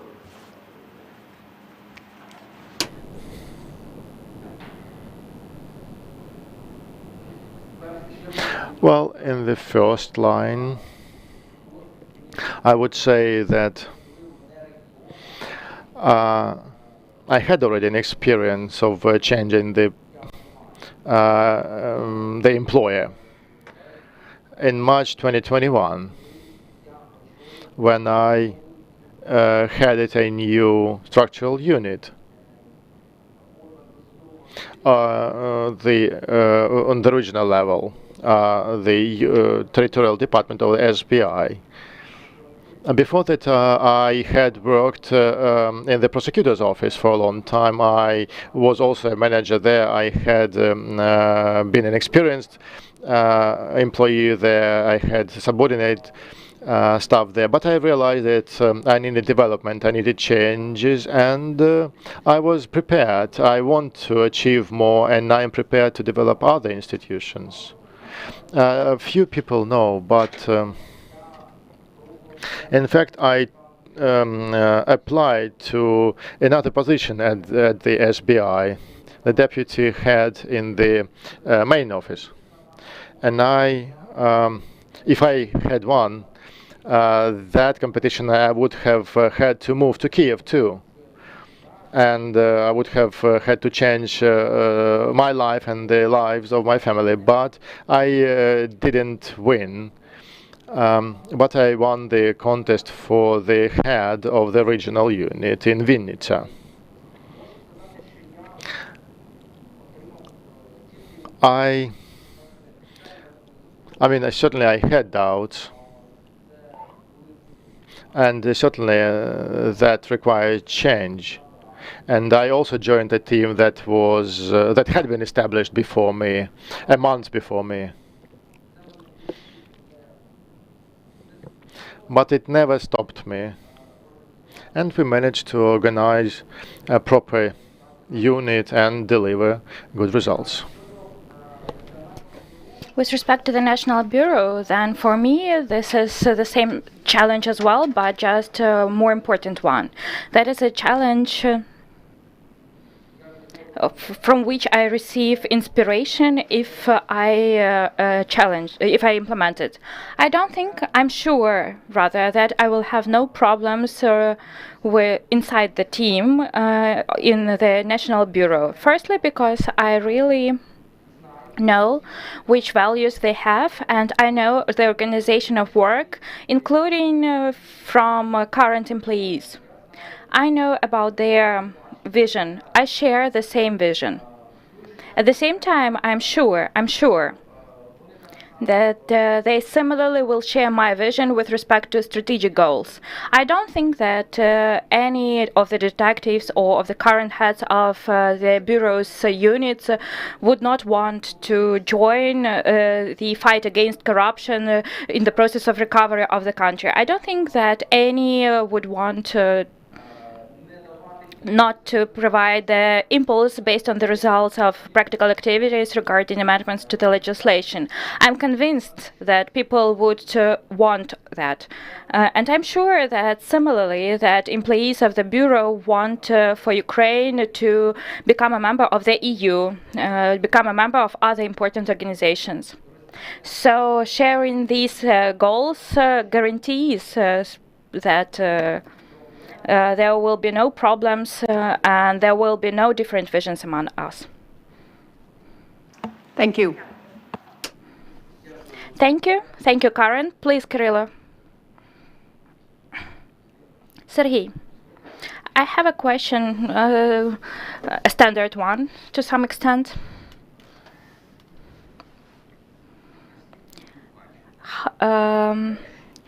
How do you see the first 3-6 months at the position of the director? And do you understand that the workload on a detective right now cannot be not proportional to the workload for investigators? So, including the investigators of the territorial unit, with all my respect. Yes, I agree with you completely. The workload on the investigators of the National Anti-Corruption Bureau, detectives, is really huge. And it's clear that it will only increase. It is clear that the number of employees that set out by the law is not enough. It is not even enough to ensure activities of the Bureau in regions. Therefore, one of the first steps of mine at the position will be a clear understanding what is the real workload of employees, how to ensure the principle of their specialization and what is their motivation, as well as the initiative to expand the number, to increase the number of employees. Territorial divisions. I may repeat myself, but territorial divisions are extremely important. Because the society knows the Bureau thanks to high-profile cases, but in separate regions, these issues are not known to the society. The issue of preventive activities of the Bureau and communication with the regions is impossible without the development of territorial divisions, but they also have their problems. It consists in the complexity, for example, purely logistical location. The anti-corruption court is located in Kiev, right? We have a detective in Lviv, for example. A detective needs to get sanctions for the conduct of investigative actions. It complicates his work immensely. At the same time, I will try to facilitate as much as possible that the system of e-case starts working, and it will simplify this problem. It will allow for electronic workflow and communication between Lviv and Kyiv. It will simplify the opportunity to submit and consider motion, etc. This problem might also be addressed by means of creating groups of detectives when a senior or a member of group is located in Kyiv, while another detective will work in Lviv.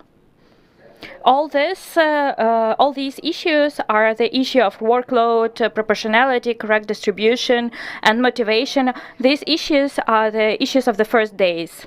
I should be helped in this respect by analysis that has to be provided by respective units during the first days as well. Sergei, then I have a next question to you. Based on your words, we either need to increase the number of employees of judges of the High Anti-Corruption Court, or extrapolate the model of the High Anti-Corruption Court to every region of the country. Do I understand you correctly? With respect to the first question, whether we need to increase the number of judges of the High Anti-Corruption Court, yes, obviously yes. From open sources, we already see that their number is not enough, and that's in Kyiv. They have decisions, and they have a lot of complex proceedings with many volumes of materials, we know about that, with which they procedurally and physically cannot cope.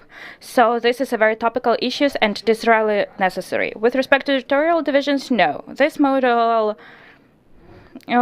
would be quite complicated and quite lengthy. I don't think that there would be enough several years to implement it.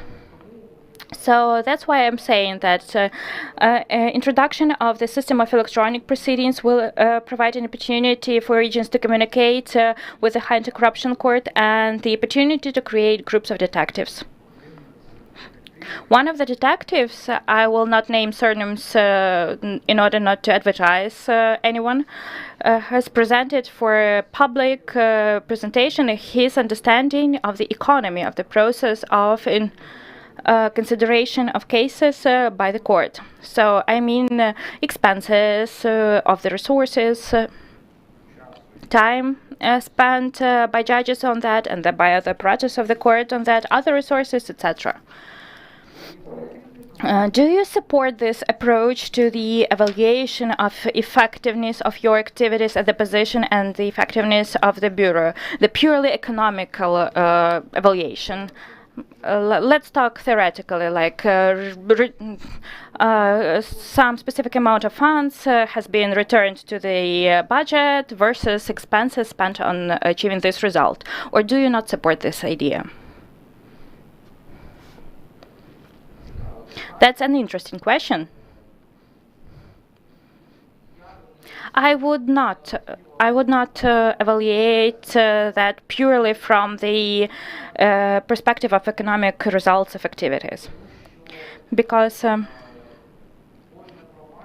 every proceeding is experience, practical experience.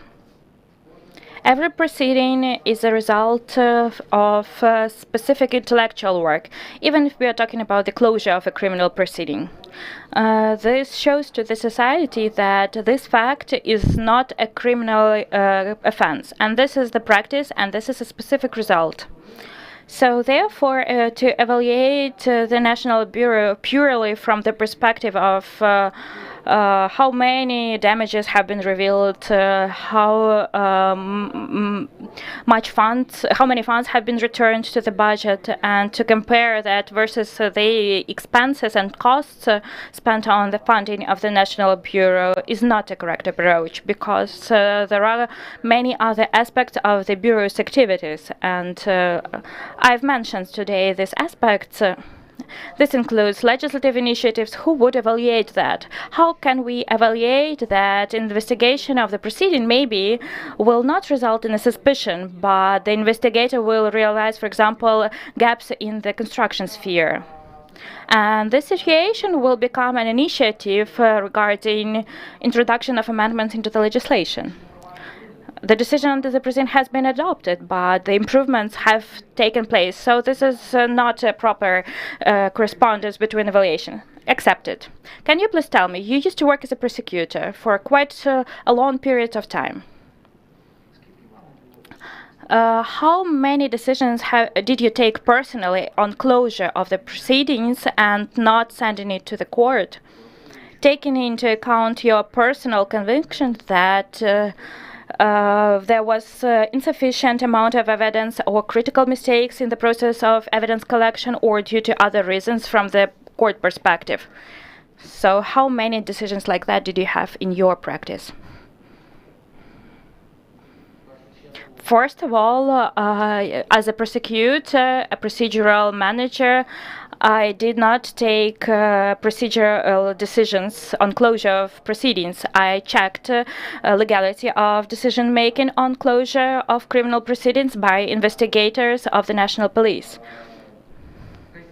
Instructions to close criminal proceedings were not given by me, but I can say that out of over 100 decisions on closure of criminal proceedings, I agreed with over 100 of them. Similarly, there were dozens of criminal proceedings, and I agreed with sufficiency of evidence to notify about suspicion and sending the bills of indictment to the court. Thank you. Thank you. Thank you. Please, Pavilas, you're welcome to ask your questions. Good afternoon. Thank you. I'd like to continue this leadership topic, if I may, and Karen already started this discussion. During your introduction, you mentioned that director of NABU has to have leadership and organizational skills. In your opinion, NABU director should have more competence in leadership, management, or administration? And what of mentioned competences are the most important?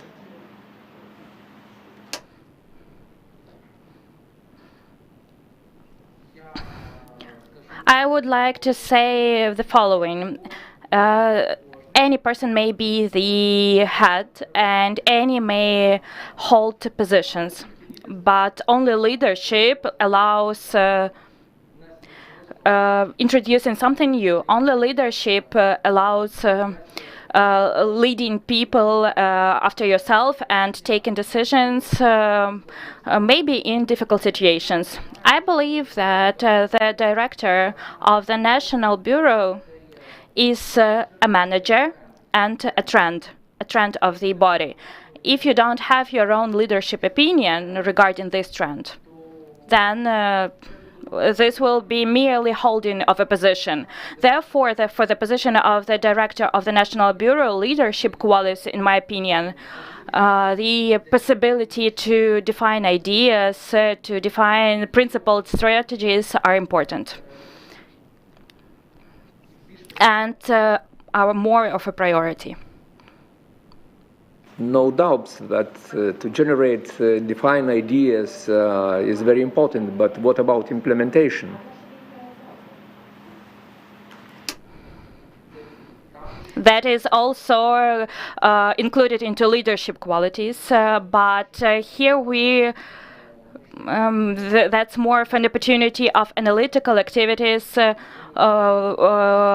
power of will should be present as well, and that is a proper and good communication, internal communication, so that these defined goals are implemented.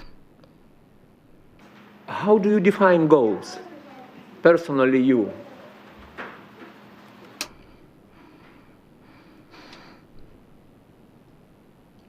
I can say that personally I determine goals with several criteria. For example, if we are talking about those goals, those key goals that I've determined for the National Bureau, they consist in, they are based on my personal life experience, on the experience as a citizen of Ukraine. On my experience of the legislation and what problems in the legislation I've encountered.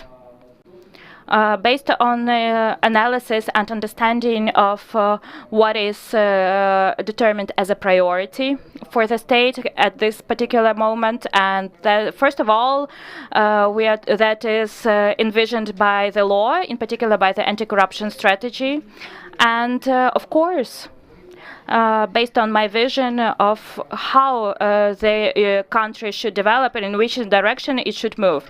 And altogether, putting it on a specific body and understanding the authorities of this body, what it can do in this direction, I determine strategic priority goals. Let's make assumption we have these strategic goals defined on criteria you have already mentioned. So how do you unite people around these goals?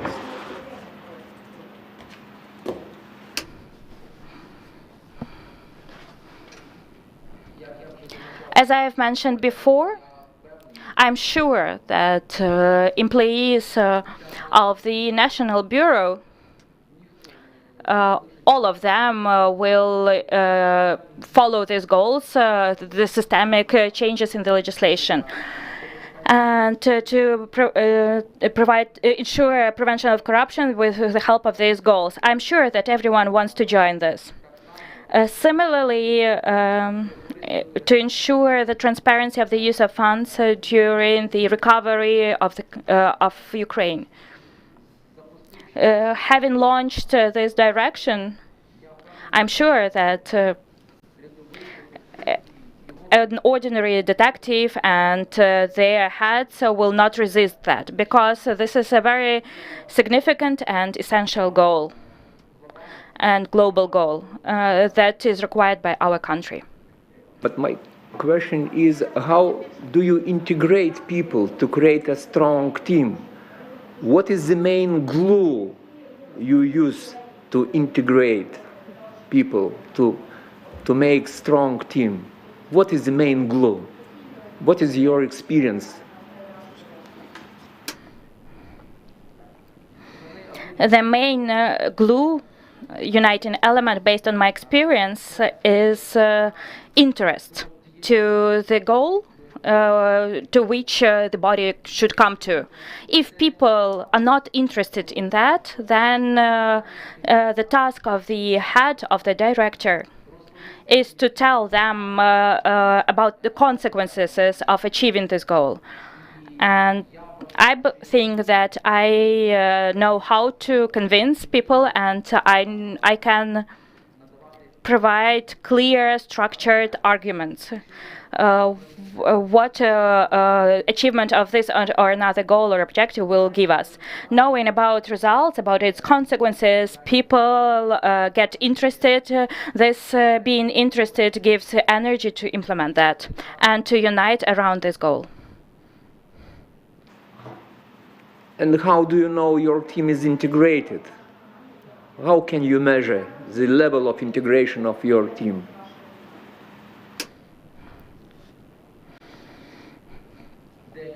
There are several criteria.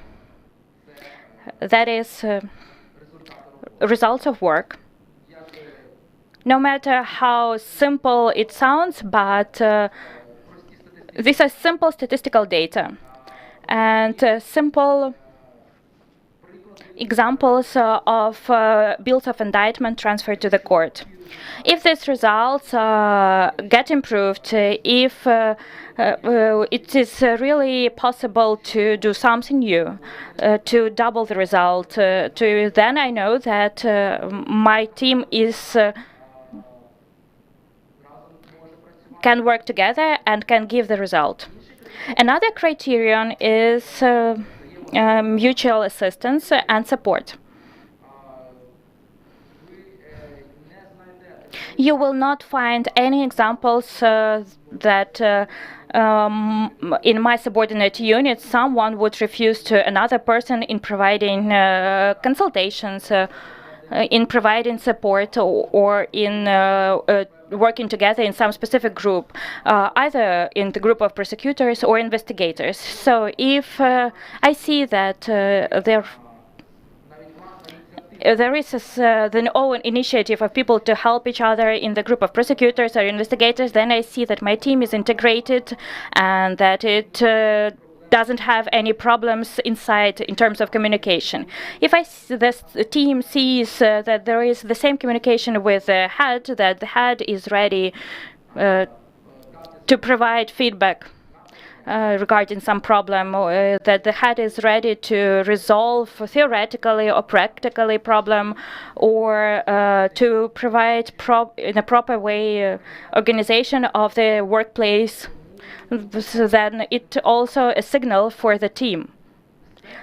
All of this together, all these criteria named by me all together allow me to assess how integrated we are and how effective we are in giving the result.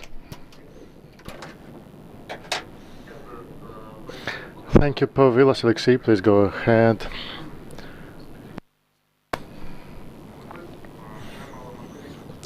Okay, you had a chance to see all the participants who made it to this stage of the competition. Tell us why we should choose you to those top three. Well, once again, I can say that a director of NABU must be a diverse person. There should be a large number of criteria, and the director needs to be well balanced in each of those areas. The experience of investigations and procedural actions into crimes related to corruption. Please speak about yourself. Please speak about yourself. What I mean is, I have something to say when we talk about each of those criteria. So this diversity of candidate that will be director of NABU is important. And if we look at this amount of criteria, is very big one. But I have something to say in each of them. I have experience in different positions in the area of the fight against corruption.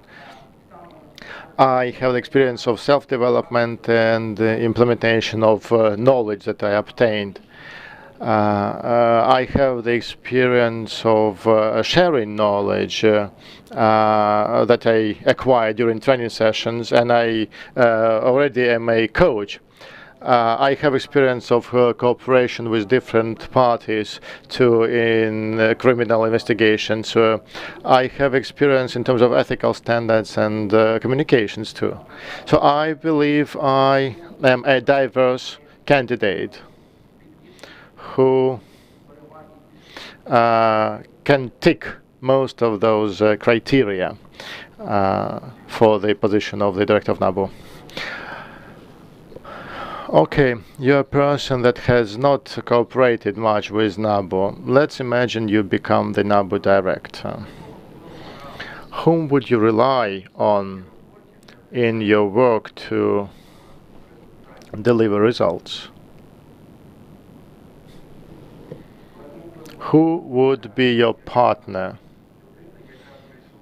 I mean, a person who comes and leads the organization without knowing its internal structure.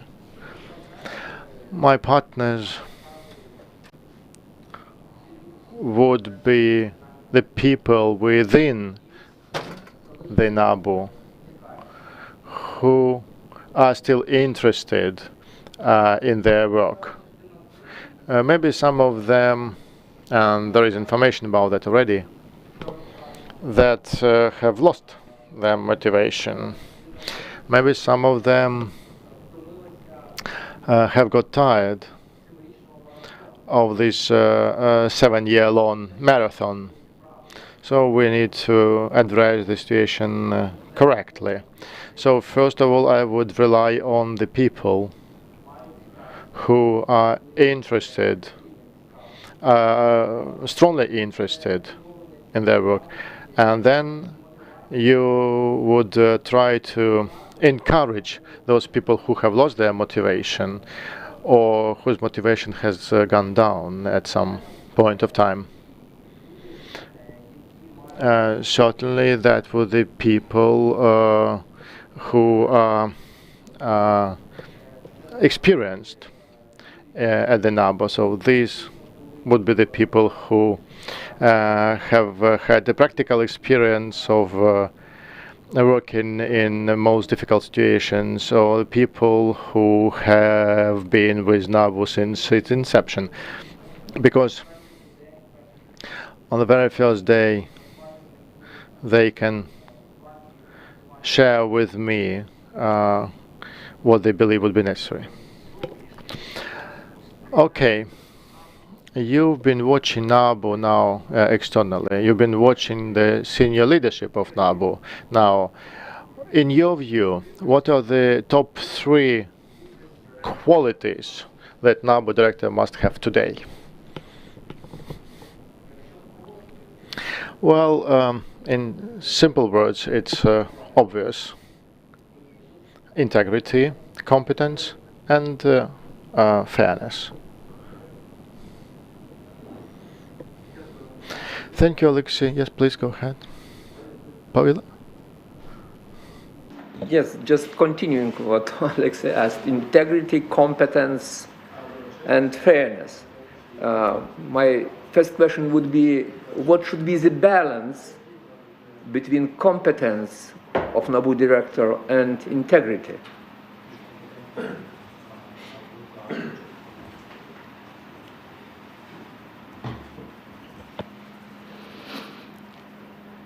Balance. The balance of integrity must be the maximum one. I mean, the director of NABU must comply with the highest integrity criteria. Because, first of all, that... To be more precise, just provide us in numbers, integrity plus competence. In percentage. 0.5, 0.5. So, balance. Or another numbers. In percentages. Competence, integrity. Just your feeling.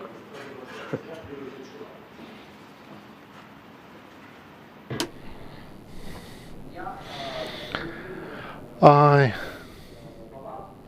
like balance, certainly. I like balance in development and activity. So I'd say 50-50. That would be the proper answer, given my personal beliefs. But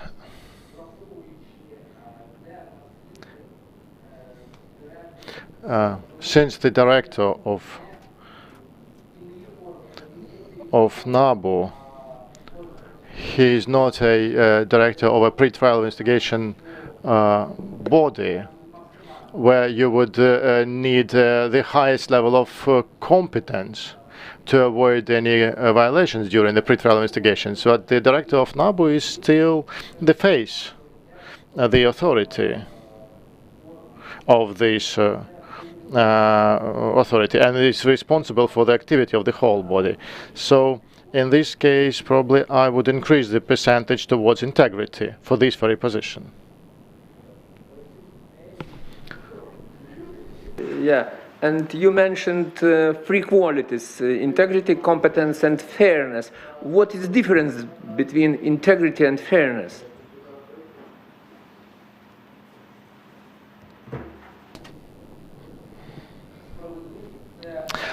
Fairness is about making decisions correctly.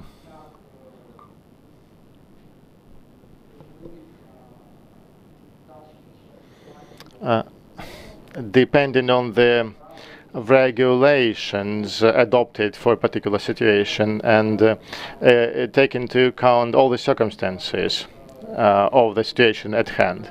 For example, let's talk about a potential disciplinary misconduct of a detective. So we need to judge not only by the dry letter of the law that should lead to disciplinary punishment. We need to be fair in this situation, and the disciplinary code says that every situation needs to be reviewed in a comprehensive manner, taking into account all the circumstances that could have led to this misconduct. So, I mean, along with being guided by the norms, we need to give a fair assessment of all the circumstances around the disciplinary misconduct. Thank you. Good afternoon. So, just want to be sure. I think when you're explaining to Puvilas why integrity is important, I think you said the director of NABU is not a director of a pre-trial investigation body. Is it or is it not? This part I missed.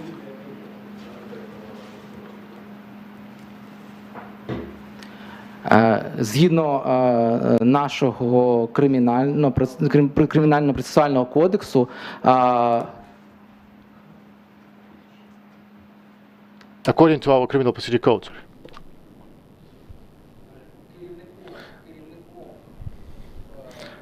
the head of the pre-trial investigation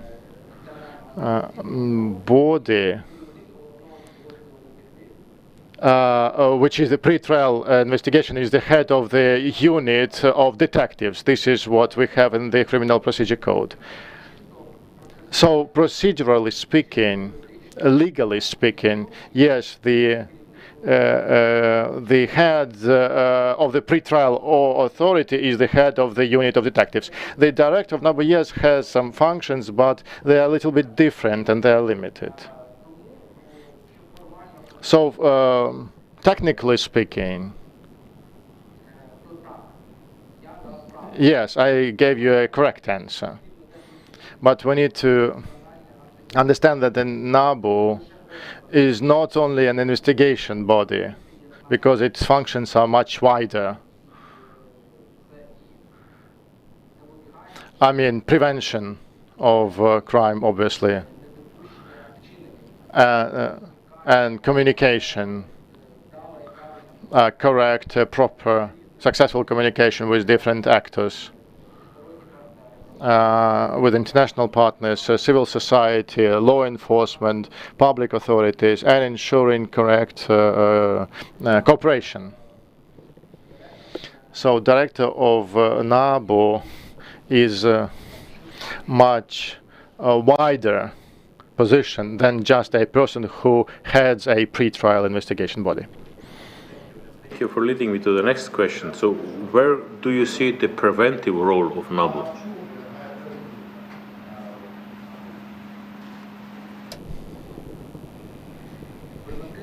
The preventive role is in the following: to ensure the coverage of its activity as much as possible for the society. I mean, the function that is outlined in the strategy,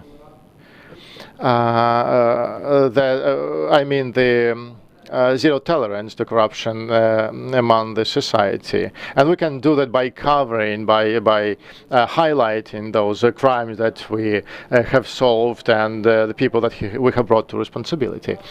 At the same time, for example, we talk about state procurement. We see a scheme that enabled some people to get some money as a result of some errors in the system, maybe a lack of transparency or opportunity not to hold official tenders via Prozor system, and by investigating this case, we also see the circumstances that have led to that crime, and in this case we can come up with initiative, be proactive, and say what mistakes have been made by the public authorities when they were creating the mechanism for regulation of state procurement, and that would help them to implement changes, amendments, and help them prevent a similar situation in the future. I can give you an example based on my personal experience at the SBI. We identified a fact of illegal use of state land in penitentiary institutions. So the third individuals would receive state land in violation of the law. There were illegal documents prepared and agreements concluded, and as a result the government lost the opportunity to use this land. We identified losses of 13 million hryvnia that the state has lost. And this scheme has been used throughout Ukraine. And I mean, the situation where the government is losing money on the land used by penitentiary institutions. As a result, the SBI initiated the issue, raised the issue with the government, and proactively asked them to introduce changes to change the situation. Today you said that you would like to take NABU to a brand new level. That obviously means that you think there are many reserves in functioning of NABU.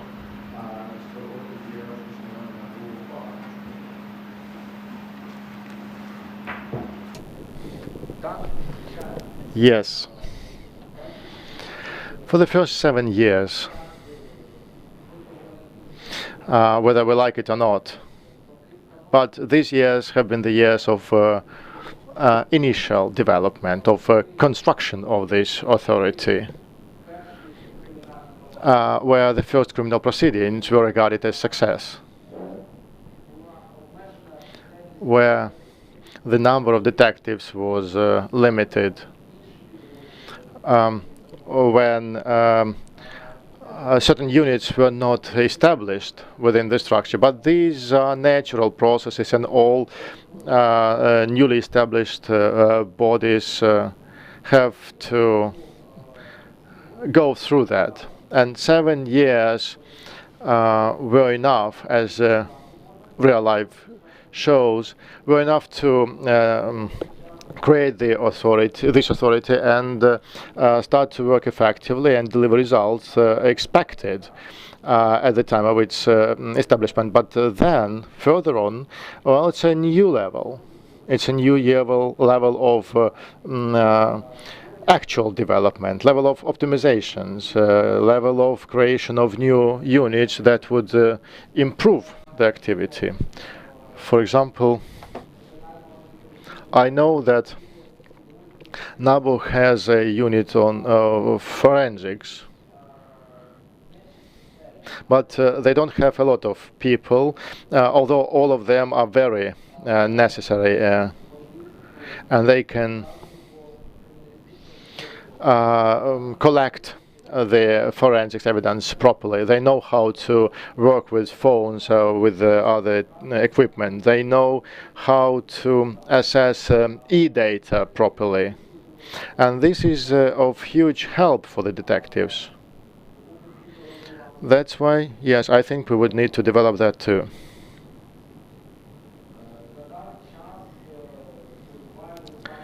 As of now, we're still fighting the war. So we need to organize the performance of NABU in the context of the martial law. And that leads to the issue of e-proceedings, whether secure they are, whether the data are stored on cloud services, it's a question. Whether we can relocate this data is a question. Whether the employees of NABU are protected, as well as their families. Also, I believe we need to create a unit for psychological support, and not only because of the war, but to help them from potential professional burnout from the intensive investigations that a particular detective may conduct. So there is something really to develop, and there is something to strengthen. But the already established practices also can help to initiate a lot of things, in particular legislative amendments. You're investigating different types of crimes, and you're also applying covert investigative methods. So, can you tell us what covert methods you were applying when investigating corruption crimes?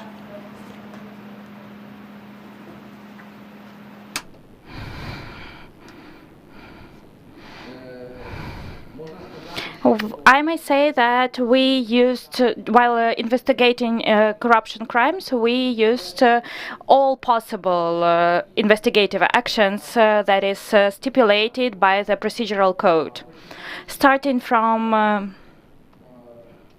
establishment of the location of phones, wiretapping, visual surveillance over the person, control over committal of a crime, as well as we also had interesting examples related to getting insight into publicly unavailable places where we, for example, we recorded facts that a person stored. We know, for example, that in this location the person stores some unlawful benefits, or we know that in this location the person stores a document which shows unlawful activities of these persons. By getting insight into these premises, we recorded these locations, we recorded funds stored by the person, and documents which showed that the person committed abuses. Subsequently, for example, during the most recent episodes of the unlawful activity, during searches, we had a total picture, a complete picture, and we saw the system of all facts committed by this person. Not only the most recent fact of getting the unlawful benefit, or the last fact of taking out some fake document or some other document, but also recorded other documents, and we knew where to look for them. We recorded them in locations where the person preserved them. So the range of the use of investigative actions, covert investigative actions, is quite varied. We did not limit ourselves to simple control over the committal of a crime or simple wiretapping of phones. You mentioned today that when your career, you have to deal with staff receiving undue benefits. So how did you deal with them?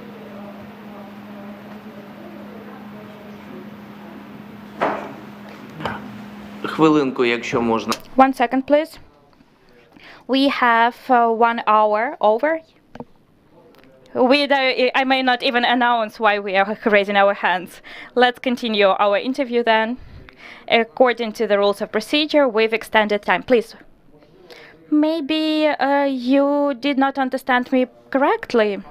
Facts of the receipt of undue benefits by my subordinates did not take place in my activities. I didn't have any facts. On the contrary, we had facts when we independently disclosed attempts to provide unlawful benefits to us. For example, That was the investigation by my investigator of a proceeding in the forest sector with respect to unlawful cutting of woods, as a result of which there were damages inflicted to the environment for huge amounts of money. According to the expertise, this amounted to 130 million hryvnias. The head of the respective unit, which was responsible for the legality of such wood cutting, being aware of the all complexity of the situation, attempted to find an approach to my subordinate investigator. He started talking about the necessity to provide assistance to avoid responsibility, and to ensure that with a respective procedural way. So having received such offer, my subordinate employee acted in line with the law. We recorded the proceeding, we made respective reports, and we notified about this fact. And subsequently, the person who expressed this offer, the head of that unit, was apprehended by us while transferring over the funds, the initial funds that he believed necessary to give in order to make sure that the investigator would help him. Thank you. You cannot put on the headphones. We will find the common language with you. Thank you. I have several questions to you. Can you please tell me corruption risks? On the one hand, that is the evaluation category, and yesterday and today we are talking about different manifestations, etc. And on the other hand, that is the systemic issue. In your opinion, what is included into this system of corruption risks? Directions of their overcoming. Please, welcome to answer the question.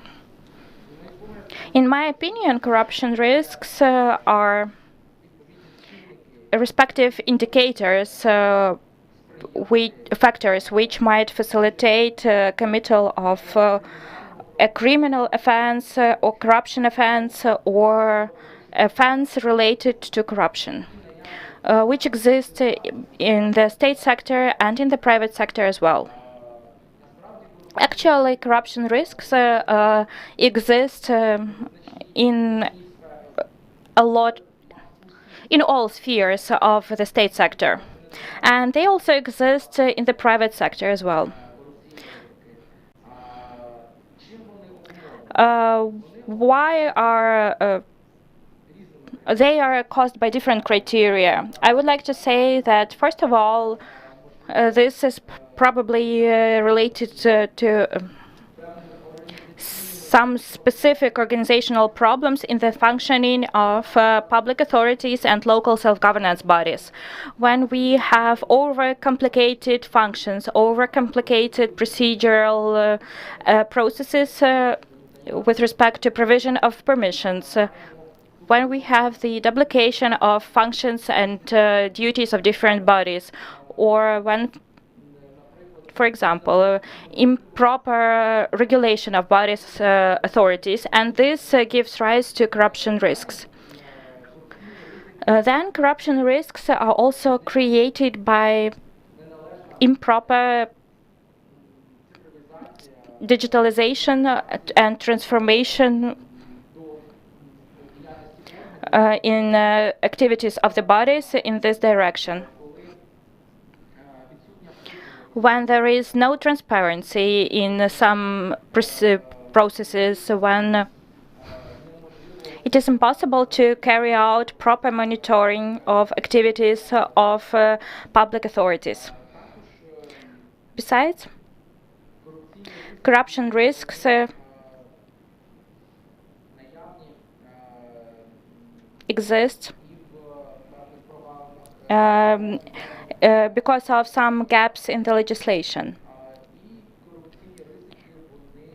And corruption risks are also high and also exist in case the perception of the society of corruption is that it is a natural phenomenon and when it is normal. Thank you. As a follow-up question, but a very selfish question to some extent, corruption risks in the sphere of finances.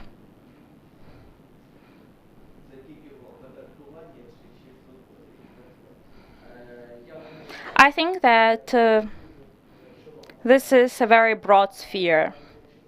I think that we should start with the issue of proper declaring. I think that we should start with the issue of improvement, a simplification of the opportunity to declare.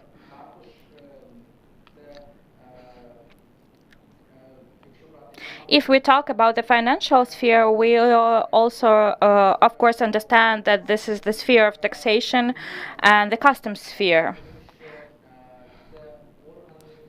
Because these are bodies and spheres that have huge discretion regarding decision-making, imposition of sanctions, determination of the amount of customs duties, carry out of taxation inspections. So therefore, these spheres are over-regulated to some extent, and they require clearer rules regarding customs and tax control. They require more clear, specific criteria with respect to application of sanctions, extension of opportunities of submission of appellate petitions to challenge some decisions, simplification of the procedure of taxation, simplification of the procedure of customs payments, absence of overlapping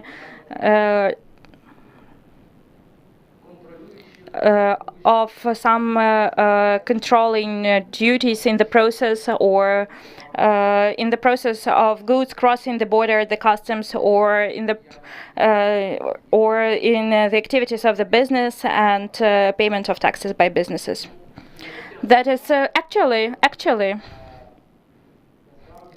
Actually, risks in this sphere and problems are determined in the anti-corruption strategy, and the financial sphere is covered by several provisions of this strategy, and this also includes the business sphere, the construction sphere, the taxation sphere, customs sphere, activities of controlling and law enforcement bodies. Okay. If you've already mentioned the anti-corruption policy, the anti-corruption strategy, can you please tell me the content, components, challenges of the state anti-corruption policy have been determined before that? In 2022, there was adopted the law which introduced specific peculiarities of the implementation of some novelties in the anti-corruption policy of the state. How can we define whether we effectively implement the anti-corruption policy, whether we are at a standstill or maybe we lag behind? So, in your opinion, how is monitoring of the implementation of the anti-corruption policy carried out, and how is its effectiveness determined? Actually,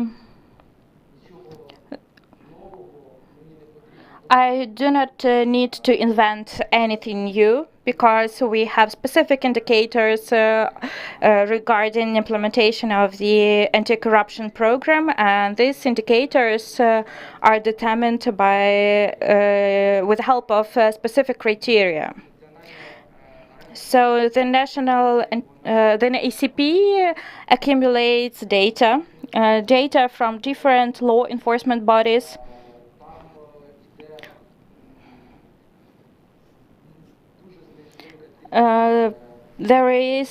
They have a lot of indicators, the number of registered proceedings, for example, the number of proceedings transferred to the court.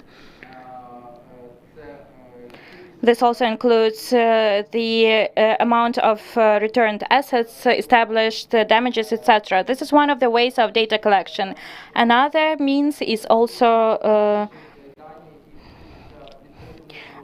these are publicly available data in open sources.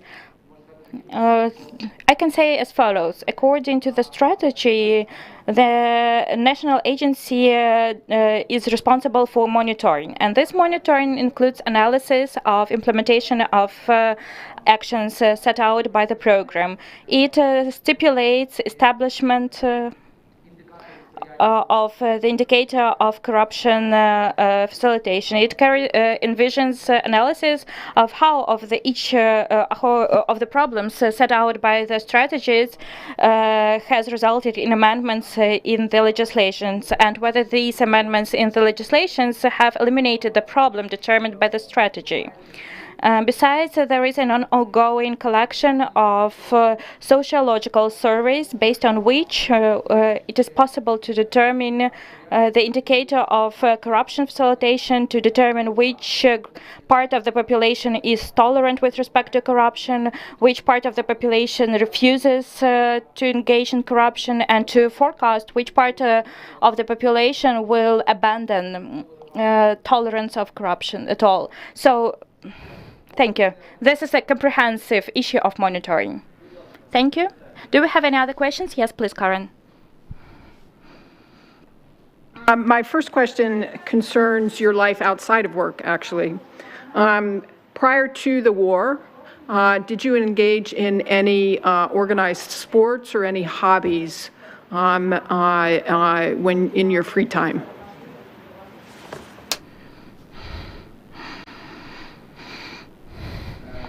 Yes. Sport is my hobby. For a long period of time, I was engaged in fighting since childhood. This is judo, that is martial arts type, for example, kickboxing. Right now, of course, I do not engage in this in a systematic way, but this helps me. This is sort of an element of my life in the future as well, because in my free time, I engage in sports. Of course, not all the time, but this is also an opportunity to release stress from my work. This is also an opportunity to switch my mind to another sphere. So therefore, yes, really, I have such hobby, as you've pointed out. For some reason, I think that members of the Commission do not want to check whether you really engaged in martial arts or no, for some reason. Just, I have questions. How did you learn about my hobby? I didn't indicate that in my application or in my autobiography. I didn't mention that. We have our ways. My next question is, after this job is over, what do you see for your work life and your family life? Should you be selected director, of course.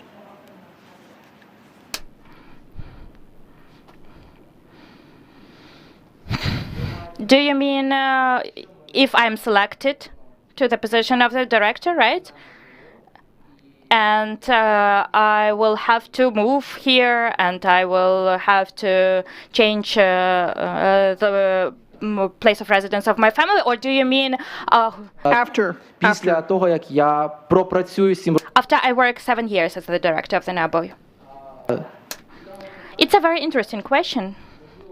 Maybe it's not very topical right now, because all my thoughts and efforts, internal resources are focused on properly organizing work, where I work now, and I really like this work. I really like this work very much. And on winning the competition for the National Anti-Corruption Bureau as well. Frankly speaking, I haven't thought about this question so far ahead, but I think that I lean more towards legislative activities. I think that the experience of working as the director will provide me with lots of knowledge and the understanding of existing gaps.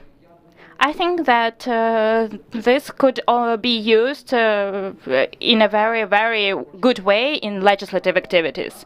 Besides, I also like teaching. Teaching may be related to activities of some international organizations as well. But we'll see. We'll see. Being a judge is also interesting. Maybe as a judge. And then the last question that I have is,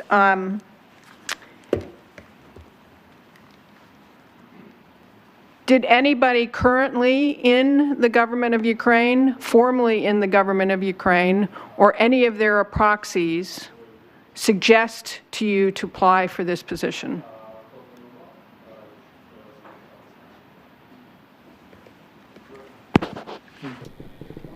No, I can say affirmatively here that no, never. Second. Thank you, Karen. Selected as director of NABU, of course, you will need some assistance to get, let's say, acquainted with all secrets of NABU. So who would you rely on, the, let's say, the guys who are working for NABU now or somebody outside of NABU? How would you arrange that?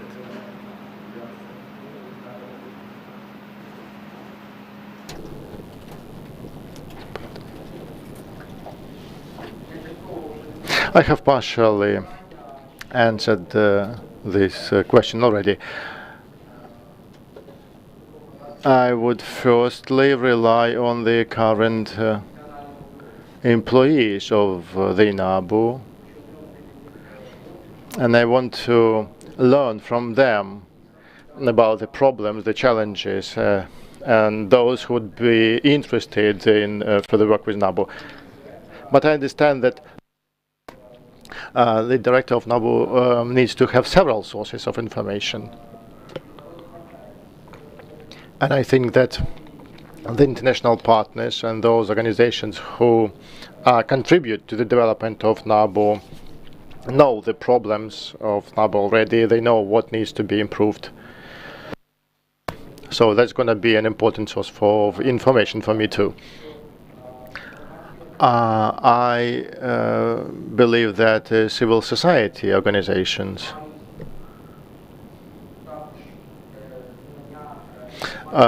also have knowledge and information from the society because they collect it, and they also can give me a lot of that kind of information I may need. I certainly need to treat it objectively. I need to judge it. Maybe there would be an attempt to exert some unnecessary influence on me, or maybe some people may want to use this information for their own benefit.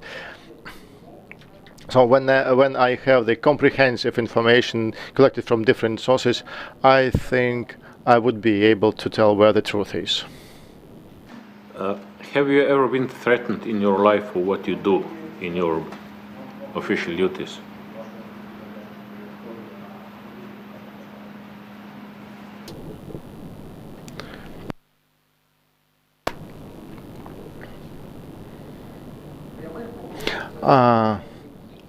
Well, talking about direct threats, where I would need to do something to ensure the security or protection of myself or my life and my family. No, never. But some, trying to influence me with some publications, some media stories, or some dubious statements during court hearings. Yeah, that was there. I would call them dubious signals, but I didn't think they were threats as such. I asked several times already, not you, the previous candidates. Let's say soon the reconstruction of Ukraine will start. How would you organize the reconstruction in the way that not too much money would get lost?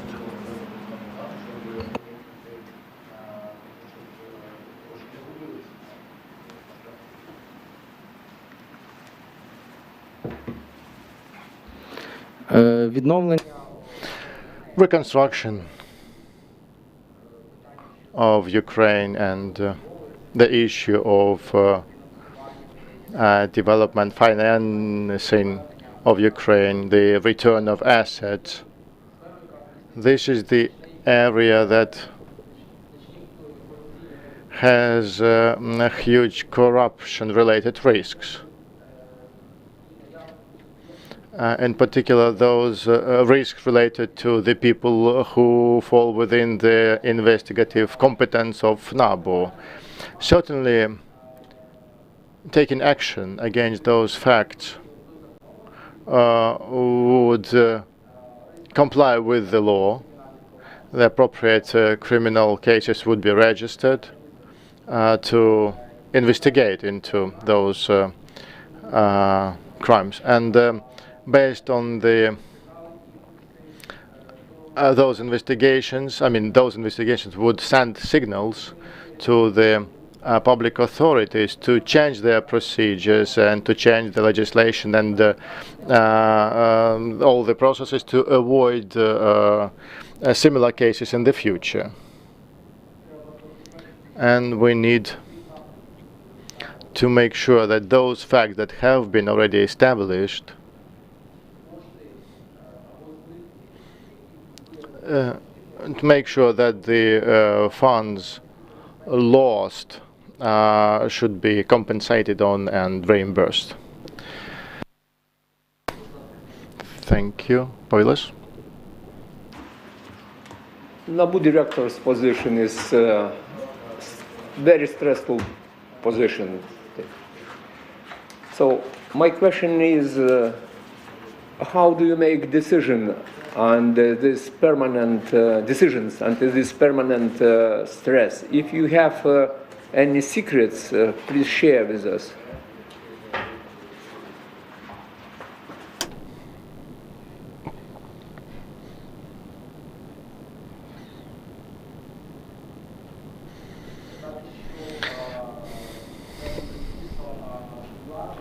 Well,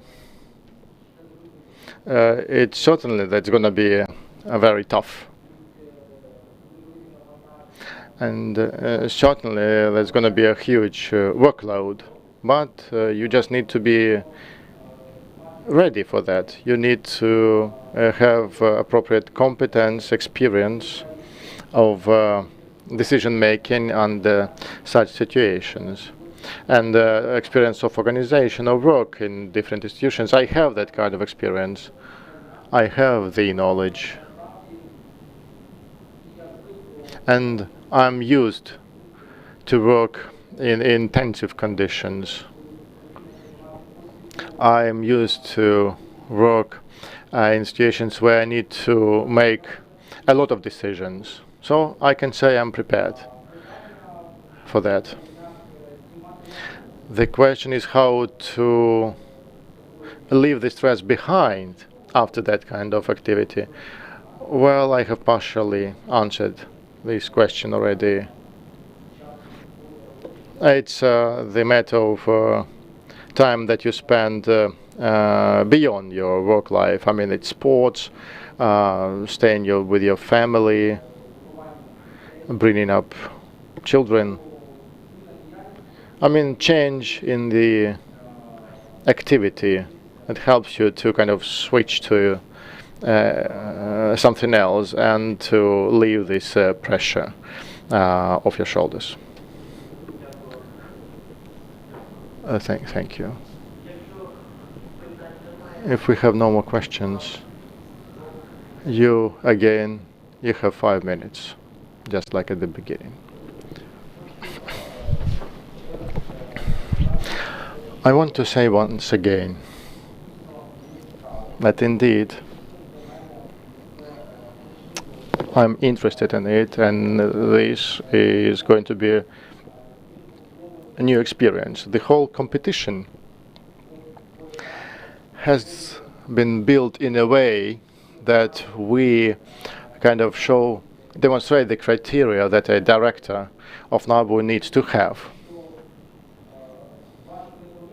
And it's hard not to see that all the necessary elements are there. I mean, you check the theoretical knowledge, ability to make fast decisions, ability to respond quickly to unexpected questions of journalists, questions related to integrity,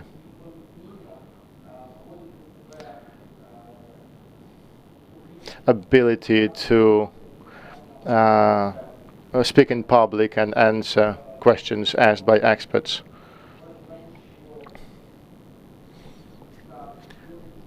So over this short time span, I really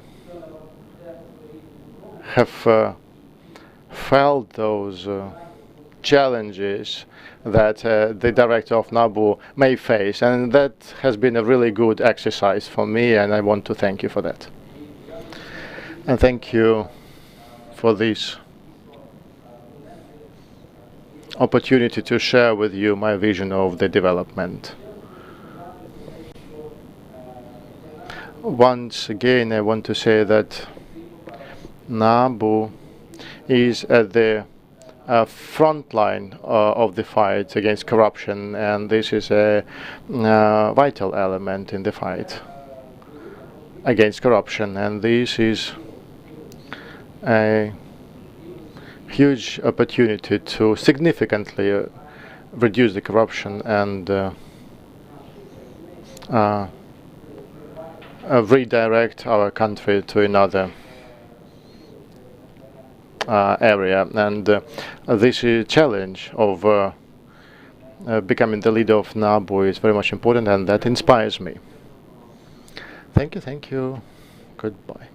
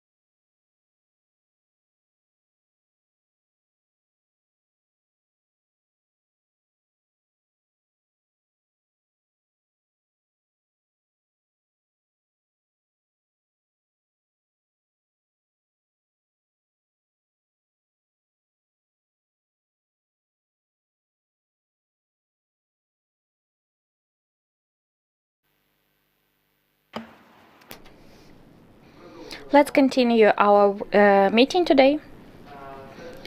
Before we move on to the communication with you, with respect to provision of answers to specific questions, I would like to remind you that at the very beginning of the interview, you will be given 5 minutes to tell about yourself, to focus attention on your motivation for the participation in this competition, as well as your aspiration to hold this position.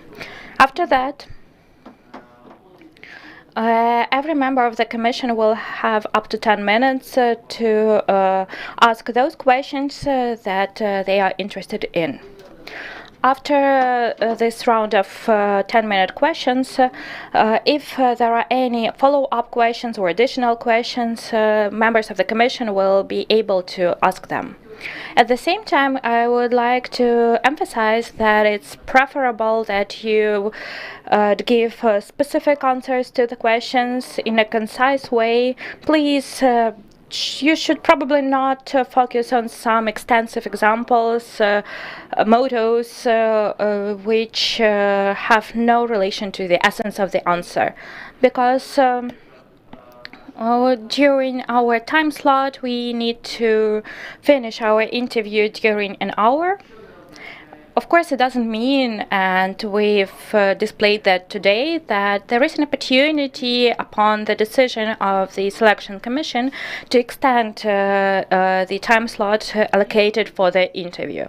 And at the end of our interview today, you will have, again, 5 minutes to express your what you've forgotten or what has come up to your mind in the process of answering our questions. So, Karen, please.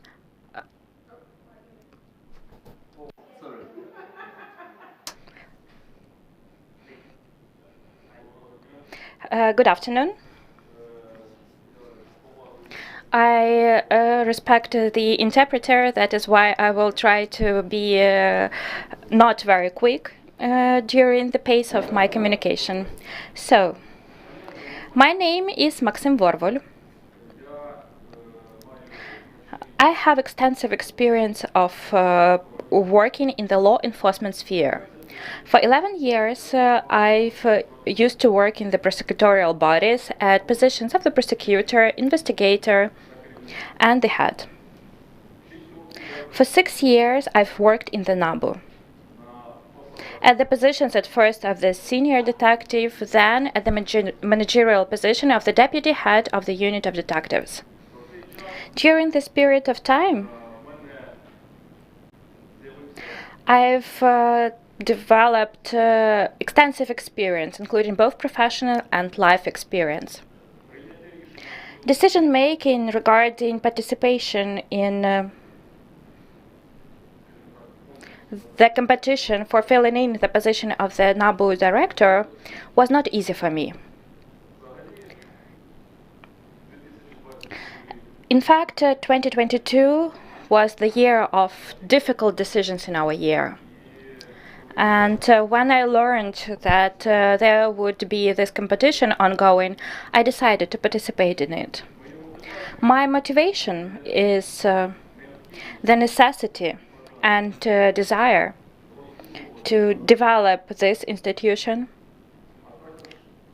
as well as to preserve positive developments that has taken place over this period of time in this body. And the main achievement is, of course, the staff, which needs protection and subsequently extension. If we look at the role of the NABU overall in the structure of public authorities, then I believe that the role of the NABU should not be limited only to investigation of criminal proceedings. In my opinion, the NABU has to play the leading role in the formation of the state anti-corruption policy. In connection with this, I think that it is necessary, in addition to the pre-trial investigation and operational work, we should focus our work also on prevention of committal of criminal corruption offenses. In more detail, I will be able to tell about that if you are interested in that. At the same time, we know that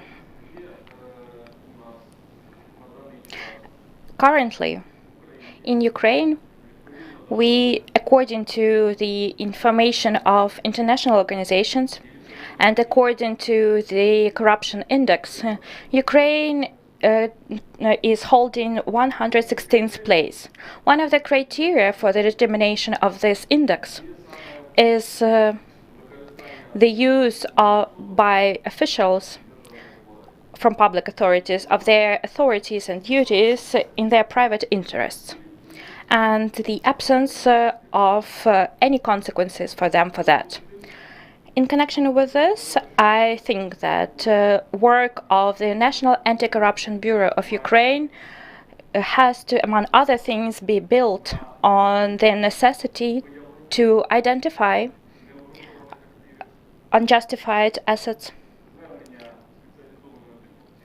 requests sent by the Special Anti-Corruption Prosecutor's Office subsequently to the court, and civil confiscation of such assets.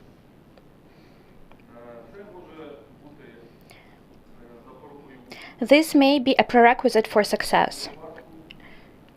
In case this high level of interaction with the SAPO is upheld that we have right now.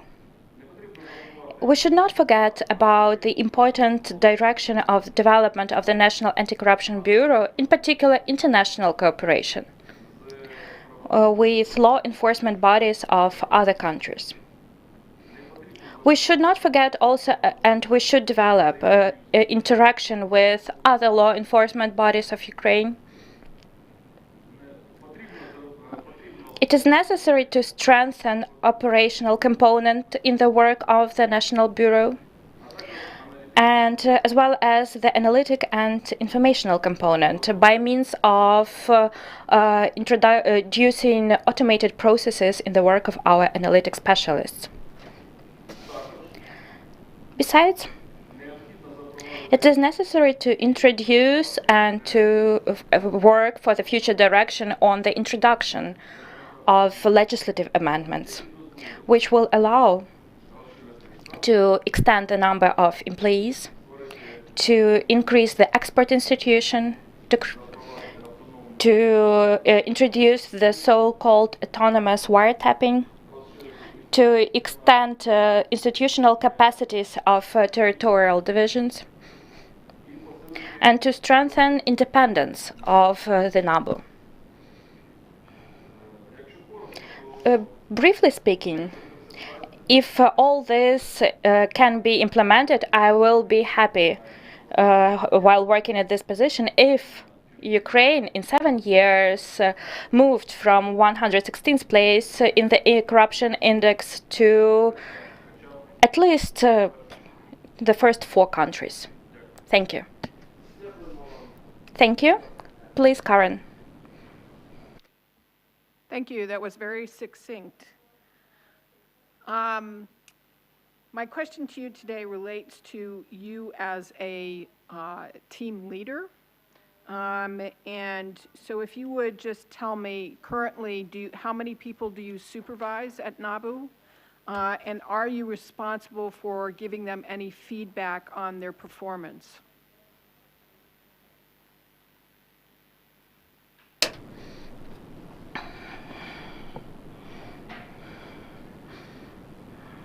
Yes. I work in the territorial division of the National Anti-Corruption Bureau. It is located in Kharkiv.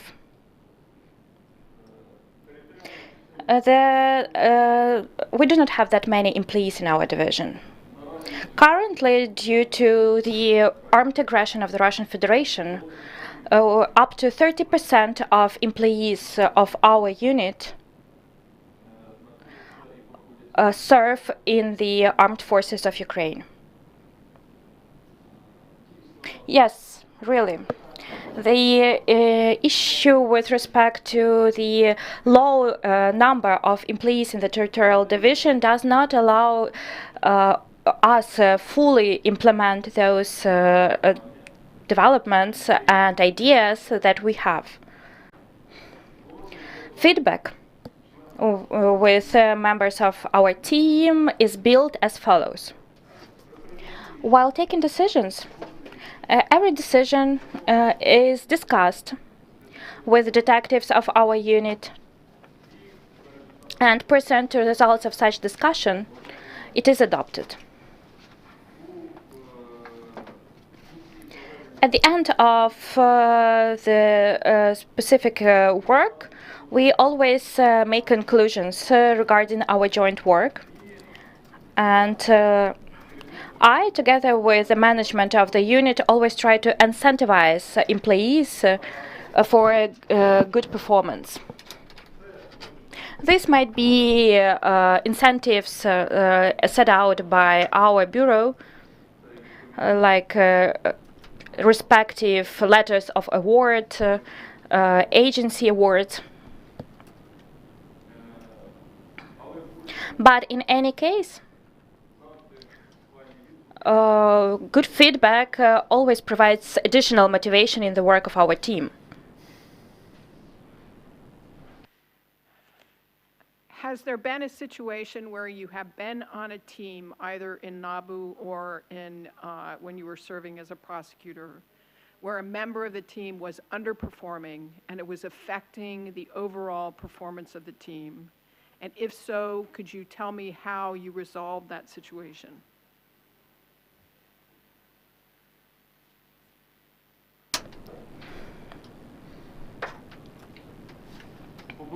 While building the work of our team, we approach it based on the principle that every member, every person has some skills with respect to some processes. One person, for example, might be good at drafting procedural documents. The other person is very strong in terms of operational work. For example, this person is a very good agent.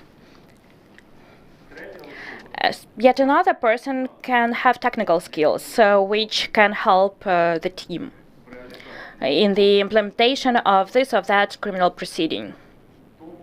So that is why we try to use all team members that we have, taking into account strengths of every team member. And as a rule, if at the first glance the employee, in terms of some competence, is underperforming, we try to search for the strengths of this person that will help in our joint work. So when you were assigned to the prosecutor's office, was there a situation where an investigator brought a case forward saying that it was ready for prosecution, and you found that there were significant problems with his or her collection of the evidence? And if you faced that situation, would you please tell me what you did?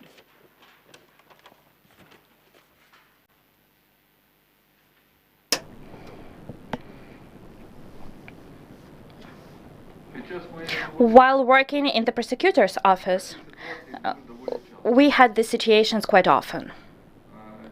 Yes, really. Especially during the reporting period, when investigators try to agree on the suspicion as quickly as possible, notification on suspicion, and to complete the criminal proceeding after that. This resulted in some defaults and failures. But in the prosecutor's office, my subordinate prosecutors, while agreeing on the notification on suspicion, always before that reported on the materials personally to me. Together with the prosecutor and together with the investigator, we pointed out those shortcomings that subsequently in the court could result in adoption of the acquittal verdict or recognition of evidence as inadmissible. After that, investigator eliminated such shortcomings, and we completed properly the pretrial investigation.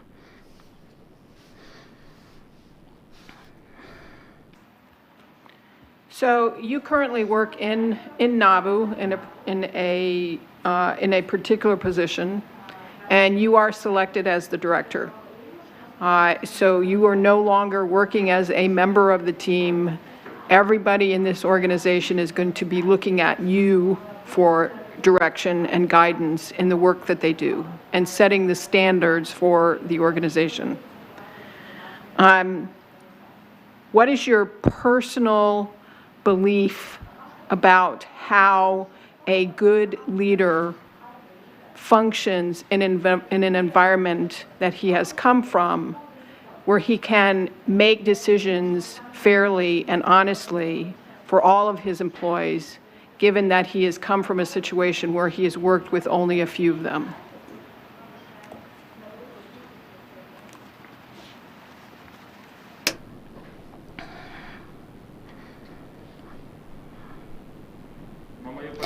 I'm convinced the director of the National Bureau, if he used to work as an employee of the NABU before that, he doesn't need to learn about problematic issues from scratch, talking about the functioning and existence of this institution. That's the first moment. Secondly, adoption of decisions has to be preceded by the feeling of responsibility for their adoption. And moreover, they have to be adopted in a reasonable way, taking into consideration opinions of team members. If members of the staff know that their opinions are heard, then decisions will really be balanced and correct. I see no problem with that. Further questions at this moment? Будь ласка, Кирило. Alexander Vasilievich, Maxim Vasilievich, you said that. Can you hear me? Can you hear me? 1, 2, 3, 4, 5, 6, 7. Okay. Раз.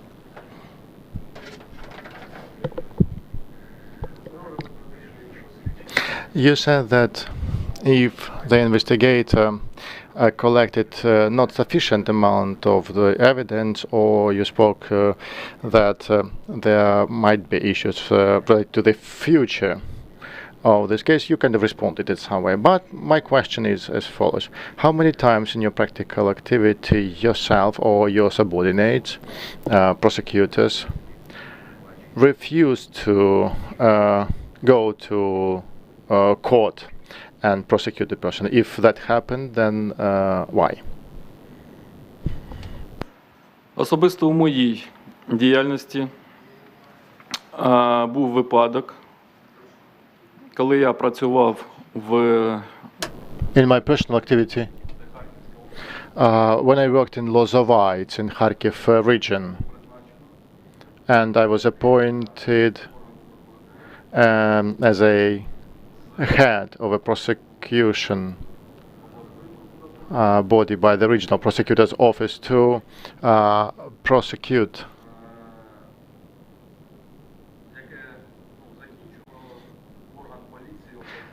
that was had been brought by the national police local, and the indictment was agreed in the regional prosecutor's office. But when I studied this case, after the first court hearings, I realized that the classification of criminal of the crime was not really appropriate. I mean, out of 5 or 6 elements of that crime, only one could have been used. And it wasn't about severe consequences. It was a crime with minor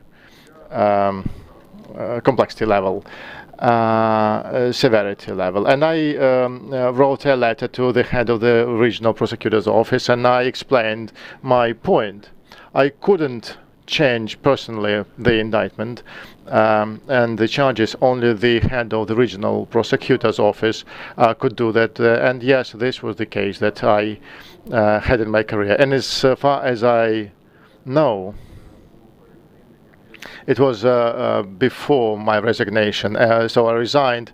As I know, the charges were changed later, and they were under the article that I referred to.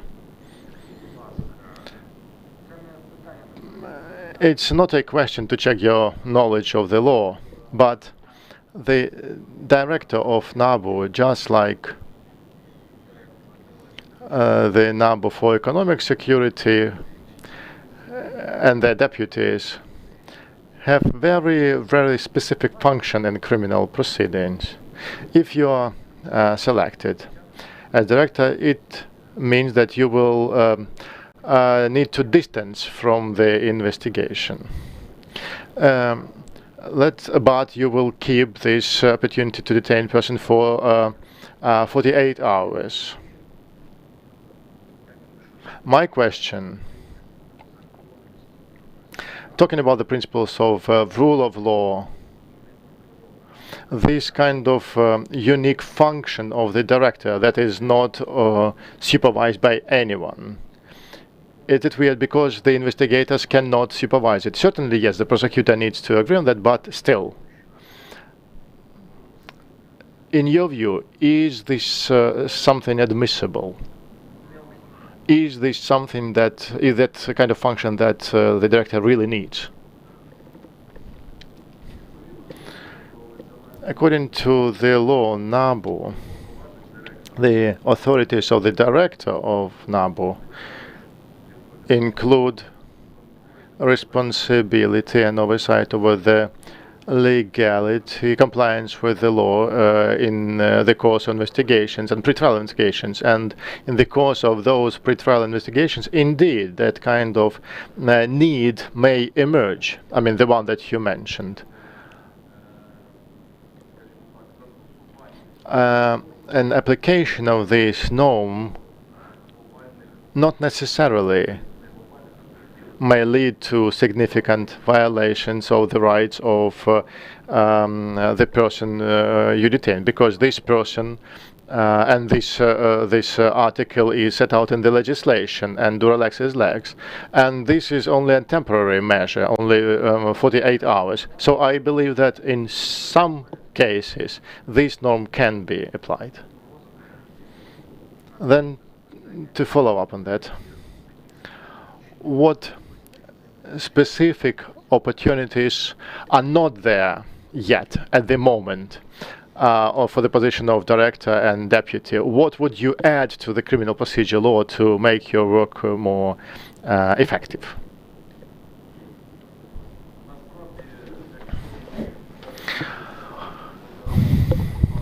Well, if we consider the position of director as a manager, then to discharge the duties of the manager, you have enough of the powers. Certainly the problematic issues are still there, but they have been regulated on the legislative level. Still they limit the potential of NABU to conduct investigations into crimes committed by certain categories of public officials. Let's take members of parliament as an example. Our unit, our department had this case when there was a person who approached us with a with an application stating that the current member of parliament was demanding an undue benefit of 40 million hryvnias from this person. According to the law, this application was referred to the General Prosecutor's Office. The General Prosecutor's Office sent us a reply that there were no grounds to initiate investigation in that case. Only in 2 months after this information was disclosed in the media, because this person who filed this application had, as I understand, had to resort to this method. The General Prosecutor's Office registered the case, but we lost time there, and we couldn't possibly collect all the necessary evidence. So in this very case, I think that we should regulate the law in such a way that the NABU, which according to the law can conduct pre-trial investigation in that cases, so that we could initiate investigation. Okay, then the last question here, with some elements of provocation. Do you believe it is admissible, not you personally, but could you share with us, could you share if it is possible, for example, that you share the information with media? This leads to media reports, and that would enable you to start a case, start investigation. No, definitely not. Thank you, Pavilas. I'd like you to ask the same questions the previous candidates were asked. In your opinion, what are the vital, the main essential competence the NABU director has to have, and why, if it's possible?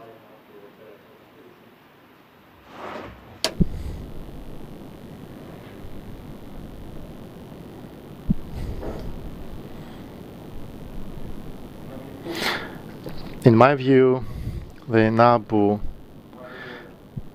director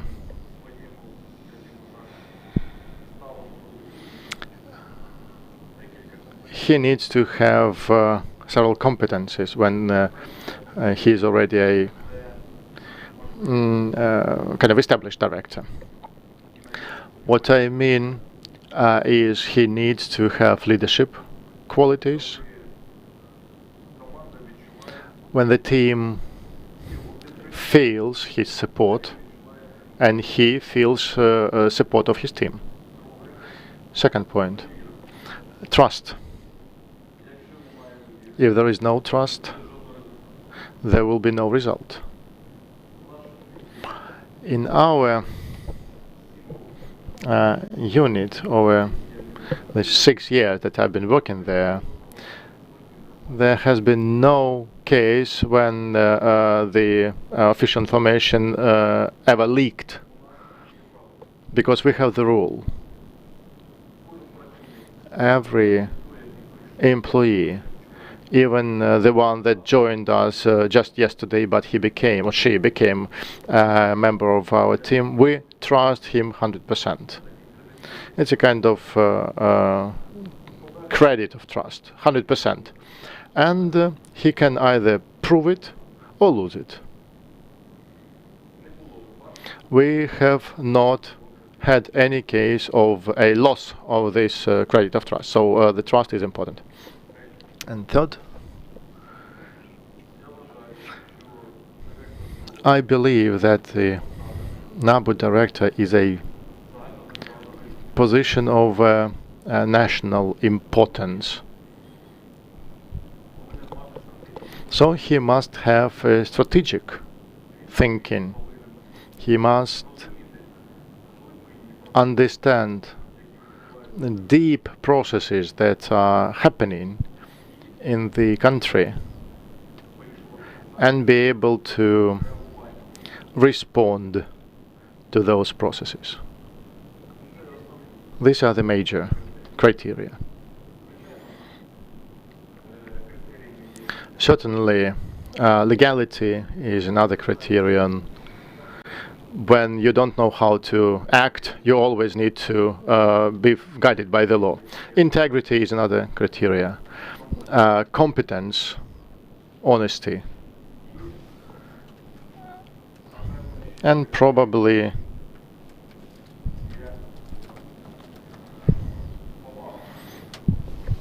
respect. Respect to the staff, to other people, and to other interlocutors.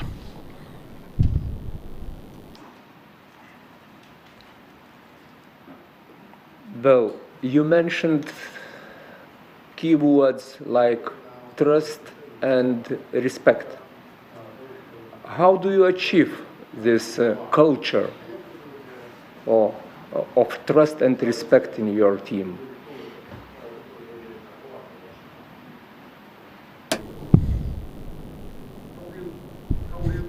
How do you create this culture of trust and respect?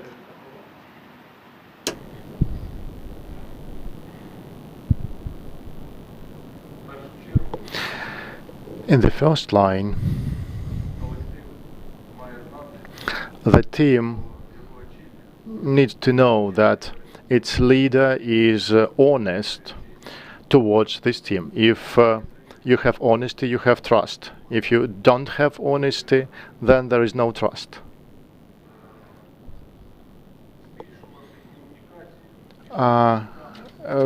Increasing communication in between the staff to improve those criteria can be achieved through joint activities, joint training, joint meetings, joint preparation of certain operations, but maybe that's not the issue for the director, it's a lower level management issue. And that also includes fostering in the team the feeling of unity that you achieve by setting the joint shared goals.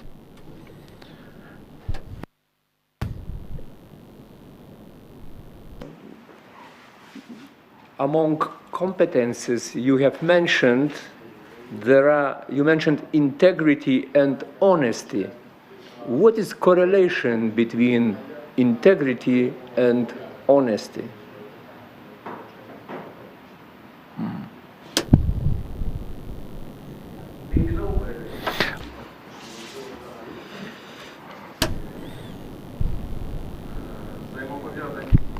The correlation is there. Integrity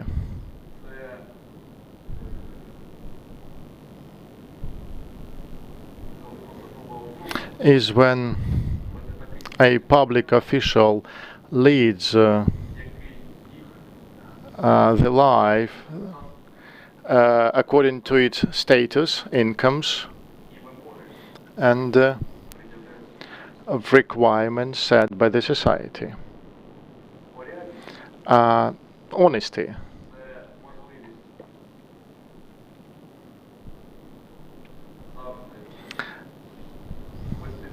It's about behaving appropriately, not only when you are in public, but in your personal life. You behave with honesty and responsibility. So these issues are interrelated.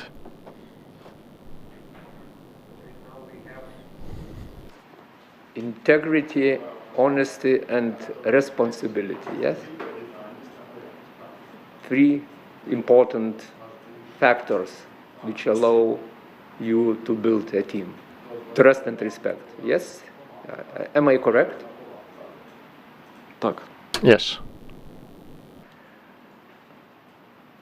How do you define your goals?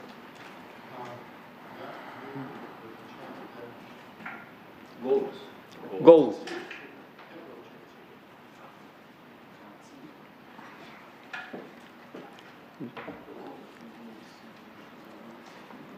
Let's say strategic goals, long-term goals. Yeah.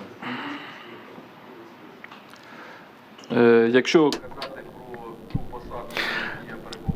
Talking about the position I am at right now, the goals are set based on the current situation that we have at the territory under our competence. If we have some intelligence reports about a new scheme of a crime that is within our investigative competence, we need to respond. That's why we set the goal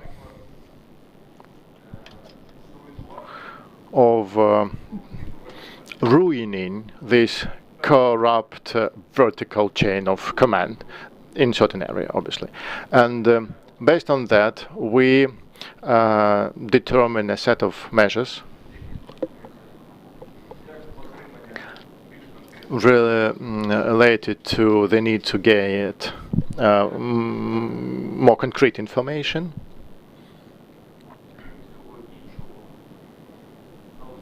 and also involve correctly certain individuals for confidential cooperation, and understand what technology we can apply in the situation at hand. When we have this understanding,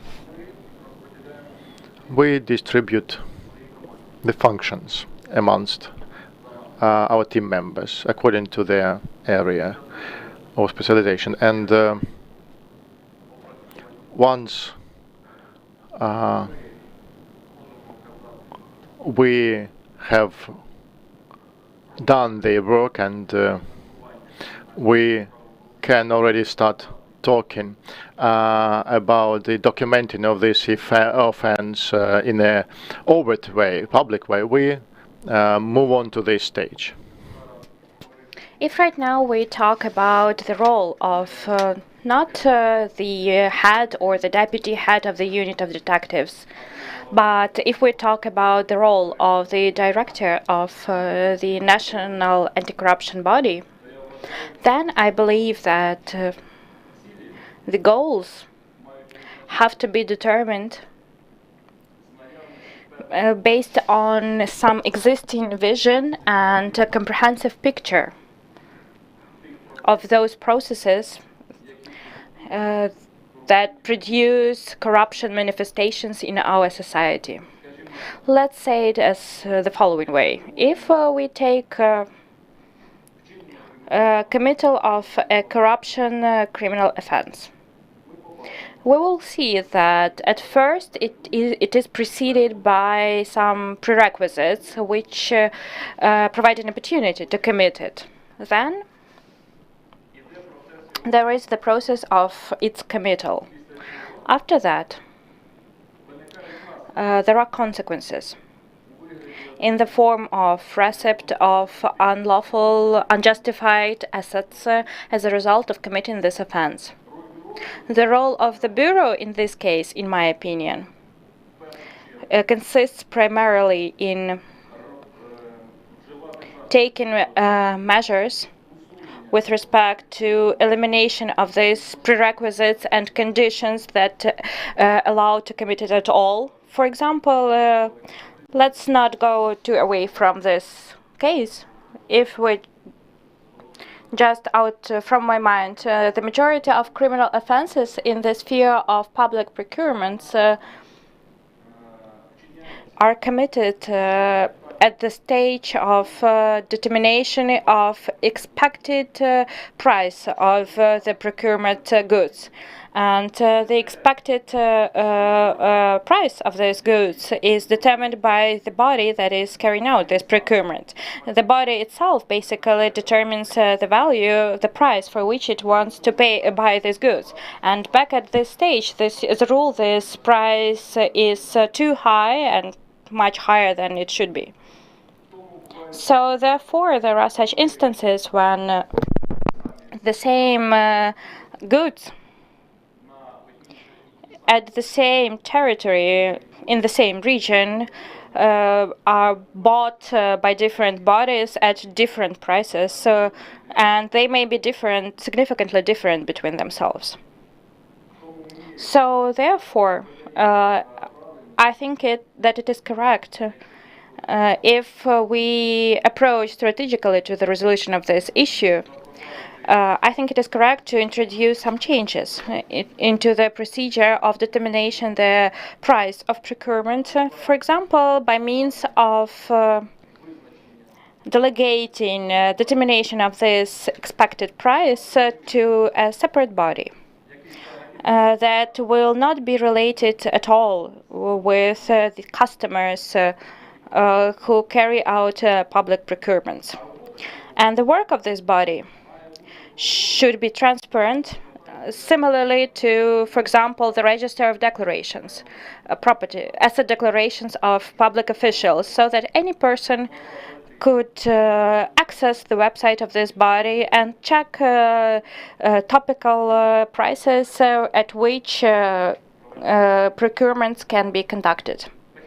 This way, it would save a lot of funds, and it will not result in the committal of many corruption offenses. And actually, that's what I wanted to say about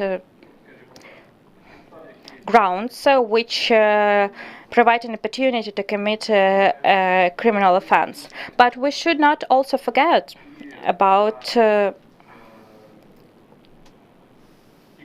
those funds that were acquired as unjustified assets as a result of committing the same criminal offenses.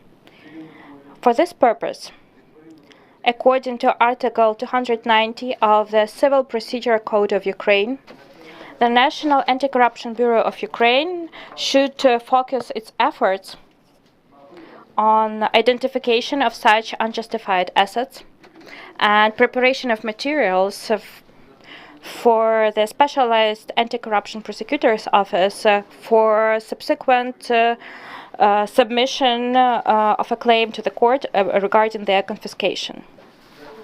For that, we need to strengthen analytical and informational component in the work of the NABU. In this respect, we can also make, if you allow, I could like to end my answer. In this respect, we can also make some interesting things. For example, everyone knows that we have such an application as DIA. Probably we all have this app in our phone.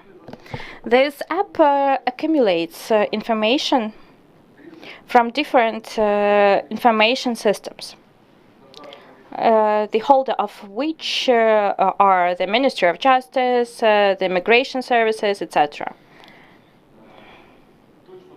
Similarly, access to these databases is available to the NABU.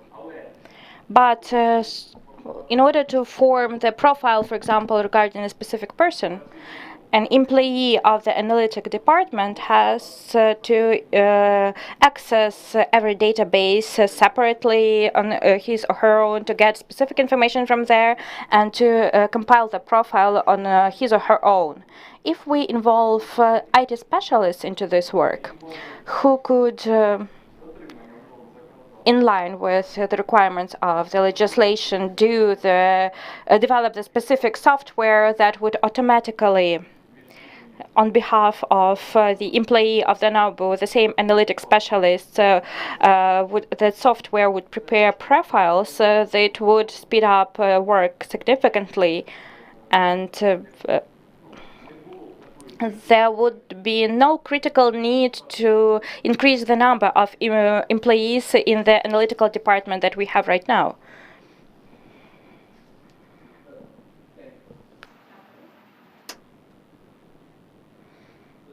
Please. Maxim, you've worked in the NABU for over 5 years. Can you please tell us about your biggest success over these years as the manager and from the professional activities in the format of what could be shown to the public that we receive our salaries and for a good cause? Thank you.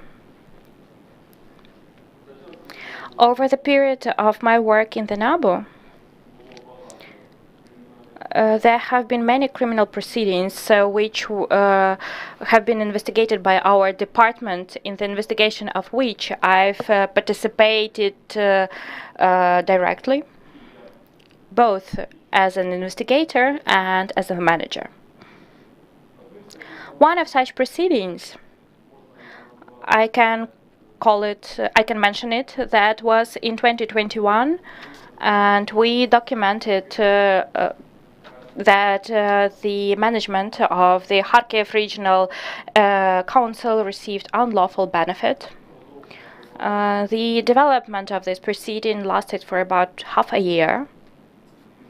And pursuant to results of this proceeding, we managed to record the head, the deputy head, and one person who was the intermediary, and they received the unlawful benefit.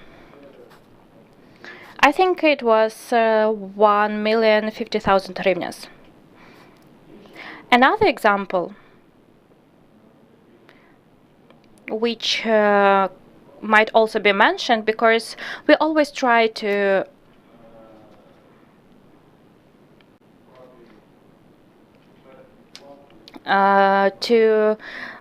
try to get to the top level at our level. In 2020, we recorded as the head of the Department of Kharkiv Regional State Administration received unlawful benefit as well, in the amount of over 1 million hryvnias.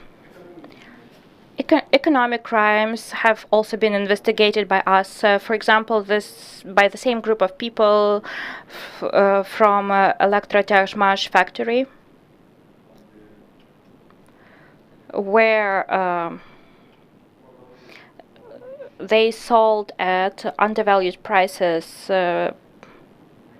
property of the factory, and the losses amounted to about 160,000 euros. That is the case. Another case that was quite notorious, especially after the first arrival of the current president of Ukraine to Kharkiv region.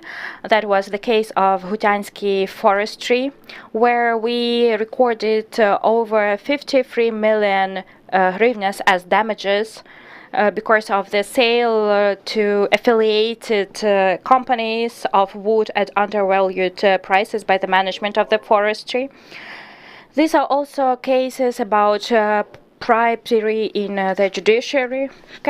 I understand that you have many cases like that, but in order not to take too much time, of which case you are proud of and which could show that you've displayed your strengths, the best qualities, like they played the key role. Thank you. Probably that is the case, after all, regarding the management of the regional council, because this development lasted quite a long period of time. It lasted for 6 months. There were some circumstances which did not allow us in some moments to count on success. But thanks to clear planning and clear knowledge about the operational situation, we managed to properly forecast future events, and we could properly ensure our organizational capacities to record this criminal proceeding, and we reached success in that. Thank you. Can you please tell me, in your opinion, previous director of the NABU, what would you change in the work of the previous director based on your experience as the subordinate? What would you do in some other way and, in your opinion, in a better way?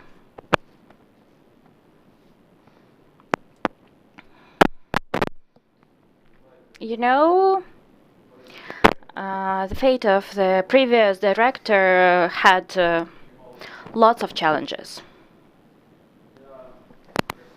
I was not in his shoes, so I can't evaluate how I would have acted in this or that situation. Only he knows in which conditions he was back then. We may only state that he was subject to immense pressure. We saw that on a daily basis. The staff saw that. We supported our director. He did not break. He finished lots of processes which he initiated, and that's very good. What would I do if I were in his place? There are no circumstances that existed back then. There will be other circumstances. I don't think they will be easier. I think they might be even more difficult. But the need for the NABU to play the role in its impact on the entire anti-corruption policies should not only be preserved but also strengthened. And I've mentioned some of the mechanisms how to do that. You mentioned lots of stress at this position. It's good that you realize that.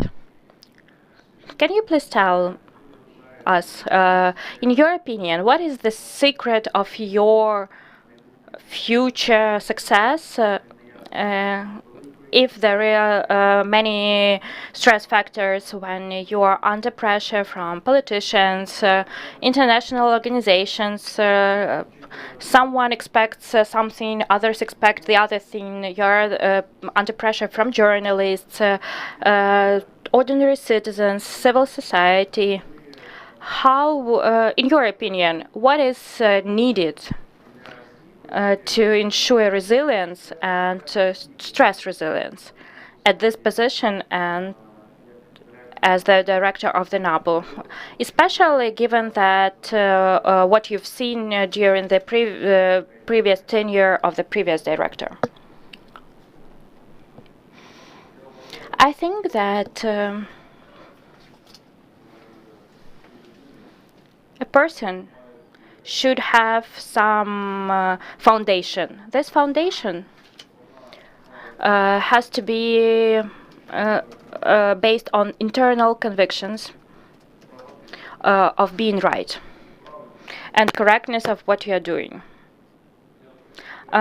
Previously, I've answered using some other words, approximately similar question.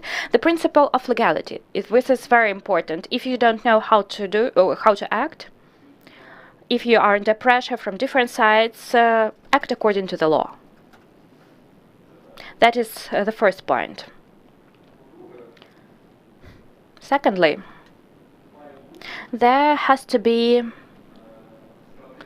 strategic vision of the goal and results that you want to achieve. If you have it, then it will be a direction for you at which you will be oriented. And then you can try to achieve it, sometimes even changing changing paths but the goal stays and you are trying to reach it. It is very important to have it. Strategic vision should exist. Can you please tell me,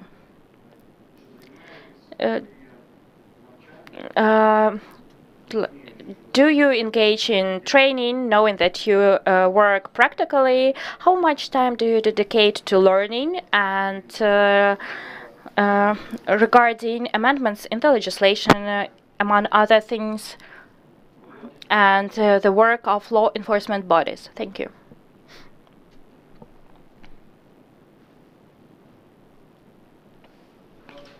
In our unit, we understand that amendments to the legislation are important, and knowledge of these amendments can play a decisive role during the conduct of some investigative actions. So therefore, we have respective employees who have to follow these amendments, and then we discuss them from time to time during our meetings. If you lack knowledge about the legislation, to whom will you go? If I lack knowledge on some specific issue, we turn to specialists. If we're talking about the legislation, for example, relating to the work of law enforcement bodies, then we can call it organizational and methodological unit. We can always come to them for information. If I lack knowledge about international legislation, for example, when I need to prepare respective documents on provision of international legal aid, then we can come to the legal department. If I lack knowledge during the pretrial investigation regarding issues, for example, concerning construction or some other specialized spheres, so we turn to respective specialists. Clear. And after all, do you engage in some learning, especially during the past 6 years? Have you engaged in some learning, or there is no learning at all? Because I haven't received the answer to this question. Thank you. Yes. Thank you. Back in 2017, I joined the postgraduate studies in the Kharkiv University of Internal Affairs, and I wanted to write thesis on the status of detectives of the National Anti-Corruption Bureau. And when I started to write this paper, the status of the detectives changed several times. At first they were civil servants.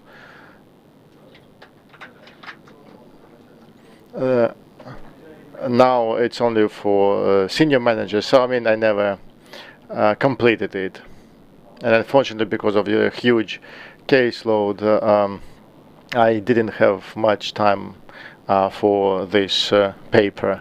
So so far I never finished it. Maybe I may come back to it and finish it. The biggest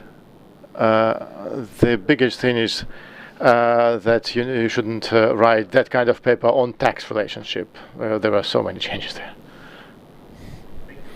Afternoon. I will ask you, this is a set of questions where I will try to be as practical as possible. So please be practical too. So you said at the beginning that it was a difficult decision to run for the position of the director of NABU, which I can understand. So in practical terms, I was thinking there might be two reasons only why you, and not only you, but also other, let's say, officials of NABU who are running for the position are running. The first one could be that you don't want anybody else from outside to take this position, or second, you're not satisfied with this current situation in NABU and you would like to improve it. So what does apply for you?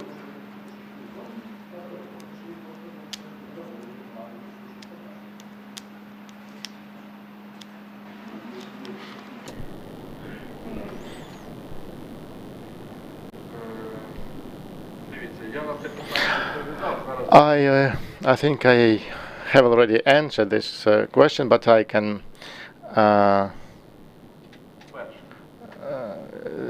talk a little bit more about that.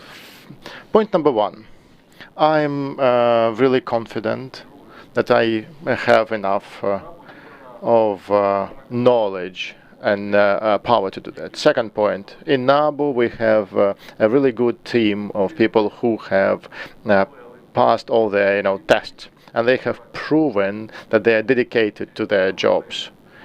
They have proven that they are dedicated to the zero tolerance to corruption principle. Myself, I want to extend the capabilities of these people, and I want to keep them and develop the institution as such, so that it is a significant element of influence on the entire anti-corruption policy in our country.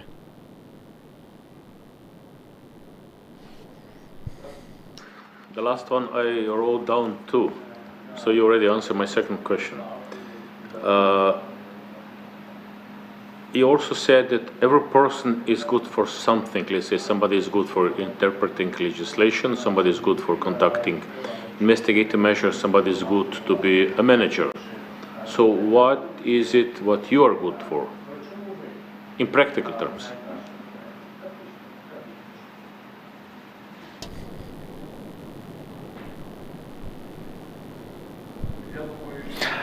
I think I know how to unite people. I can do it very well. Unite people around implementation of a particular task. I can distribute roles correctly. I can understand what people know better and can do better, and then apply this joint effort to deliver a concrete result.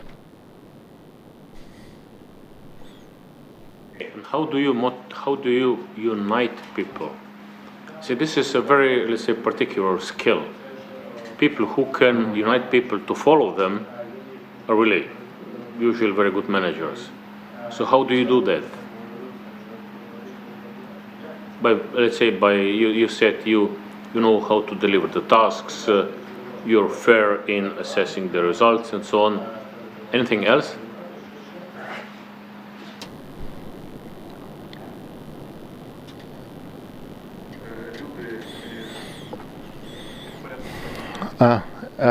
People and those subordinated to me people with whom I work personally, they know that,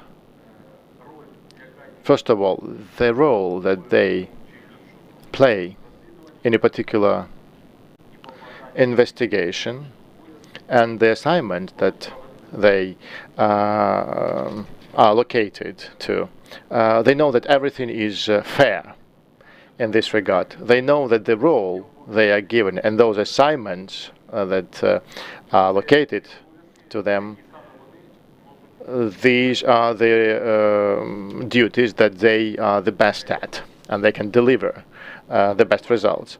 Point number three, they know that I always treat them fairly. If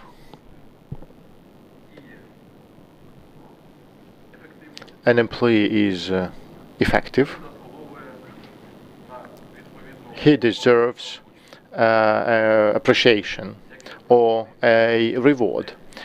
If someone is underperforming, then he will not be appreciated and rewarded. But in any way, you always need to understand why he has underperformed in particular area. Maybe there were some objective reasons for that, and it's not his guilt. He is not to blame. Maybe these were the circumstances he was under. It was beyond his influence, and he couldn't duly or timely plan his actions on that level. I tried to communicate this message to my staff, that if they are under such circumstances, they should immediately inform me appropriately, and we will adjust.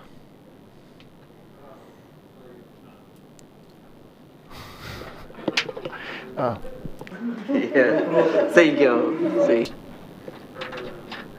Yeah, let's continue. If you become a new director, you will see the number of your friends will expand. Of course, this will not be all genuine friends. Those will be friends who will try to use or misuse your new position.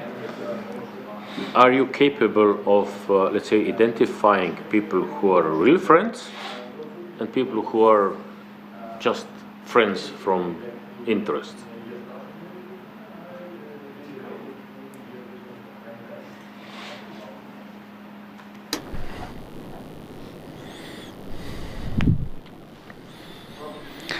Well, genuine friends are those people, I have a few, with whom we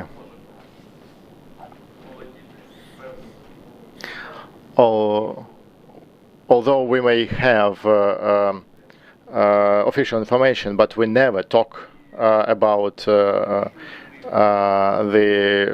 things related to work. So there is no shop talk in between us. So if a person calls me my friend, and if she or she asks me questions related to my work, then I immediately have a question whether this person understands everything. If he or she calls me a friend, does this person understand that he can put me in an uncomfortable situation and sort of discredit me in some way? So in this case, I don't plan to change the circle of my friends that I have had, for years, dozens of years.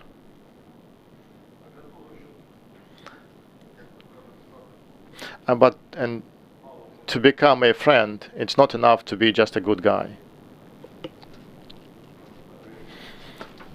You mentioned as one of your goals that, let's say, if everything would be okay, that in 7 years, being a director, you would move Ukraine from the position 116 up to among the first 4 countries on the Transparency International Corruption Perception Index list. This will not happen because it never happened, it never will. Not only in Ukraine, but also in other countries. But and why not? Because this is a perception index, which means this index is built on the perception of people of Ukraine, let's say the companies in Ukraine, international community about Ukraine. So what would you do to influence their perception on how corrupt Ukraine really is? Or is it getting worse, or is it getting better? So how would you influence their perception about Ukraine's situation in the area of corruption?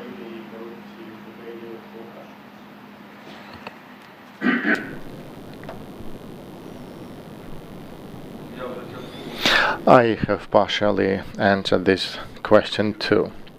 If Ukrainian businesses see that public procurement is done transparently and at prices that are not beyond the average market prices, the businesses will perceive these facts as such that do not let any corruption happen. If nothing changes, and all people, all citizens of Ukraine see that the procurement is done at higher prices through the abuse of the loopholes in the legislation, their perception will not change. So certain legislative changes are decisive here. Second point. If the society sees, and now it's already happening in some way, that people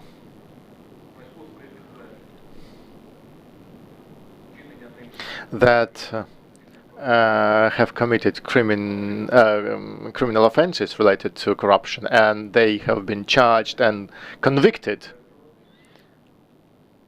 that would confirm the principle of punishment for the committed offense. This will also contribute to better perception. So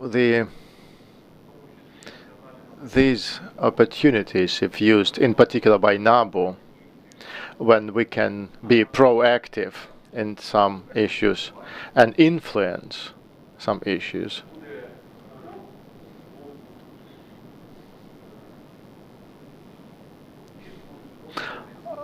I will see these as the effectiveness of the implemented policy. I think you described a case when you submitted what you thought is a clear case of a bribery of 40 million hryvnias to the prosecution service, and the prosecutor rejected the case, saying it's not enough. So what did you do after this decision of the prosecutor?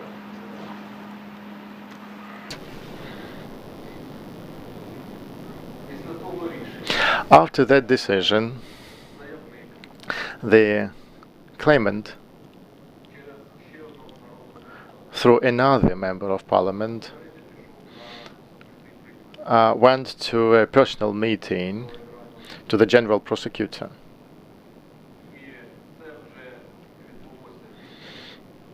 That happened after the story became known to the general public, and after the criminal proceedings had been registered. But since from the moment of that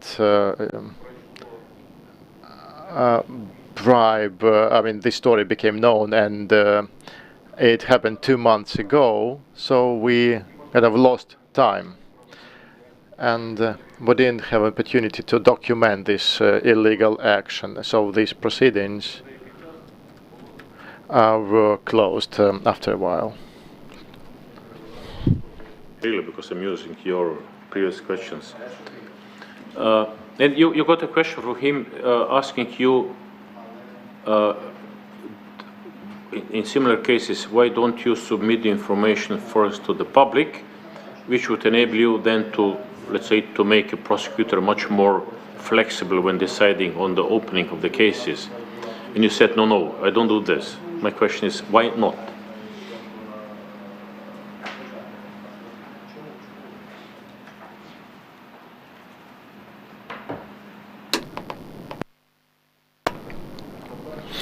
Well, first of all,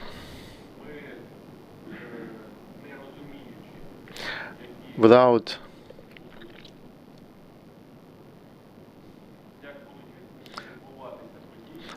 understanding how the situation could evolve, we couldn't predict whether we have lost the opportunity to make the case completely or not. We really hope that the case would be registered until the very end. So that's why we didn't share it with the public. That's first point. Second point, to be able to share with the public, I think it would have been wrong. I mean, for the NABU to share this information, that could have been seen as a sort of accusation of a particular person, of a criminal offense in the circumstances when we don't even have the criminal proceedings going on.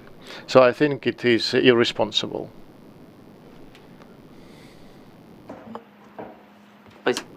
Thank you. Drago. I have a number of questions.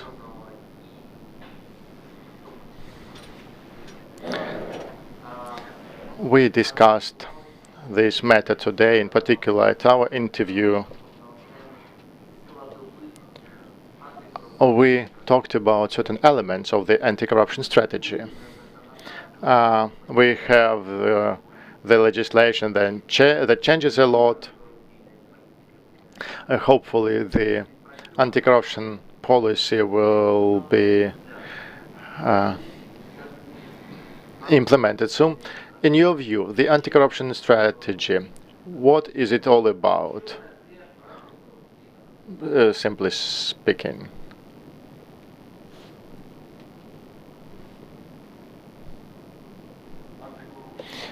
The anti-corruption strategy is, in fact, a 5-year program for the state of Ukraine that clearly determines corruption-related risks in certain areas of the life of the country, as well as goals and objectives that, as a result of a proper policy, should be achieved to avoid these corruption-related risks. Okay. And then I want to follow up on it.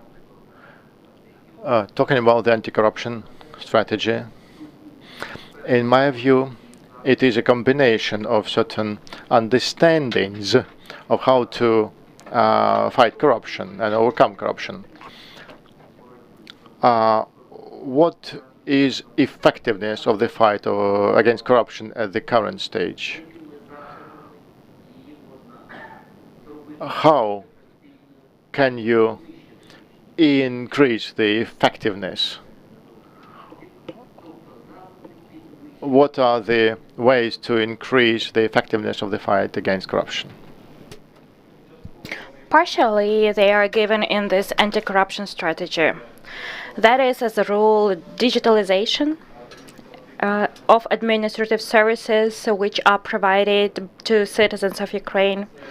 That is a decrease in the authorities regarding pressure on business from anti-corruption bodies. In my opinion, that is higher transparency in the work of public authorities.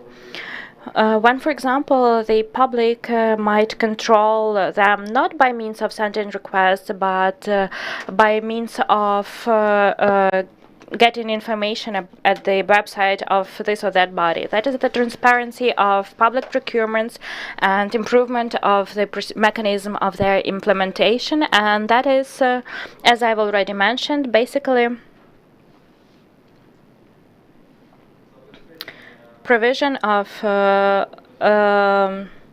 inevitability of punishment, both of criminal and civil and legal responsibility by means of confiscation of unjustified assets. Civil confiscation, yes. Civil confiscation of unjustified assets, yes. And another question. When we are talking about the anti-corruption strategy, there is a determined system of risks. Can you please tell us how do you see corruption risks with respect to state governance of the economy?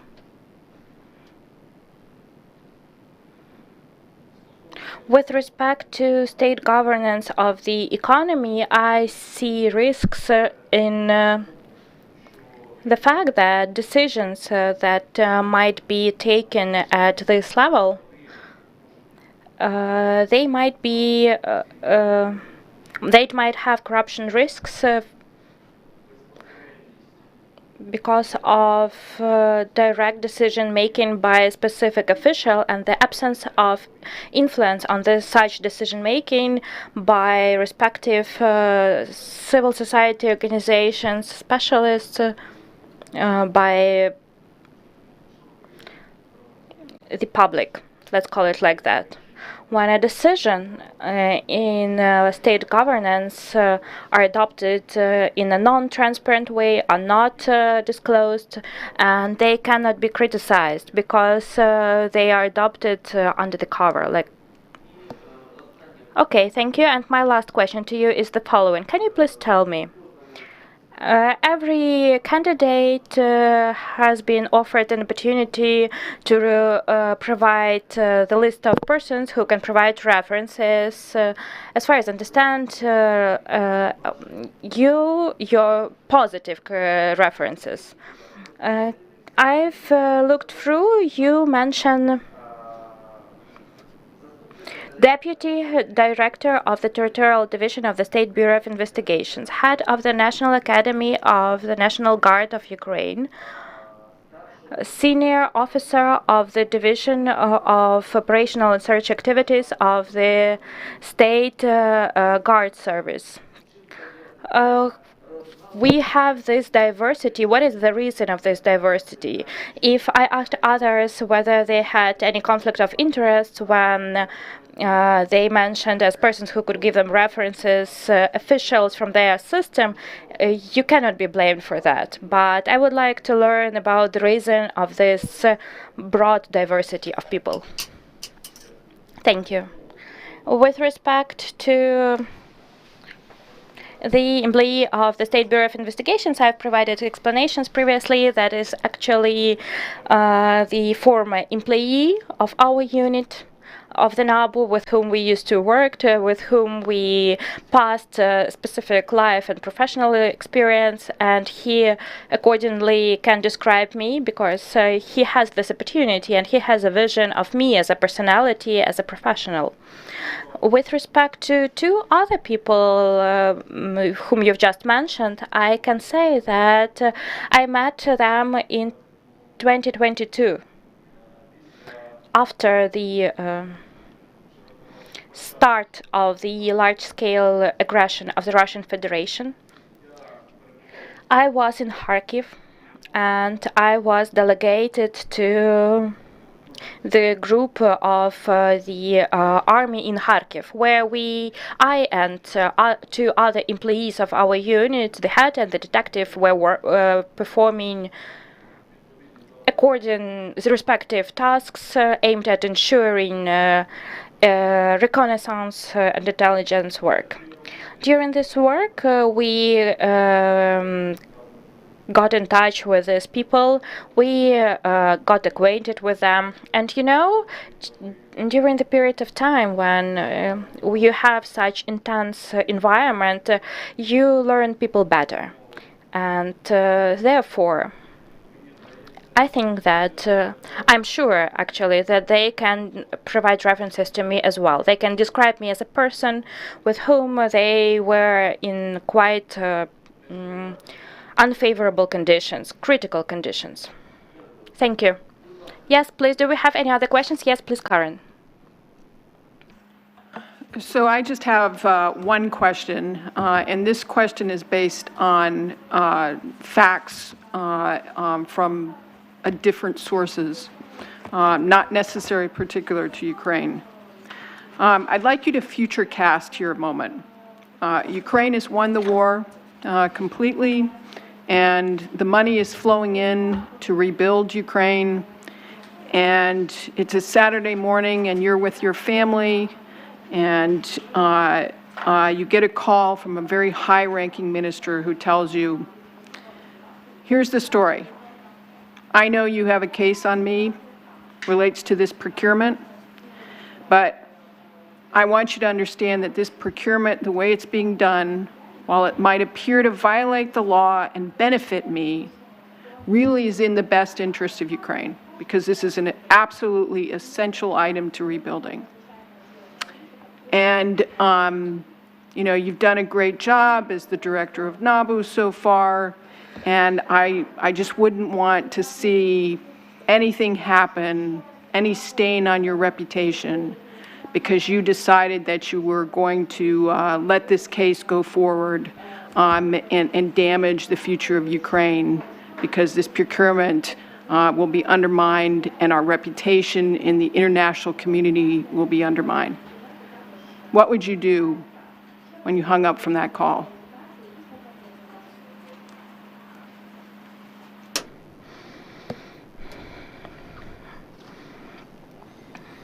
In my opinion, any corruption activity, if it takes place, you cannot cover with any good intentions with it. It's not correct to do that. Moreover, I'm convinced that if such facts are not hidden, and if they get proper legal evaluation, then the level of trust will increase, including trust in the state. It's much worse to hide behind these good intentions.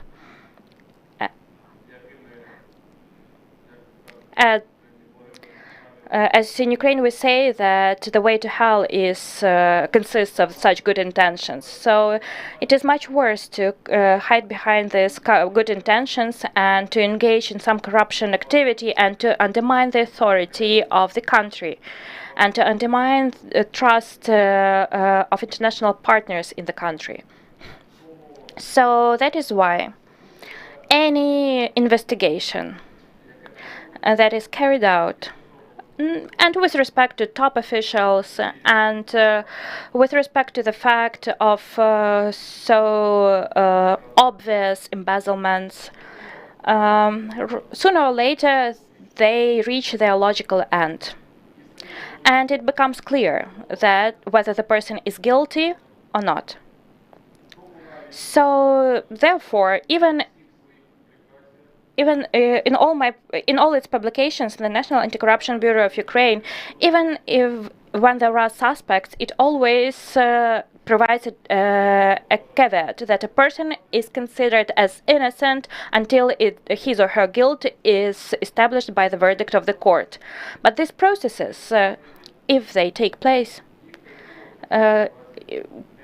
they should not be covered in any case.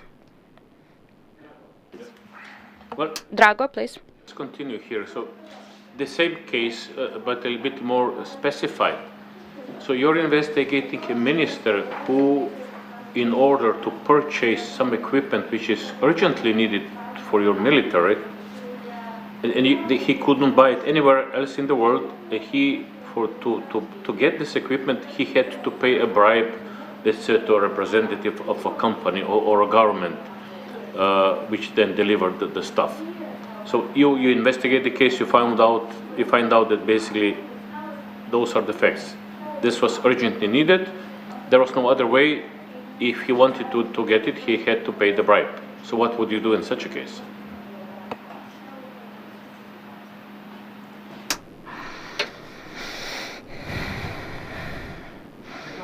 That's a very interesting question.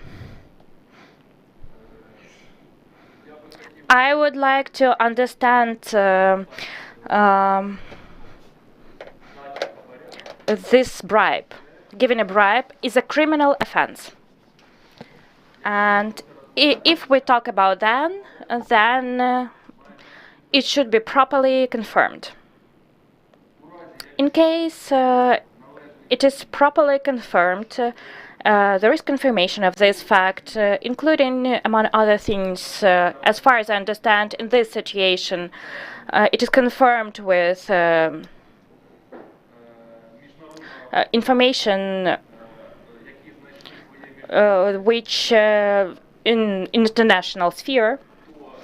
So then this good intention in this case does not deprive of responsibility for the committed action. And the person who committed this action realized that probably. and consciously did that. So that is why this is criminal offense, and good intentions might, of course, be counted in as a circumstance as a mitigating circumstance for the punishment. Do you have any other questions, Karen? We have no other questions, so again, like in the beginning, you have 5 minutes for concluding remarks. Please, you're welcome to start. Thank you. I think that I will manage to finish even sooner. This competition, I participate in such competition for the first time with such honorable members of experts, members of the Commission. So therefore, I may share my impressions because, as far as I understand, we have no other questions, and my participation is almost over as well. Public participation. So that is why I would like to say that, in my opinion, the competition is organized in a very good way. Organizationally, I have no questions regarding its organization. This level of organization facilitates trust in the competition. And I think that if we had such competitions, among other things, regarding appointment of people to other positions, then that would have promoted trust of the society in the results of such competitions. So therefore, I can only express my gratitude for this opportunity that I've had to participate in this competition, and to wish good mood to everyone. And victory, yes. Thank you.